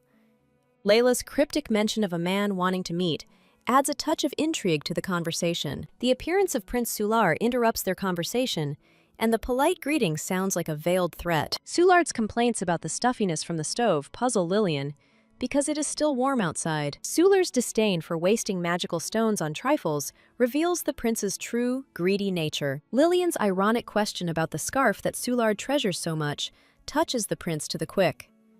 Sular's recognition of Duke Makellion's power sounds like a challenge and a reminder of strength. A flame flares in Sular's eyes as the prince reminds him that there is a limit to everything. Lillian's icy gaze suggests that the girl understands that this cannot go on forever. Sular is happy because, as the prince predicted, the price of handcrafted artifacts will soon fall. Lillian's enigmatic smile suggests that many people are grateful to someone for the coming changes. Sular's veiled invitation for a return visit hangs in the air, full of hidden challenge. Lillian declines the invitation with feigned modesty, trying to unravel the prince's true intentions. The atmosphere instantly becomes tense when Lillian asks point-blank about the dirty rumor that the girl is not so pretty. Sular tries to feign ignorance, but his evasive answer only confirms the prince's involvement. Sular's words about the rumor not being true sound like a pathetic attempt at justification. Sular's mask of calm is cracking at the seams, as the prince realizes in horror that Lillian knows everything. In the shadows, Sular orders a mysterious stranger to act according to plan, setting off a chain of events. Sular's ruthless order to make the rumor come true condemns Lillian to shame. Kyle's anger falls on the table because the Emperor cannot believe the suspicions and slander. Lillian, with a sweet smile, hints that Kyle's younger brother is behind all the rumors. Kyle's eyes flash with rage, the Emperor ready to behead anyone who dared to offend Lillian. Kyle tries to calm Lillian, assuring her that the rumors mean nothing to the Emperor. The cold determination in Kyle's eyes suggests that the Emperor will personally find and deal with the slanderer. Kyle awkwardly tries to change the subject, inviting Lillian to ask any question she wants. Lillian, with a cheerful smile, replies that she already knows about Kyle's love for seafood. Lillian's serious question about how Kyle will deal with the interruption makes the Emperor tense. Kyle's icy response to beheading is a reminder of the Emperor's ruthless nature. Kyle is furious and screaming about being sent into exile,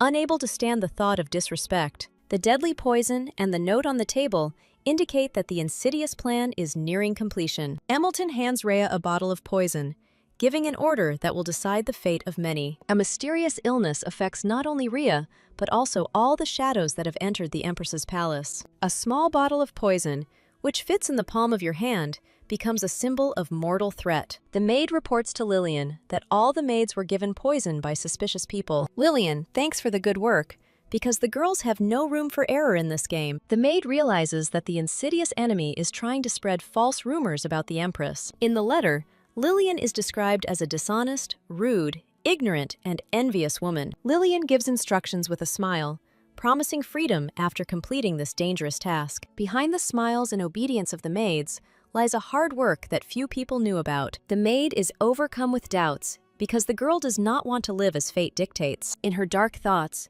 the maid ponders whether it is worth becoming a victim of other people's plans for the sake of harming the Empress. Lillian's sudden appearance in the room takes the maid by surprise, ruining all her secret plans. The maid looks at Lillian in horror, not understanding why the Empress was here. Lillian's icy calm and words about knowing everything shock the maid. Lillian's embrace comes as a complete surprise to the maid, as the girl expected anger, not sympathy. The maid can't believe how Lillian could have known about everything from the very beginning. Lillian reveals her cards, because all the dead maids had suicide notes. Luck smiled on Lillian, because the witch's tears were found before they were consumed. The maid, in tears, cannot understand why Lillian saved the traitors, because the girls were going to do harm. Lillian's cold reply that they could have simply gotten rid of the maids sounds like a death sentence. Lillian bitterly notes that all the maids were simply used in someone else's dirty game. The maids learned to hate before they knew true mercy and love. Having no idea about life, the unfortunate girls only knew how to kill. Lillian's bright smile gives hope,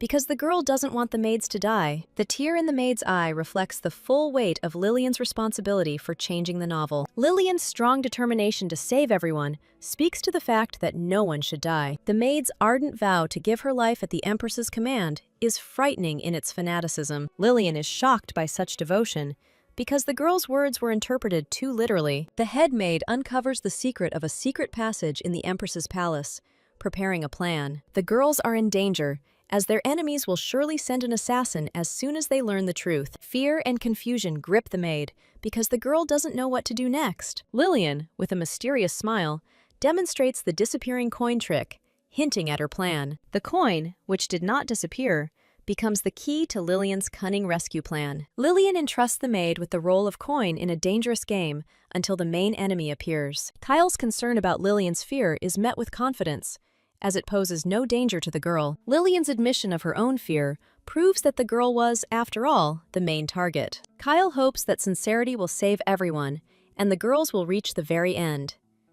Kyle's desire to see Lillian happy makes the Emperor question the necessity of this path. Kyle's gentle embrace and promise to be there gives Lillian a feeling of security. Lillian calls Kyle sweet with a warm smile, seeing the Emperor not as a tyrant, but as a beloved one. Behind Kyle's confused look lies a simple and comprehensive declaration of love for Lillian. Kyle's direct question about love causes Lillian to coquettishly evade the answer. Kyle and Lillian's passionate kiss among the flowers becomes a silent declaration of feelings. Kyle's gentle touch on Lillian's cheek suggests that feelings are slowly beginning to develop. In Kyle's arms under the moon, Lillian finally admits her love for the Emperor. Kyle picks Lillian up, not allowing the girl to take the initiative. The father's desperate plea to introduce him to his daughter, who was raised in virtue, sounds like a cry from the heart. The news that Rhea is alive reaches Sular just as the strange couple is on strike. Lillian is perplexed, because the girl does not remember inviting anyone to an audience. The arrival of guests on behalf of Count Alphonse becomes a long-awaited moment of truth for Lillian. Lillian's playful suggestion that they go fishing is just a clever move in a dangerous game. The angry couple demands an answer, because there is no news from their daughter, who has gone to the palace. Lillian's icy calm infuriates her father, who demands an answer about his daughter Rhea's silence. Lillian's gaze becomes cold, because the girl understands that these are not her parents, but Sular's spies. The name Horun and their service to Duke Alphonse, together with Sular, comes to mind. The parents continue their performance, talking about the weekly letters that suddenly stopped. The appearance of Duke Alphonse with the assumption of the girl's death escalates the situation to the limit.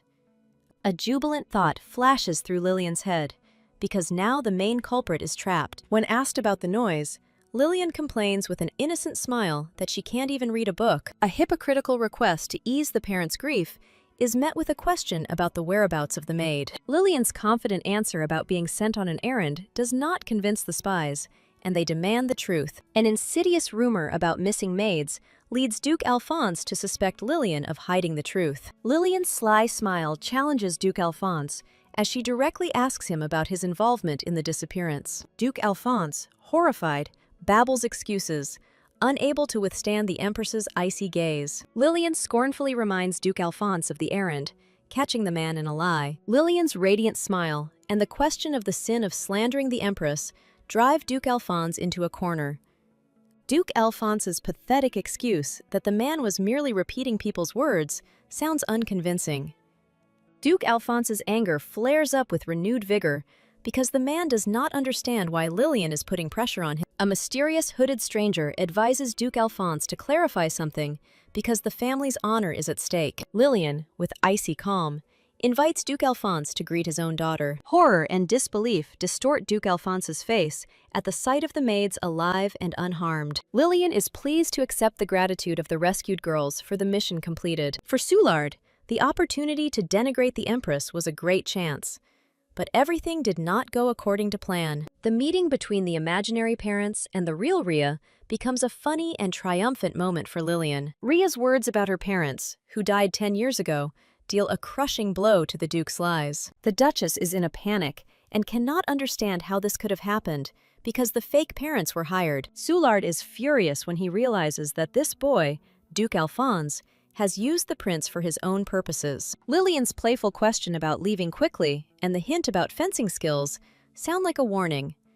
Duke Alphonse bitterly admits that he noticed the changes in Lillian too late. The rumor of missing maids and the cover-up of the mission become the last straw for Duke Alphonse. Lillian's icy gaze demands an answer, and the girl clutches the evidence in her hand, ready to expose the conspirator. Kyle informs Lillian that everyone involved in the case has been arrested, and the girl thanks the Emperor with relief. Kyle's gentle touch on Lillian's hand betrays concern, as there is no joy in the girl's eyes. A shadow of disappointment darkens Lillian's face, as the main target, Prince Sular, is still at large. Even under torture, the traitors did not give up the rebel prince, and now Lillian will have to look for new evidence. Kyle notices Lillian's fatigue and tenderly offers his help, catching the girl off guard. Kyle's sudden massage leaves Lillian feeling both embarrassed and pleasantly surprised. Lillian sheepishly admits to herself that Kyle's touch is incredibly pleasant and calming. Lillian relaxes in Kyle's arms, the tension of the last few days finally fading. Lillian's surprise knows no bounds,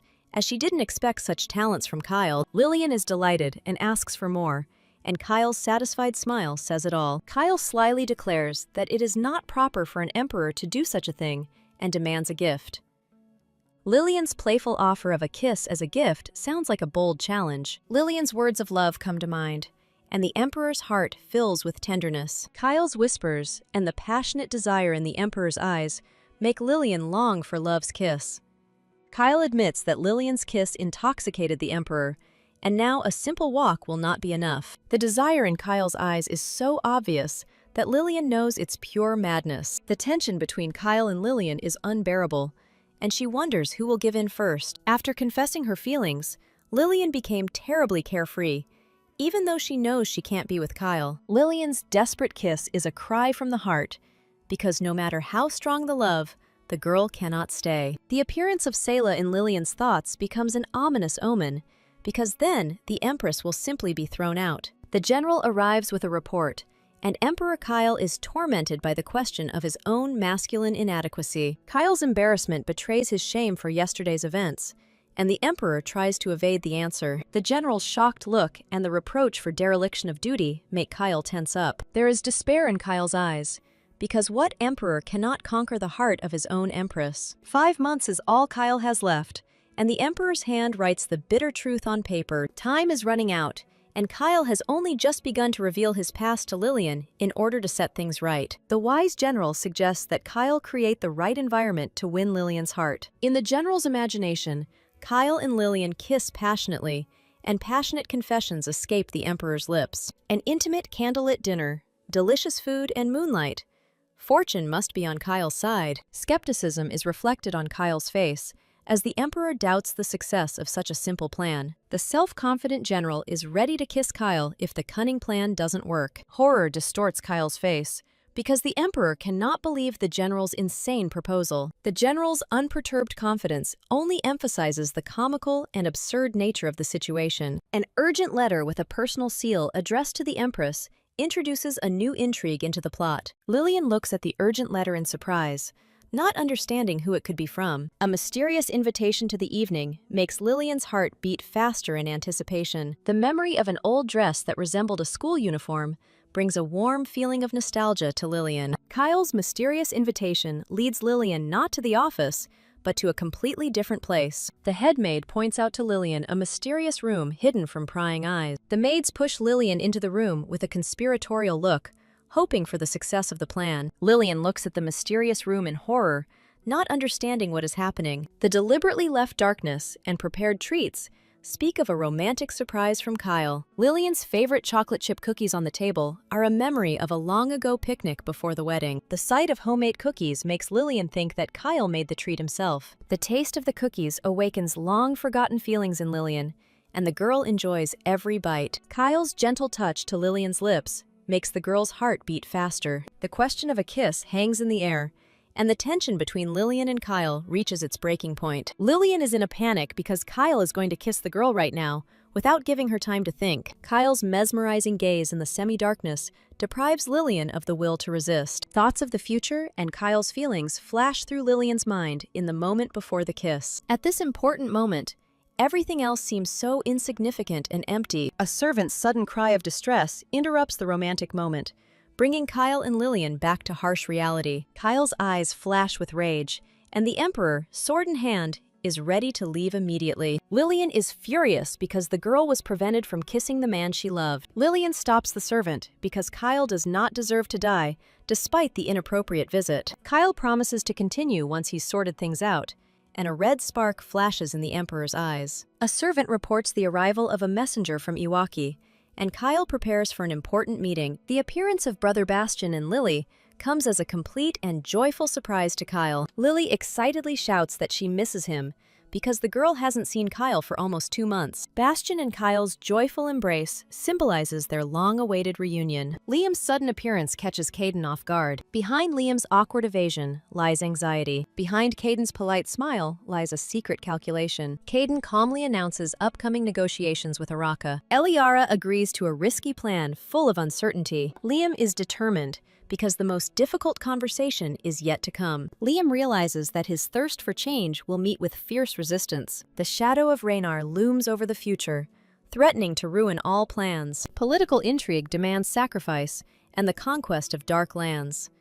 Liam's search for contact with the witch leads him to a dead end. Mysterious recordings reveal the brutal truth about a witch's interrogation. Marcus, in comic despair, laments his unenviable fate. Marcus's hope is dashed by the sight of Liam's dejected state. Marcus descends into a tragicomic self-flagellation. The awkward moment is interrupted by Liam's appearance, demanding answers. Liam and Marcus clumsily try to hide the truth from Liam. Liam freezes in horror at the news of the coming war with the witches. Behind Caden's politeness lies cold calculation and manipulation. The arrival of Araki's envoy puts everyone involved at a crossroads. Eliara plays her role, hiding her true intentions behind a mask of politeness. Liam is overcome with anxiety as details of the plan against the witches are revealed. Marcus foresees fierce resistance because people are more terrible than any magic. Marcus, full of feigned determination, promises to save the situation with his experience. Liam's funny promise becomes Marcus's main motivation. Liam, sitting on the throne, announces the beginning of the war for the Western lands. Liam's statement causes a storm of indignation among the nobility, who fear losses. Liam's gaze is full of cold determination because resistance was expected.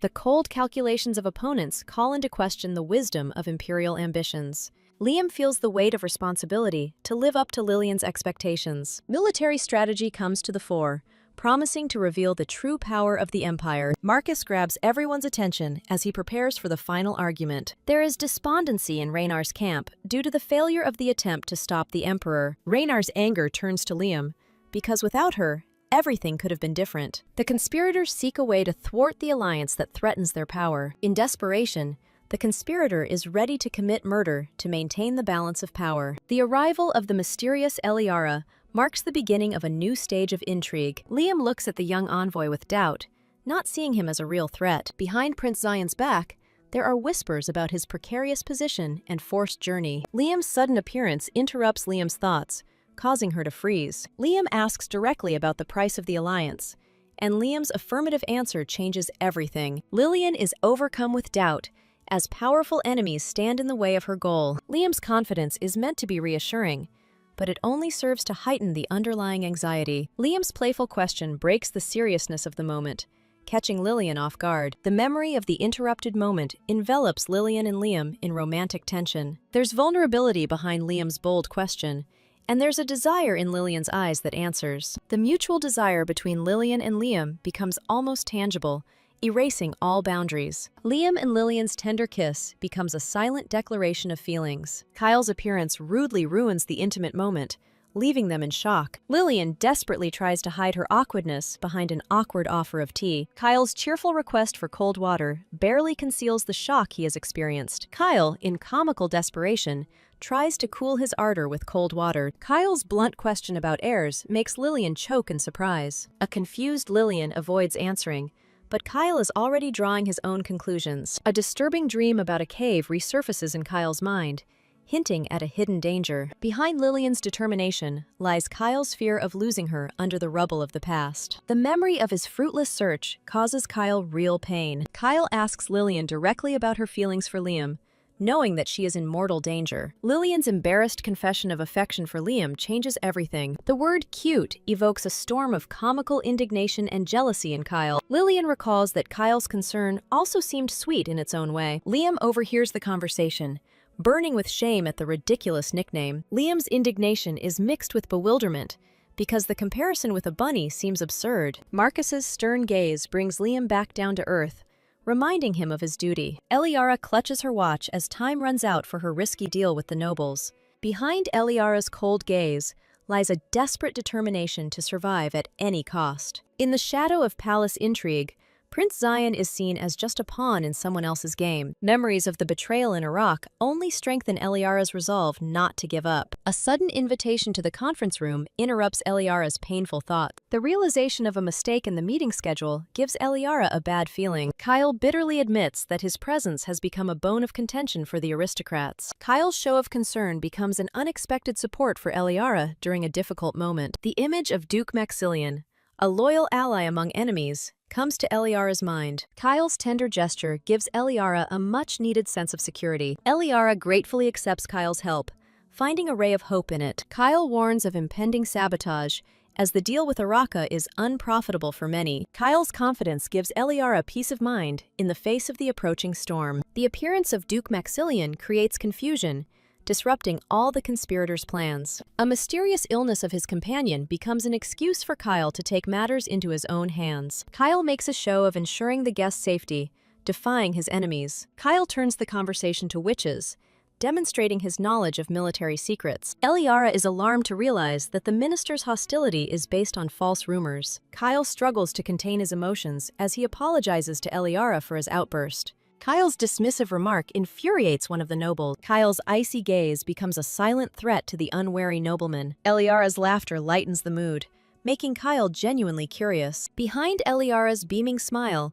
lies the thought of Kyle's unexpected kindness. Kyle wonders if the forced alliance is too friendly. Behind the Empress's polite smile lies her close attention to Prince Zion. Eliara modestly attributes the success of the negotiations to Kyle, remaining in the shadows. Kyle's internal monologue turns into a comical panic from the overwhelming emotions. Lillian watches Kyle with bewilderment, his face twisted into a strange grimace. A caring gesture takes Eliara away from the unpleasant sight, protecting her from unnecessary worries. Liam's jealousy flares up again when he sees Kyle next to Lillian. A silly ear headband reveals Liam's unexpectedly sweet secret. Lillian is astonished to realize that she knows absolutely nothing about Kyle. An innocent conversation about bunnies becomes a test of Lillian's feelings for Liam. An absurd suspicion about Liam's true intentions is born in Lillian's head. A momentous treaty cements the alliance of empires, opening a new chapter in the war against the witches.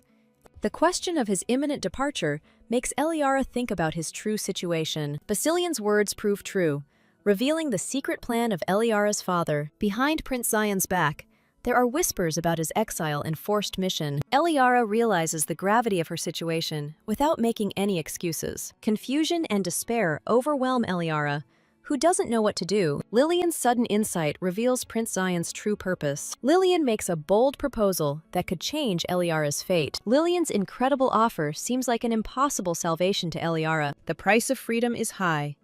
Eliara must take on an overwhelming responsibility. Eliara enthusiastically vows not to disappoint, seizing the only chance. A sudden fire turns hope to ashes, plunging Eliara into chaos. A desperate desire to survive battles with the fear in Eliara's heart. Panic sets in as Eliara realizes she is trapped in a fire. The thought of dying at the hands of a killer makes Eliara fight for every breath. Humiliating memories of the past almost break Eliara's will to live. In the smoke and despair, Eliara's only hope is a locked door. A mysterious silhouette bursts through the flames, bringing salvation with it. Kyle's appearance in the fiery hell comes as a shocking miracle to Eliara. In Kyle's arms, Eliara finds a fragile sense of safety amidst the chaos. Kyle makes a promise to protect, demanding from now on complete trust only in himself. After experiencing horror, Eliara falls into a saving sleep. Lillian bitterly admits that Kyle is right, realizing the scale of the danger. A terrifying arson hunch leads Lillian and Kyle to suspect the same enemy. Panic grips the crowd at the sight of the fire,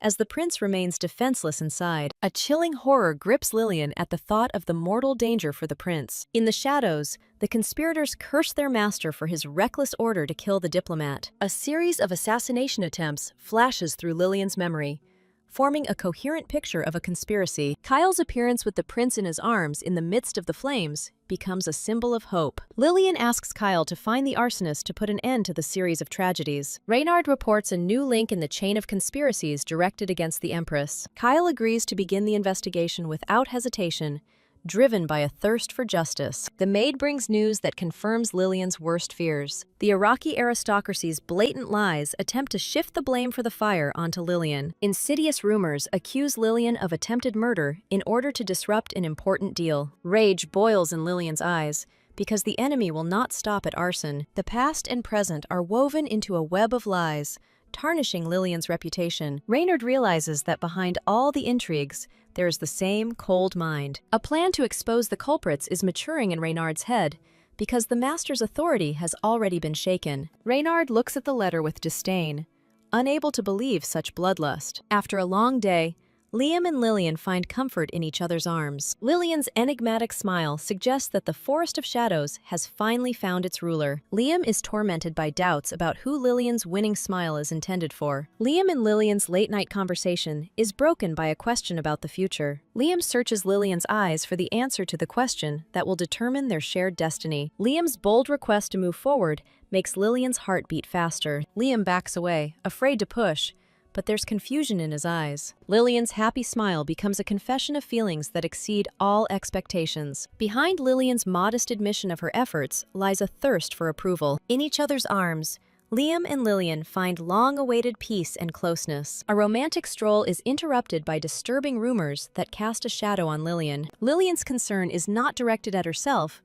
but at Prince Zion, whose fate hangs in the balance. Lillian bitterly realizes that there is no safe way back for Prince Zion. Liam's decision to give Prince Zion asylum becomes an act of mercy and a political move. A shadow of doubt falls on Lillian, causing her to question the purity of her own motives. The ghost of the past in the person of Sular haunts Lillian, reminding her of the unfinished battle. Despite the lack of evidence, Lillian's determination to fight Sular only grows stronger. The conspirators' insidious plan to frame innocent citizens reveals the full depth of their cruelty. Sular strikes at her most vulnerable spots, trying to break Lillian's spirit. The damned Sular drives Lillian into a corner where justice is powerless without the consent of others. Lillian's growing anxiety about Liam becomes a wake-up call. Liam takes Lillian into his arms, carrying her away from heavy thoughts and dark forebodings.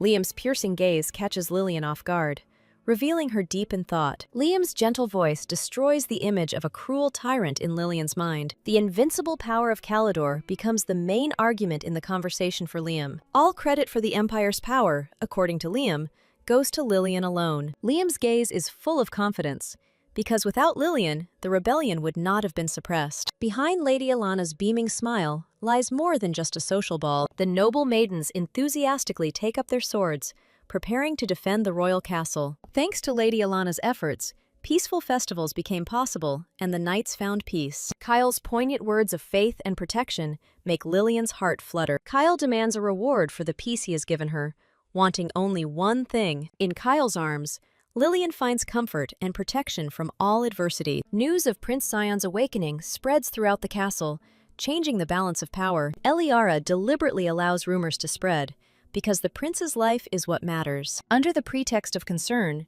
the nobles persistently demand a meeting with the wounded prince. Behind Eliara's cold calm lies the understanding that the prince is too weak to visit. The hypocritical concern of the nobles only covers up their true, selfish motives. Eliara agrees to the meeting, preparing to resist the impudent demands. Eliara's confident smile suggests her readiness to personally drive away uninvited guests. Eliara can't hide behind someone else's back forever, thinking about her future. Lillian's kindness becomes an unexpected support for Eliara in a foreign country. Behind Lillian's apparent calm lies her own reasons for helping Eliara. Behind Lillian's cold demeanor lies a genuine desire to help, and Eliara senses it. Eliara realizes Lillian's true intentions and develops trust and respect for her. Eliara's oath of allegiance becomes the key to Lillian's future success. An alliance with Prince Zion becomes the key for Lillian to unlock the secrets of the witches and the weaknesses of her enemies.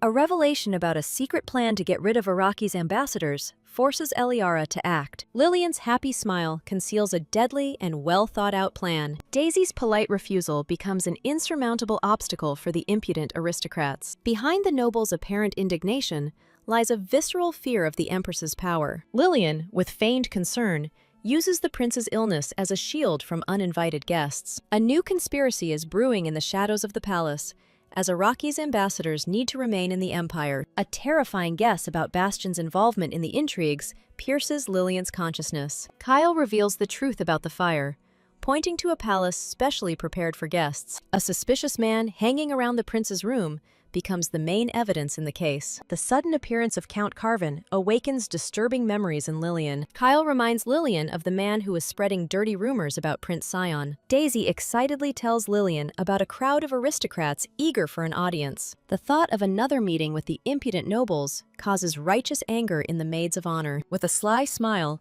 Lillian prepares an unexpected and unpleasant meeting for Count Carvin. Behind Lillian's apparent favor to the nobles lies a cold and precise calculation. Lillian eagerly anticipates the meeting, which will become a trap for her enemy. The sudden summons to the Empress takes Count Carvin by surprise. Count Carvin prepares for the meeting with feigned importance, unaware of the trap. A cunning plan is brewing in Count Carvin's head, because the reason for the summons is obvious. Count Carvin's confidence is unshakable because the burned evidence will leave no trace. Count Carvin anticipates victory, planning to make the Empress look guilty in the eyes of the prince. The desire to strengthen his alliance with Araka pushes Count Carvin into a deadly game. The anxious anticipation disrupts Count Carvin's plans, making him nervous. The black soot on his hand becomes an ominous omen for Count Carvin. A terrible guess about a trap pierces Count Carvin's mind. The recognition of the room where the prince lived plunges Count Carvin into icy horror. Lillian's sudden appearance destroys the Count's composure,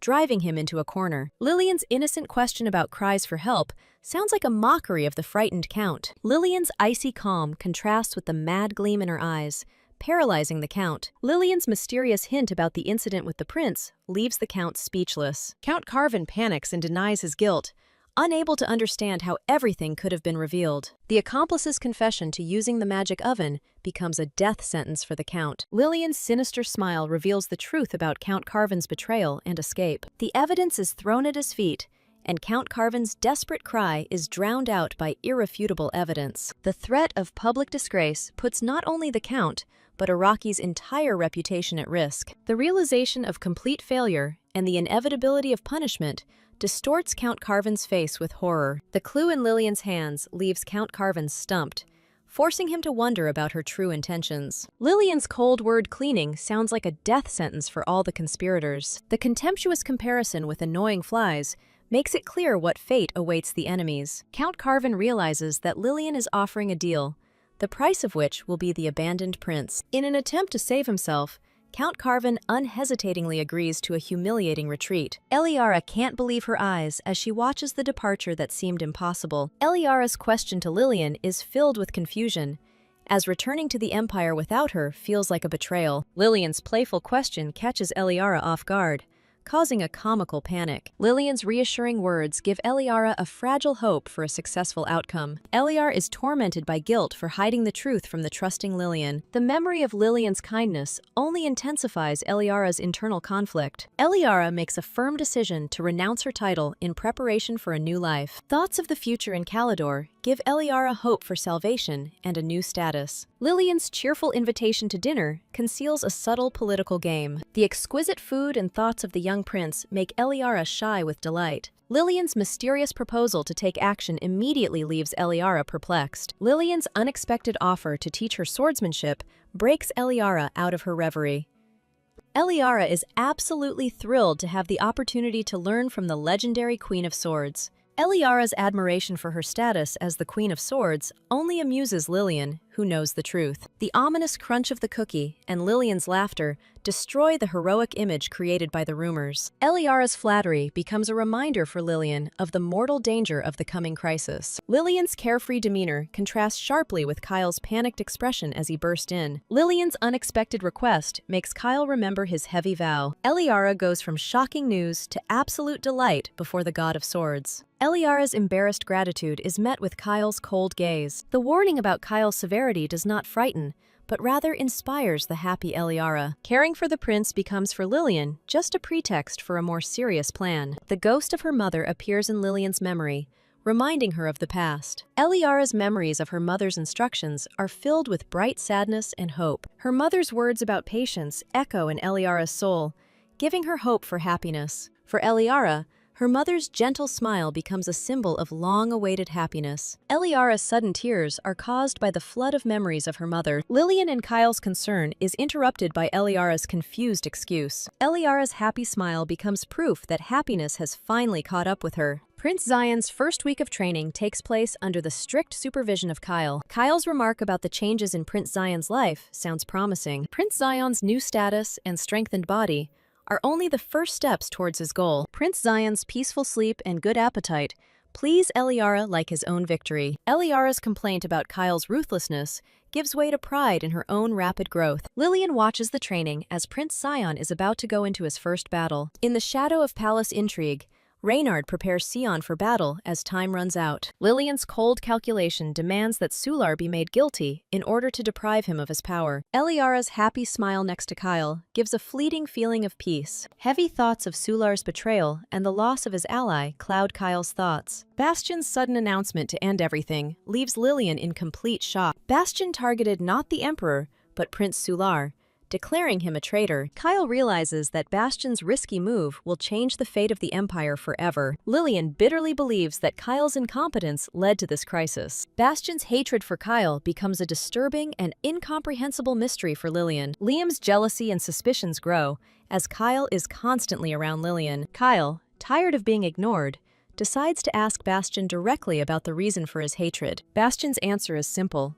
Kyle is terrible, and his only goal is to protect Lillian. Lillian senses that there is more to Bastion's words than just concern. A broken Bastion cannot believe that his secret pain will be revealed. Bastion's difficult confession begins with a story about a frighteningly realistic dream. Bastion's nightmare depicts Lehman's wedding to Kyle and her tragic escape. The revelation of betrayal and murder in a dream plunges Lillian into icy horror. A mysterious kiss in the past reveals Lehman as the savior of someone's nights. Kyle connects Bastion's nightmare to the night his father's cruelty left a scar on his soul. Lillian realizes that her appearance in the castle was the catalyst for Bastion's tragic memories. Lillian gently touches Bastion's old wound, remembering the day of departure. The memory of the day Lillian was sent to the tyrant still hurts Bastion. Lillian's farewell was shrouded in a sense of tragedy and hopelessness. Worry about Lillian robbed Bastion of sleep, turning his nights into endless torment. Bastion's determination to save his sister clashes with her unexpected independence. Lillian urges Bastion to see a new Calidor,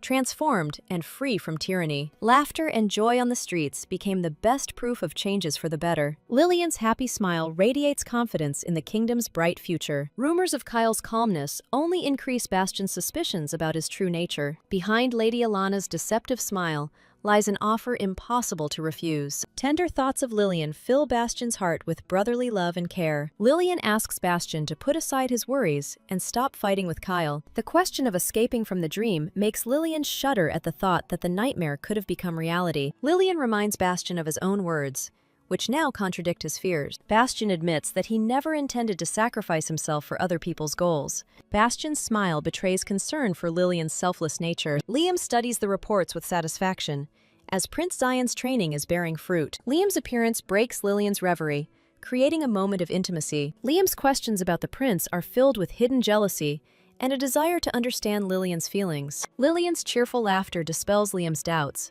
because her feelings belong only to him. Liam's confession of his preferences takes Lillian by surprise, but she quickly finds an answer. Liam's sheepish promise to no longer be jealous is met with a knowing smile from Lillian. Despite his promises, Liam cannot help but feel jealous when he sees Lillian's special relationship with the prince. Liam's tender gesture and direct question reveal his vulnerability and depth of feelings. Liam's unexpected proposal for a child becomes a test of feelings and plans for the future. The sudden transition from a prince from a foreign land to an heir leaves Lillian in shock.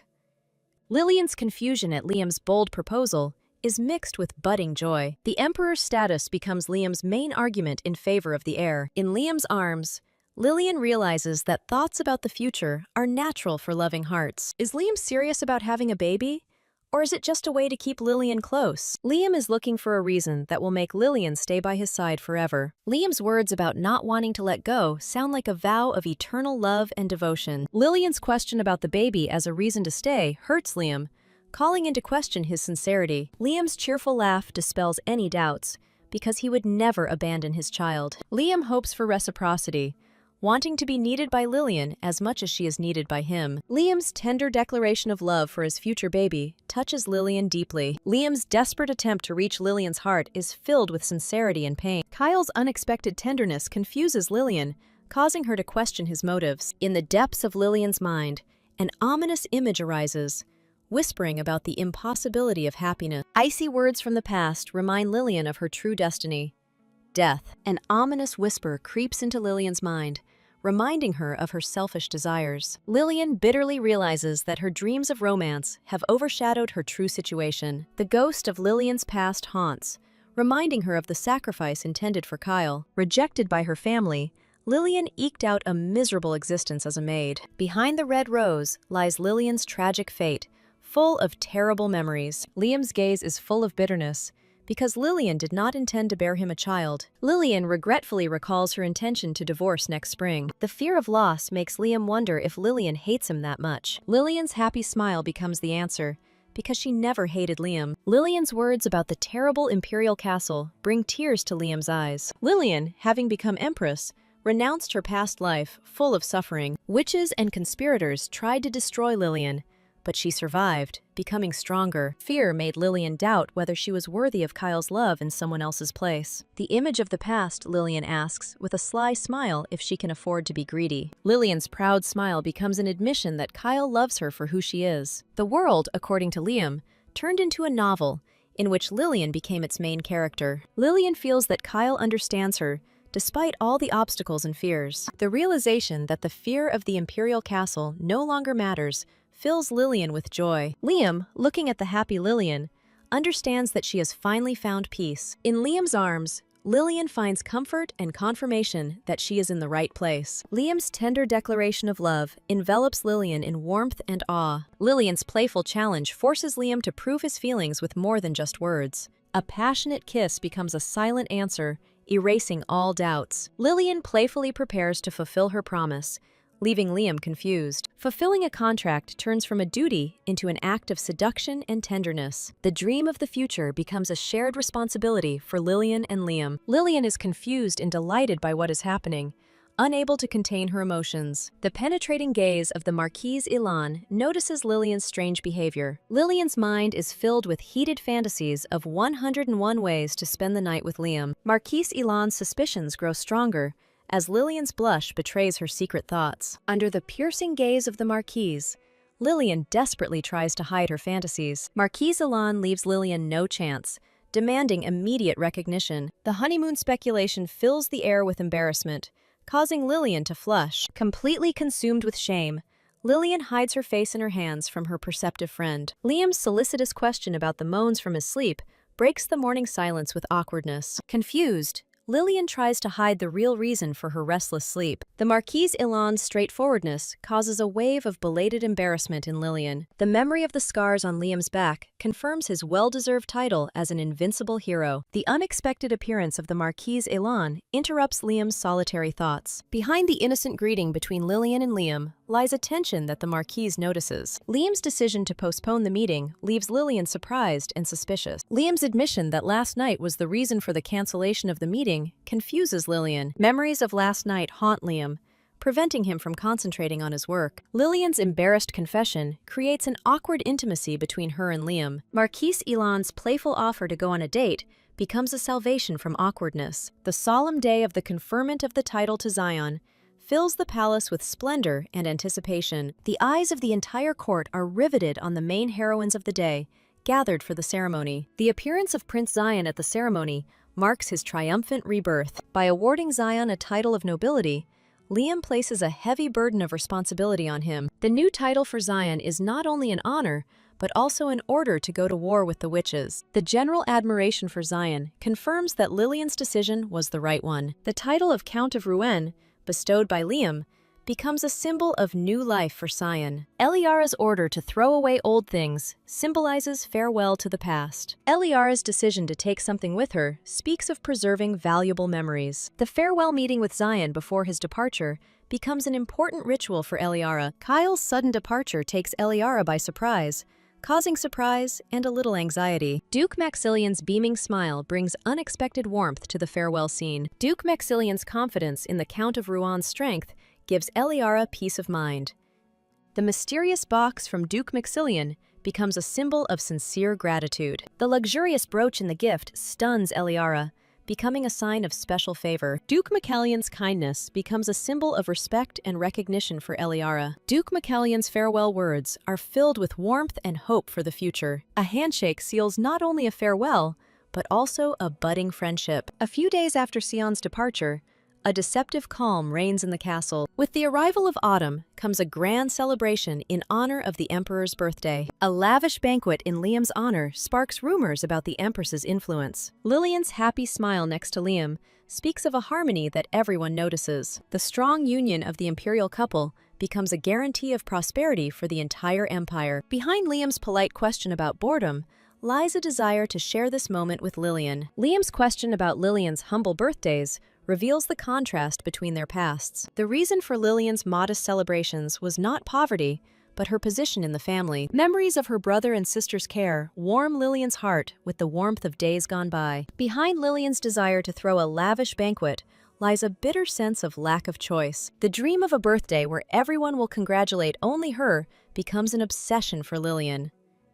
Liam's tender words of gratitude make Lillian forget about her birthday. The anticipation of the night to come fills the air between Liam and Lillian with electricity. Reynard's congratulations interrupt the intimate moment, bringing them back to harsh reality. In the midst of the celebration, Sular, Kyle's younger brother, appears, bringing with him the shadow of the coming rebellion. Sular's appearance makes Lillian and Liam tense, because this guest is dangerous. Behind Liam's polite greeting lies the icy tension of a long-awaited meeting with Sular. Behind Sular's smile lies a cold calculation.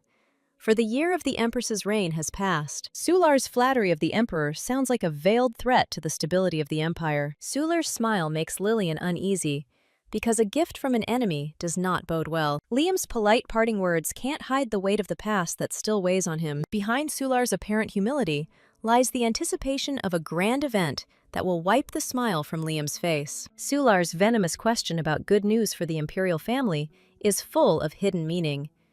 Liam's playful response about his dream woman only increases the tension between him and Sular. Sular's cold response cuts off any attempts Liam makes to draw him out into openness. Behind the departing couple, Reynard curses the bastard with contempt. The servant doubts the sincerity of Liam's happiness, seeing only a mask in his smile. Reynard cannot understand Sulard's true motives, tormented by doubts and suspicions. Lillian dismisses the rumors, preparing to act on her plan and eliminate Sular. The happiness in Lillian's eyes makes Sular wonder why Kyle was the one with such a warm smile. Lillian, beaming with love, becomes a living reproach and reminder of Sulard's loneliness. Kyle, transformed by love, appears to Sular as a completely different person, devoid of his dark aura. Sular wonders if he himself could change if he won Falsidia's heart. If Lillian had loved Sular instead of the Emperor, perhaps he too could have found peace. Hope for his own transformation flickers in Sular's thoughts, but quickly fades. Lillian notices Sulard's dark gaze,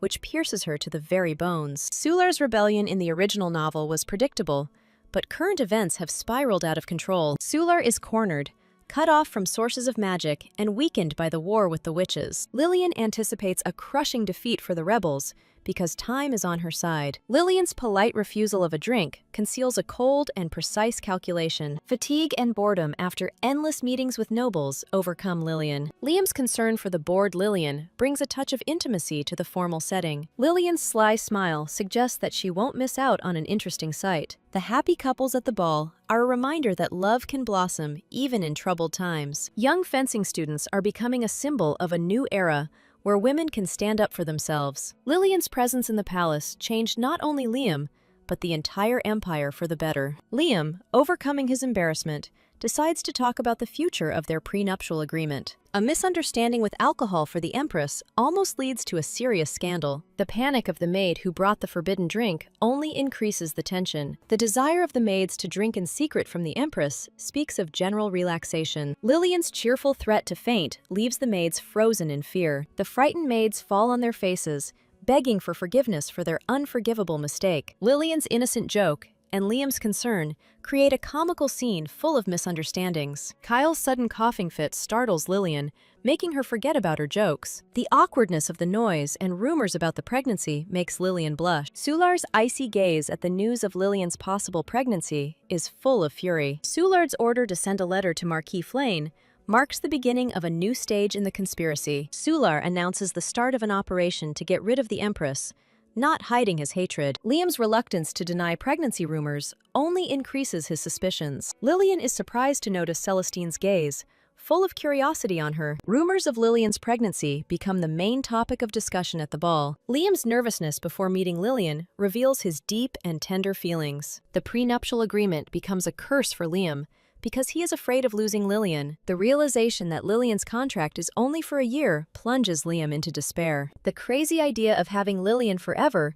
becomes an obsession for Liam. Dark thoughts of imprisoning Lillian war in Liam's soul with the desire to give her freedom. With Lillian by his side, Liam would have nothing to worry about anymore. Liam realizes that his selfish desires conflict with his love for Lillian. The desire to become more greedy speaks of Liam's willingness to fight for his happiness. Lillian's playful question about a kiss becomes a real test for Liam. An embarrassed Liam asks Lillian not to provoke him, afraid of giving in to temptation. Lillian asks defiantly if Liam is afraid of his own desires. Lillian's smile suggests that she had known about his feelings for a long time, but was waiting for her moment. Despite his dislike of the rumors, Liam is willing to be lenient on his birthday. Lillian's embarrassed admission of the severity of last time sends a wave of tenderness through Liam. Liam's promise to be gentler and try harder gives Lillian hope for the future. Lillian falls asleep with a heavy heart, because her body and soul still remember the pain. Reynard is horrified to learn of the order to send a spy after the Empress. The rumor of the Empress's pregnancy becomes a catalyst for decisive action by Soulard. Desperation pushes the conspirators to extreme measures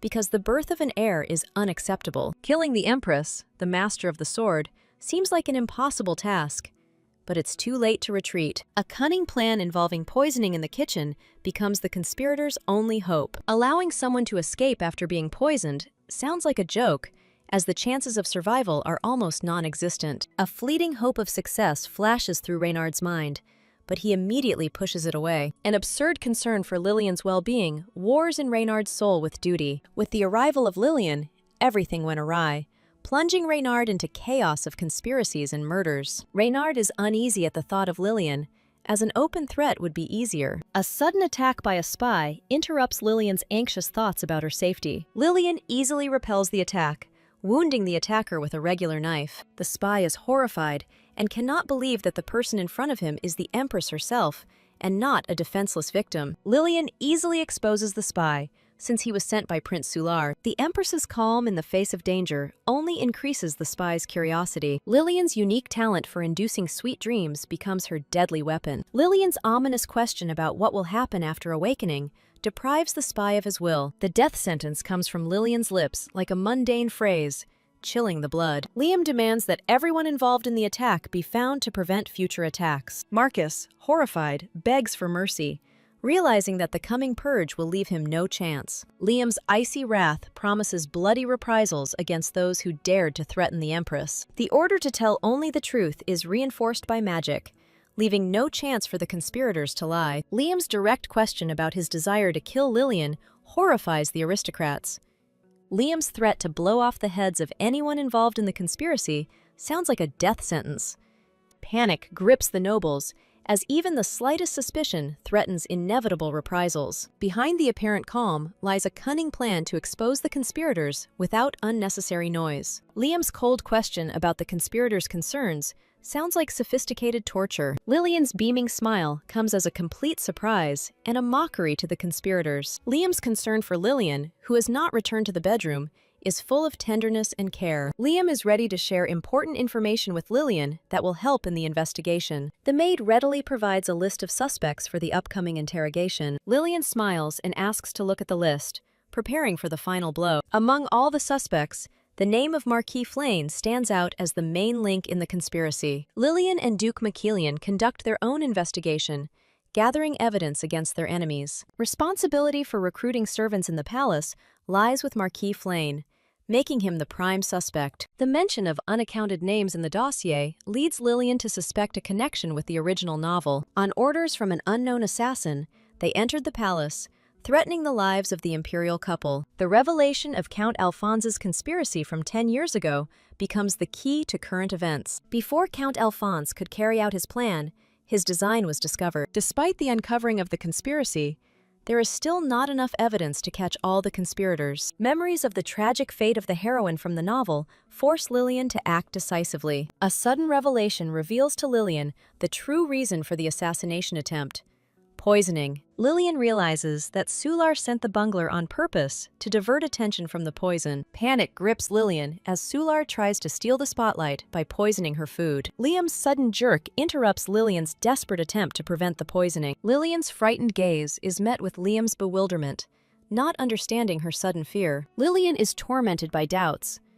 Will Liam believe her knowledge of the future if she confesses? An inner voice begs Liam to believe, because love must be stronger than doubt. Lillian insists that the killer is just a decoy, behind which the real conspiracy is hidden. Words of love become the final argument for Lillian to convince Liam to believe her. Liam's piercing gaze is full of doubt, because Lillian's words sound like madness. The question about the gift of foresight makes Lillian freeze, not knowing how to answer. The chef's confession to working for the Marquis of Flaine becomes irrefutable evidence.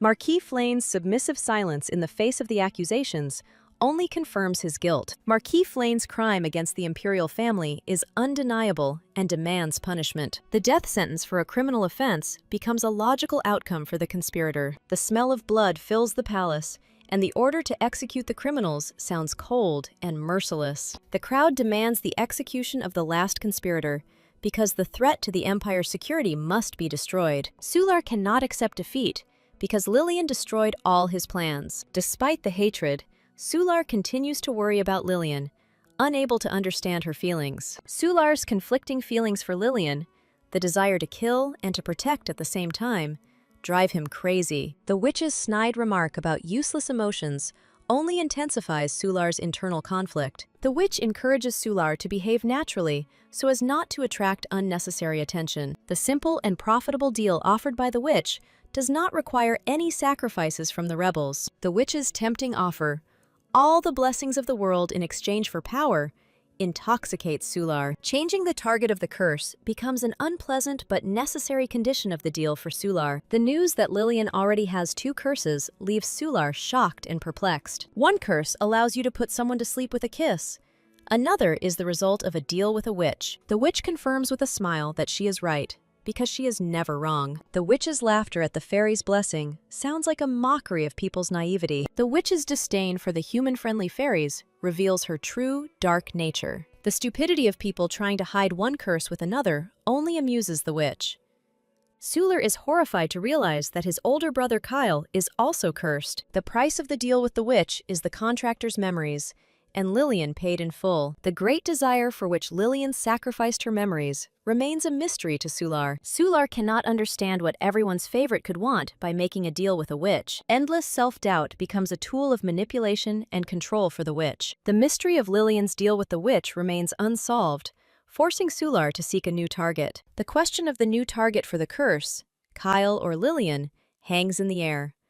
After learning it's Lillian's birthday, Liam finally gets the chance to give her a special gift. Secretly preparing a surprise for Lillian becomes a matter of honor for Reynard. Reynard's heart pounds with excitement in anticipation of Lillian's reaction to the gift. Liam is looking forward to surprising Lillian by preparing a special birthday gift for her. An unexpected discovery, a magic stone, leaves Liam perplexed. The presence of the magic stone in Lillian's room sows seeds of doubt in Liam's soul. An icy whisper of doubt poisons Liam's mind, causing him to doubt Lillian's love. The inner demon urges Liam to stop denying the truth, no matter how bitter it may be. A mocking voice in his head predicts Liam's cruel betrayal from his beloved. Liam desperately clings to his faith in Lillian, denying the possibility of a conspiracy. Lillian's magic of movement becomes the key to solving the mystery. The news that the travel coordinates lead to the Duchy of Macellion shocks Liam. The weight of the revelation leaves Liam buckling under the weight of pain and disappointment. A broken Liam orders him to leave, wanting to be alone with his pain. Liam's gaze is full of bitterness, because now he sees Lillian's every action as an attempt to escape. Memories of Lillian's words about not wanting to be his wife torment Liam. Lillian's promise to become an ordinary noblewoman after the contract ends sounds like a death sentence. The thought that Lillian was deliberately keeping her distance to make the breakup easier kills Liam. Despite his doubts, Liam still wants to believe Lillian, clinging to the remnants of hope. The desire to find out everything personally fights in Liam's soul with the fear of hearing the truth. Liam pushes away the poisonous whispers with determination, not allowing himself to be fooled again. The witch's ominous promise to reveal the truth becomes the last straw for Liam. Liam desperately tries to silence the voice of doubt, but it's too late for regret. The witch mockingly offers to return Liam to the true path, worsening his suffering. The witch's desire to cause Lillian the deepest despair reveals the full extent of her cruelty. The news of the fire in the castle becomes an alarming omen for Lillian. The news that the marriage contract was destroyed in the fire leaves Lillian perplexed. The destruction of the marriage contract becomes a symbol of shattered hopes and plans. The strange behavior of Kyle, whom Lillian knew, makes her anxious and suspicious. Duke McKellion's frequent visits become, in Kyle's eyes, evidence of a conspiracy. Kyle bitterly accuses Lillian of plotting an escape with Duke McKellion. Lillian desperately denies her involvement in the escape plan, but her words are drowned in disbelief. Kyle's direct question about the magical artifact in Lillian's room backs her into a corner. Lillian confesses that the magic stone was given to her by her brother to protect her from Sular. The accusation of mistrust becomes the final blow for Lillian, destroying the remnants of hope. A bitter question arises in Lillian's mind. Did she ever truly trust Kyle? Kyle's refusal to listen and his decision not to fall for the tricks anymore sounds like a death sentence. Kyle's threat to keep Lillian from leaving the castle, no matter what, terrifies her. Lillian realizes with horror that this is not the Kyle she knew and loved. The idea that a fire could have started from a single match seems absurd to Lillian. Kyle realizes that the arsonist knew exactly where the documents were and was well versed in the castle. Kyle's cold, accusatory gaze makes Lillian freeze in place. Lillian's denial of her guilt is shattered by Kyle's wall of mistrust. The accusation that Lillian was simply waiting for her contract to expire sounds like a slap in the face. Revelations about feelings, said only for the sake of reassurance, lose all meaning. Lillian's love turned to nothing in front of the wall of mistrust of the deceived Kyle. The pain of betrayal becomes unbearable for Lillian, bringing tears to her eyes. Kyle's counter-question about distrust catches Lillian off guard, revealing her own doubts. Lillian's desperate confession of her distrust becomes the point of no return. Destroying the contract not only breaks the paper, but also the fragile bond between Lillian and Kyle. With her departure from the palace, Lillian hopes to return everything to normal, but the past can no longer be changed. The belief that Kyle's obsession was genuine love crumbles to dust. Lillian is at a loss to determine whether Kyle's feelings were genuine or just a way to relieve his insomnia. Lillian's parting words are full of bitterness and awareness of her own stupidity. Running through empty corridors, Lillian wonders how she could fall in love with someone who doesn't know her. The guilt over Kyle's doubts weighs heavily on Lillian's shoulders. Despite the pain, Lillian had no intention of truly leaving, clinging to the remnants of hope. Tears of despair fall from Lillian's eyes because Kyle listened so attentively but did not hear the main thing. Eliara confidently states that at this rate, they will be able to finish everything by autumn. The order to build a fort on the last battlefield sounds like a foreshadowing of the decisive battle. The question of fear for her own life takes Eliara by surprise, revealing her vulnerability. The appearance of a mysterious fairy with a gentle greeting takes Eliara by surprise. Eliara looks suspiciously at the witch, who has been stalking her since her arrival in the Forest of Shadows. Akafina's joyful exclamation about her only wish only increases the tension. Eliara's categorical refusal of Akafina's proposal leaves her genuinely perplexed.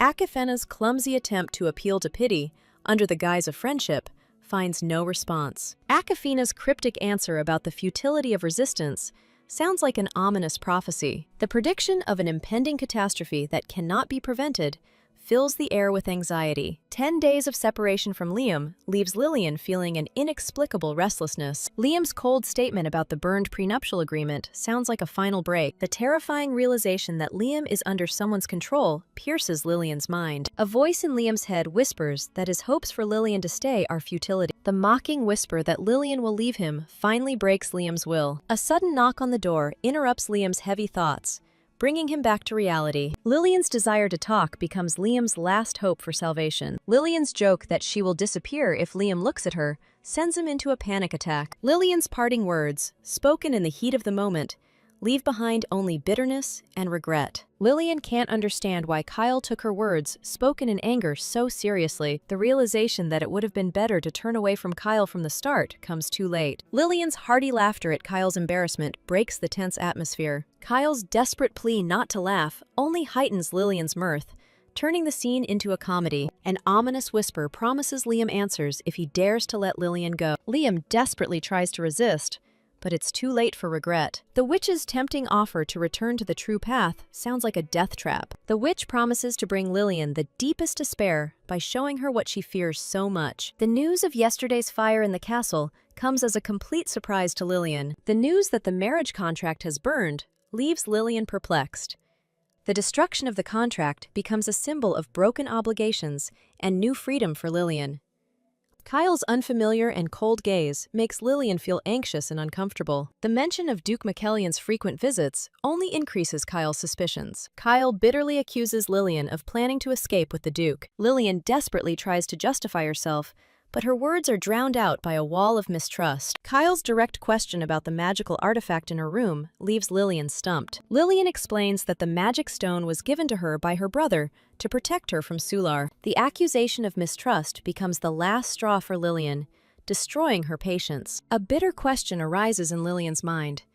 Did she ever truly trust Kyle? Kyle's decision to no longer listen or fall for the tricks sounds like a death sentence. Kyle's threat to keep Lillian from leaving the castle, no matter what, terrifies her. Lillian realizes with horror that this is not the Kyle she knew and loved. The idea that a fire could have started from a single match seems absurd to Lillian. Kyle realizes that the arsonist knew exactly where the documents were and was well versed in the castle.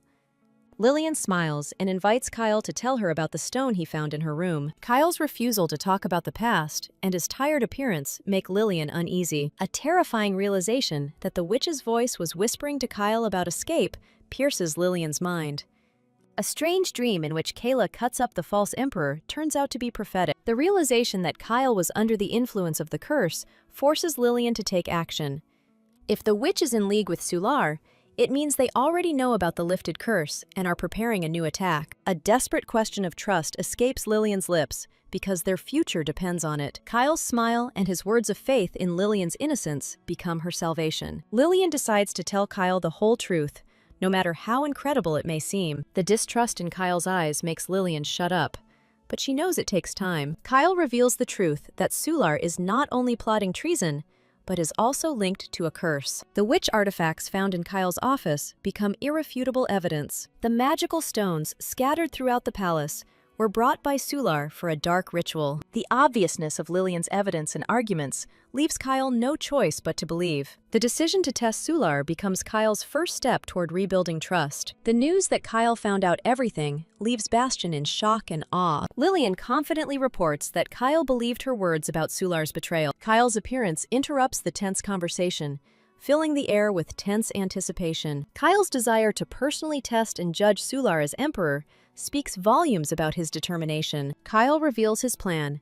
The prince, who made a pact with the witch, will become bait to capture her. Bastian's cold calculations collide with Liam's distrust, who knows his true feelings. Liam gives Bastian a chance to make up for lost time by extending a hand of friendship. The witch easily promises to preserve beloved memories, but her words are full of lies. The order to leave the road into the forest open for the sister sounds like an ominous omen. Preparations for the decisive battle are almost complete, and tension is in the air.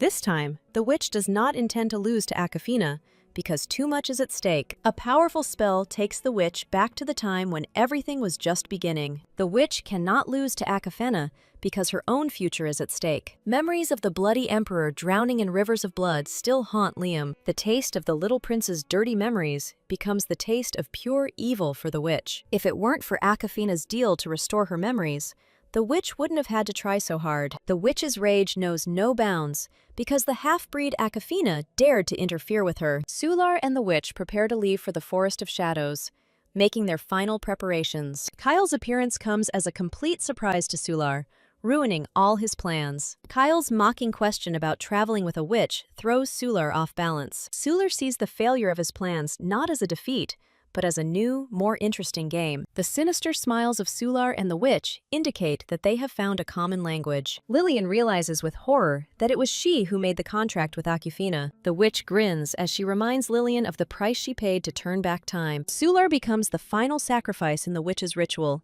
which must be completed before they meet. A flash of travel magic leaves Liam and Lillian confused and worried. Lillian realizes that the final battle in the Forest of Shadows is inevitable, and that a rebellion must be declared. Sular's confession of betrayal becomes a turning point in the coming war. Sean leads an ambush in the forest, while the capture team, led by Bastion, prepares for battle. The news of the defeat of the rebels and the execution of all who stood behind Sulard brings temporary relief. Lillian's fatigue after a long struggle becomes increasingly evident. Liam's concern for a sleepy and appetite-deprived Lillian is full of tenderness and concern. A sudden desire to eat pudding becomes an unexpected and strange whim for Lillian. The cook's apologies for the lack of pudding only increase Lillian's disappointment. The accusation that all the pudding was eaten without her sounds like a childish insult coming from Lillian's lips. Lillian's comical despair over the pudding turns her into a capricious child. The universal tragedy of the lack of pudding causes a storm of emotions in Lillian. Surrounded by a mountain of puddings,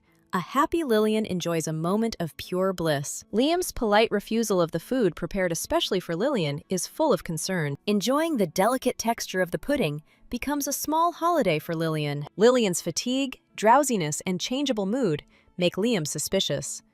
All the symptoms, drowsiness, irritability, and sensitivity to odors, come together to form a single picture. The terrifying revelation of pregnancy leaves Lillian and Liam in a state of shock. Confirmation of pregnancy from the chief maid of honor comes as a complete surprise to them. The maid of honor's congratulations on the pregnancy take Lillian and Liam by surprise, opening a new chapter in their lives. Lillian's hesitant question about pregnancy is met with a solicitous reminder to be careful. Liam's concern that Lillian is unhappy about the pregnancy makes her slightly irritated. The realization that she is going to be a mother leaves Lillian in a state of shock and awe. The thought of life budding inside her makes Lillian look at her body in a new way. Liam's concern for the child's safety comes as a complete surprise to Lillian. A confused Lillian tries to figure out where Liam is going, as his behavior has become strange. Liam's promise to take care of everything leaves Lillian with mixed feelings. Lillian's playful question about happiness becomes a test of a confused Liam's feelings. Liam's smile,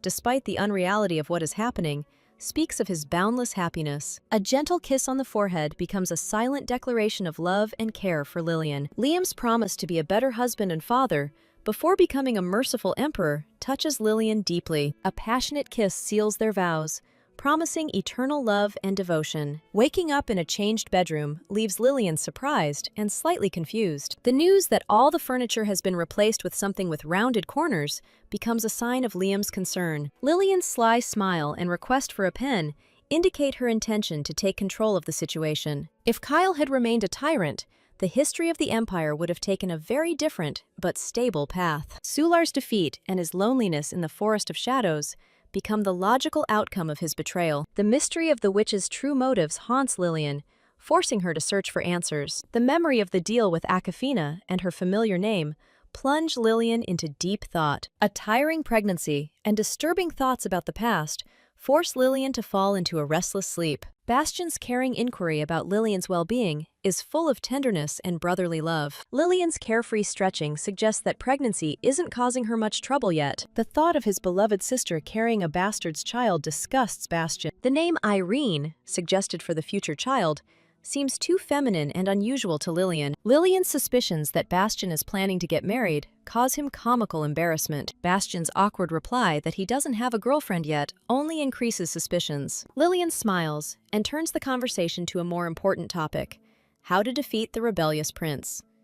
Anxiety is growing among the witches, as the man they met turns out to be not so simple. Using magical stones to explode water sources threatens the forest with death and decay. The witch is looking for their commander's weak spot to deal the decisive blow. Rumors that Duke McKellion and a child are on the front lines give the witches a new lead. Spying on the Empress becomes an obsession for Sular. The proposal to kidnap the Empress using magic sounds like a daring and risky plan. The handkerchief that Sulard never lets go of becomes the key to his secret feelings. The witch's curiosity about Sular's scarf reveals her insidious and far-reaching plans. The witch explains that a personal item associated with the desired person will help her cast a curse.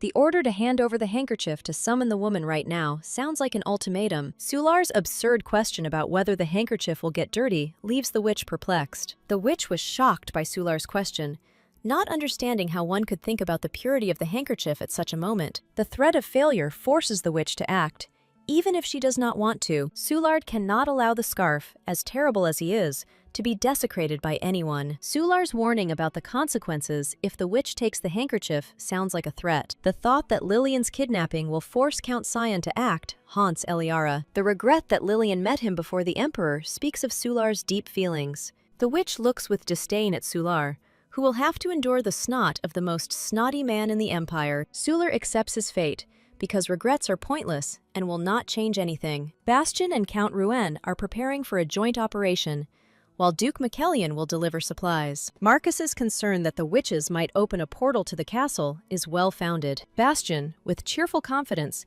promises to destroy all witches who dare to do so. Rumors of traitors in the Forest of Shadows worry Bastian far more than the threat from the witches. The fact that witches do not leave the forest even during fires suggests a hidden reason. Kyle greets Bastian with cold politeness, not hiding his true attitude. Bastian asks Kyle to tell him the plan of action in preparation for the upcoming battle. Dividing the army into 4 parts and supplying food from Iraqi are key points of the plan. The problem with the commander-in-chief is still acute, because the pregnant empress cannot be won. Kyle's question about whether he would send his pregnant wife to the front sounds rhetorical. Bastian is relieved to realize that his worries about Lillian's removal were in vain. Marcus pompously announces his readiness to take on the role of commander-in-chief. Marcus's advice to surround the empress with comfort only makes Kyle smirk. Bastian's unexpected admission that he sometimes finds Kyle cute comes across as a revelation. Marcus's distrust of Kyle's advice comes as a complete surprise to him. Kyle realizes that he will have to catch the prince himself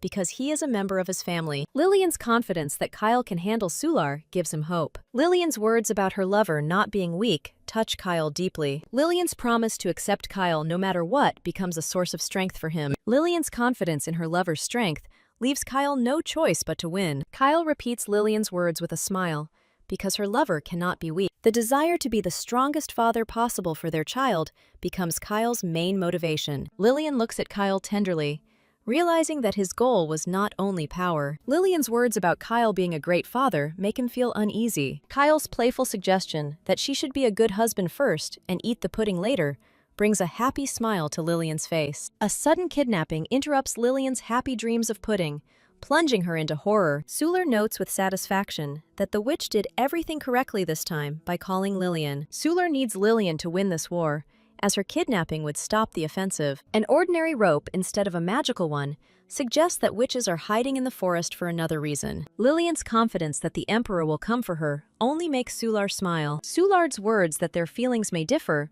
call into question Lillian's faith. Lillian states with unshakable certainty that she and Kyle feel the same way. The appearance of the witch, who calls the human prince a tyrant, adds an ominous note to the scene. The witch sees Lillian as a broken fragment of the future that must be destroyed. Lillian's question about the broken fragment of the future hangs in the air, full of bewilderment. The witch reveals with a grin that Lillian gave her memories to Akafina. The witch's tempting offer to tell the truth sounds like a death trap. The revelation of what Lillian received in exchange for her memory leaves her in shock. Kyle's thoughts are occupied with the pudding that Lillian loves so much, because it is her little joy. Kyle's goal is for Lillian to eat plenty of high-quality food and be healthy. All of Kyle's thoughts and actions are aimed at the well-being of Lillian and their future baby. Kyle eagerly brings Lillian the pudding, but an empty room awaits him. Panic grips Bastian and Kyle at the sight of the empty room and the disappearance of Lillian. Kyle looks at Bastian suspiciously, demanding an explanation for his presence. A sense of magic and concern for Lillian made Bastian come, sensing trouble. Kyle's question about whether the maid saw the Empress leaving is full of anxiety. The maid's innocent suggestion that the Empress was tired and went to unwind was not reassuring. Bastian's determination to get his precious wife and child back is full of rage and despair. Kyle, with cold fury, vows to kill everyone involved in Lillian's kidnapping. The witch is furious that the damned creature Akifina has interfered with her again. The witch's desire to obtain Lillian's memory meets with unbearable resistance. An unknown force prevents the witch from touching Lillian, protecting her from dark magic. The witch explains with a grin that she simply wants to fix the mess Lillian made. Sular's genuine concern for Lillian's condition only surprises her. Sulard's reproach that Lillian has also changed makes her think about her actions. Lillian's mad smile conceals cold calculation and contempt for the weakness of her enemies. Sular's last chance is to take the Empress and force the Allied forces to retreat. Lillian's appearance in enemy captivity comes as a real shock to Eliara. Eliara's rage at the sight of the captive Empress knows no bounds, because these scumbags dared to touch her. Lillian's provocative question about the fear of hurting her becomes a test of strength for her enemies. Lillian easily frees herself from the ropes, demonstrating her true strength. Trying to tie Lillian up with a common rope was the greatest folly her enemies could have committed. Lillian's confession that she deliberately allowed herself to be caught reveals her cunning plan. Eliara is relieved to realize that the Empress was not held hostage, and everything is going according to plan. The witch got what she wanted: Lillian's consciousness and the opportunity to fix the broken fragment of the future. The witch smirks and says she just wants to fix the mess Lillian made. All this was just to buy time and put all the pieces together. The collection of all the pieces means that everything has changed and will fall into place as it was destined to. Eliara explains her presence in the forest by saying that she was caught and beaten by a witch. Lillian remembers with a smile that she was with the Emperor, but woke up here. The idea of the existence of summoning magic comes as an unpleasant revelation to Akifina. Eliara complains with annoyance that the witch's magic allows her to return whenever she wants. Eliara's contemptuous remark that no knight would draw his sword in front of an unarmed lady is laughable. Akifina's delight at being called a baby makes Eliara wonder about her true nature. Lillian's question about whether they had met before hangs in the air, full of confusion. Akifina's cryptic answer that she knows Lillian well only increases the intrigue. Lillian's hunch about secret surveillance turns out to be correct, revealing part of Akifina's plan. Akifina's parting words, calling Lillian a fragment of the future, sound like a prophecy. Eliara's distrust of the chief witch, who speaks nonsense, is well-founded. Lillian's message that she sent a message to Kyle brings him a moment of relief. The news of Lillian's safety comes as a relief from Kyle's excruciating anxiety. Kyle's relief gives way to concern for the child, as his fate is unknown. Eliara's gratitude for caring for Kyle is met with a polite but cold smile. Lillian realizes with horror that her task is to correct all the inconsistencies and return the world to the original plot. The witch who was with Zion also spoke of a fragment of the future, which makes one think. The realization that she no longer knows her future plunges Lillian into despair. The thought that everything could have been so messed up from the start seems unbearable to Lillian. In the original plot, Sister Lilan was supposed to go to Kyle, changing the course of history. The tragic death of two people because of the Duke becomes a turning point in the plot. The end of the McKellion family marks the collapse of an era and the beginning of a new, bloody chapter. Lillian's determination to return the world to its original plot is full of despair and pain. Eliara, without wasting any time, is going to send Lillian into the forest, because delay is dangerous. Lillian understands that the witch, in collusion with Sular, is planning something extremely dangerous. Despite the imperfections of the plan, everything necessary for the decisive battle is already in place. The witch's confidence in the success of the ceremony leaves no doubt about her insidious plans. A fragment of memory in the Empress's hair becomes the key to a time warp. The witch finds use for her companion, using him in her dark rituals. The request to check the stone pillar for dust sounds like a mockery. The slightest flaw in the ritual threatens failure, so purity is the key to success. The companion's casual reply that the pole is not particularly dirty infuriates the witch. The witch's rage falls upon her companion because even the smallest speck of dust can ruin everything. This bending of time is enough to connect the desired future with the present. In the future, where the prince becomes the emperor, there will always be a witch behind him. The witch cannot bring back the past erased by Akifina, but she has the power to create a new beginning. The blinding dark time returns to this place again, bringing with it chaos and destruction. A sudden flash of light catches Lillian and Eliara by surprise, as it was already too late. Bastian looks out the window with alarm, not understanding what strange phenomenon has happened. Lillian's anticipation turns to anxiety, because she should have returned by now. The disappearance of the doll given to Lillian becomes an ominous omen for Bastian. Desperation drives Marcus to beg for mercy for his children, but his fate is sealed. Kyle coldly reminds him that he will not spill anyone's blood again, but his time is running out. Kyle's order to leave and promise to think about the rest later gives Marcus a fleeting glimmer of hope. A stranger in Kyle's office makes him suspicious and uneasy. The empty room and the lack of any traces plunge Kyle into the abyss of despair. Celestine's desperate cry about her husband's hatred because of her ignoble origin is full of pain. Celestine bitterly accuses Marquise Elan of being close to the Emperor all the time. Kyle's calm question about the reason for the commotion in the palace interrupts Celestine's hysteria. Marquise Elan's false explanation of disagreements with the Emperor's favorite sounds unconvincing. Thoughts about the Marquise' widow Elan make Kyle puzzled and suspicious. Celestine's desperate attempt to protect Marquise Elan from the Emperor's wrath is pathetic. Kyle's guess that the pet Mrs. Elan is talking about is not Lillian creates confusion. Kyle's rude response to Celestine's intervention puts her in her place, highlighting her insignificance. Kyle's order to stop and leave sounds like a final warning to the pesky Celestine. The accusation that Kyle fell asleep while holding her becomes the last straw for Celestine. Kyle's rage at the mention of last night knows no bounds because she dares to say such a thing. A reminder that the meeting's time is up interrupts the brewing scandal. The order to summon Duke Macallion for an urgent discussion sounds like a salvation. The servant's question about whether the Duke is dead leaves Kyle shocked and confused. The memory of the servant's lie seems even more terrible to Kyle than the lie itself. Instead of Lillian, her sister Leylan married Kyle, which changes the whole picture of the past. When Leylan escaped, Kyle, in a rage, killed her entire family and even Bastian. The realization that he has done something terrible leaves Kyle in shock. Memories of the past and present blend, causing Kyle to question reality. The question of what happened to Lillian sounds in Kyle's head, full of despair and fear. The realization that she is now a soul without a shell comes as a shocking revelation to Lillian. Even as Lillian, she no longer existed in this reality that had reversed time. Awkwafina's smile when mentioning their agreement suggests that everything is going according to her plan. Lillian's memories of her past life return, as all times are connected here. An escape through a secret passage the night before the burning of the duchy becomes the beginning of a new life for Leylan. Leylan remembers everything: how Sular became emperor, and how the witch stole people's memories. Awkwafina appears before Leylan at the moment when she was on the verge of life and death. Leylan's desperate plea to turn back time becomes Awkwafina's opportunity. To fulfill such a wish, a considerable price must be paid, and Awkwafina is ready to name it. Erasing all memories associated with Leylan is a task beyond Awkwafina's magical power. After becoming Lillian, Leylan finally understands why she didn't know she had returned to the past. Awkwafina is surprised that memories of her past life have filled the void in Lillian's soul. The shocking revelation that this entire story is the plot of a book leaves Lillian speechless. The banal reason why the witch curses the emperor seems ridiculous to Awkwafina. A love story with a protagonist obsessed with cruelty. Who better than the emperor?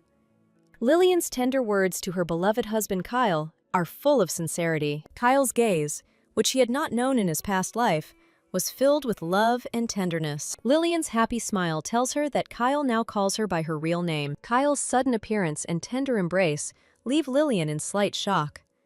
Awkwafina looks at the happy couple with annoyance, because now Lillian is in the hands of His Majesty. The realization that time has turned back leaves Lillian shocked and confused. Awkwafina's cheerful laughter at the stupidity that only Lillian could commit sounds like mockery. The witch's rage at the sight of the yellow-green witch speaks of a long-standing and irreconcilable feud. Awkwafina's confidence that not all was lost puzzles the witch. Powerful chains bind the witch, depriving her of the ability to act and resist. Refusing to kill people is the reason why fairies are blessed by God. Awkwafina's disdain for eternal residence in the forest speaks of her desire to change her fate. The human victory in this war comes as an unexpected and disturbing discovery for Lillian and Kyle. Awkwafina easily deals with the witch because her work is not yet finished.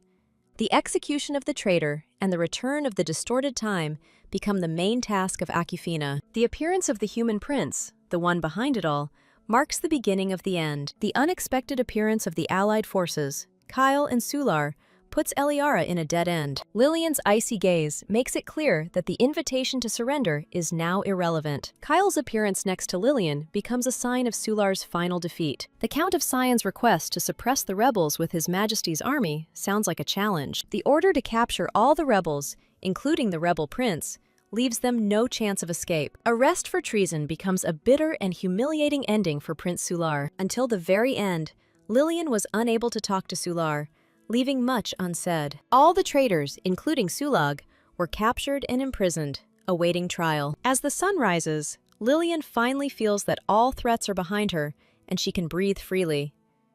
The realization that she has distorted her original destiny weighs heavily on Lillian's soul. The appearance of Akifena becomes a reminder for Lillian of the concluded agreement and its consequences. The farewell of Akifena, who came to the forest before Lillian's imminent departure, is full of bright sadness. Akifena's response that she has nowhere else to go speaks to her loneliness and loss of home. Lillian's condition that no blood will be spilled if the witches have no connection to Sular sounds like an ultimatum. Akifena's joy at meeting such a good person as Lillian seems sincere and childish. The question of how Kyle was able to defeat the witch who broke the flow of time haunts Bastian. Lillian explains that Kyle, without magic, was able to find her and return her to this time. The hope that Sayla will find her during this time period becomes Lillian's salvation. Akifena's joke about the power of her love being weaker than Kyle's only irritates Lillian. Lillian becomes the key to everything, as it is her existence that causes confusion in time. Before time turned back, everyone was sure that Lillian was dead.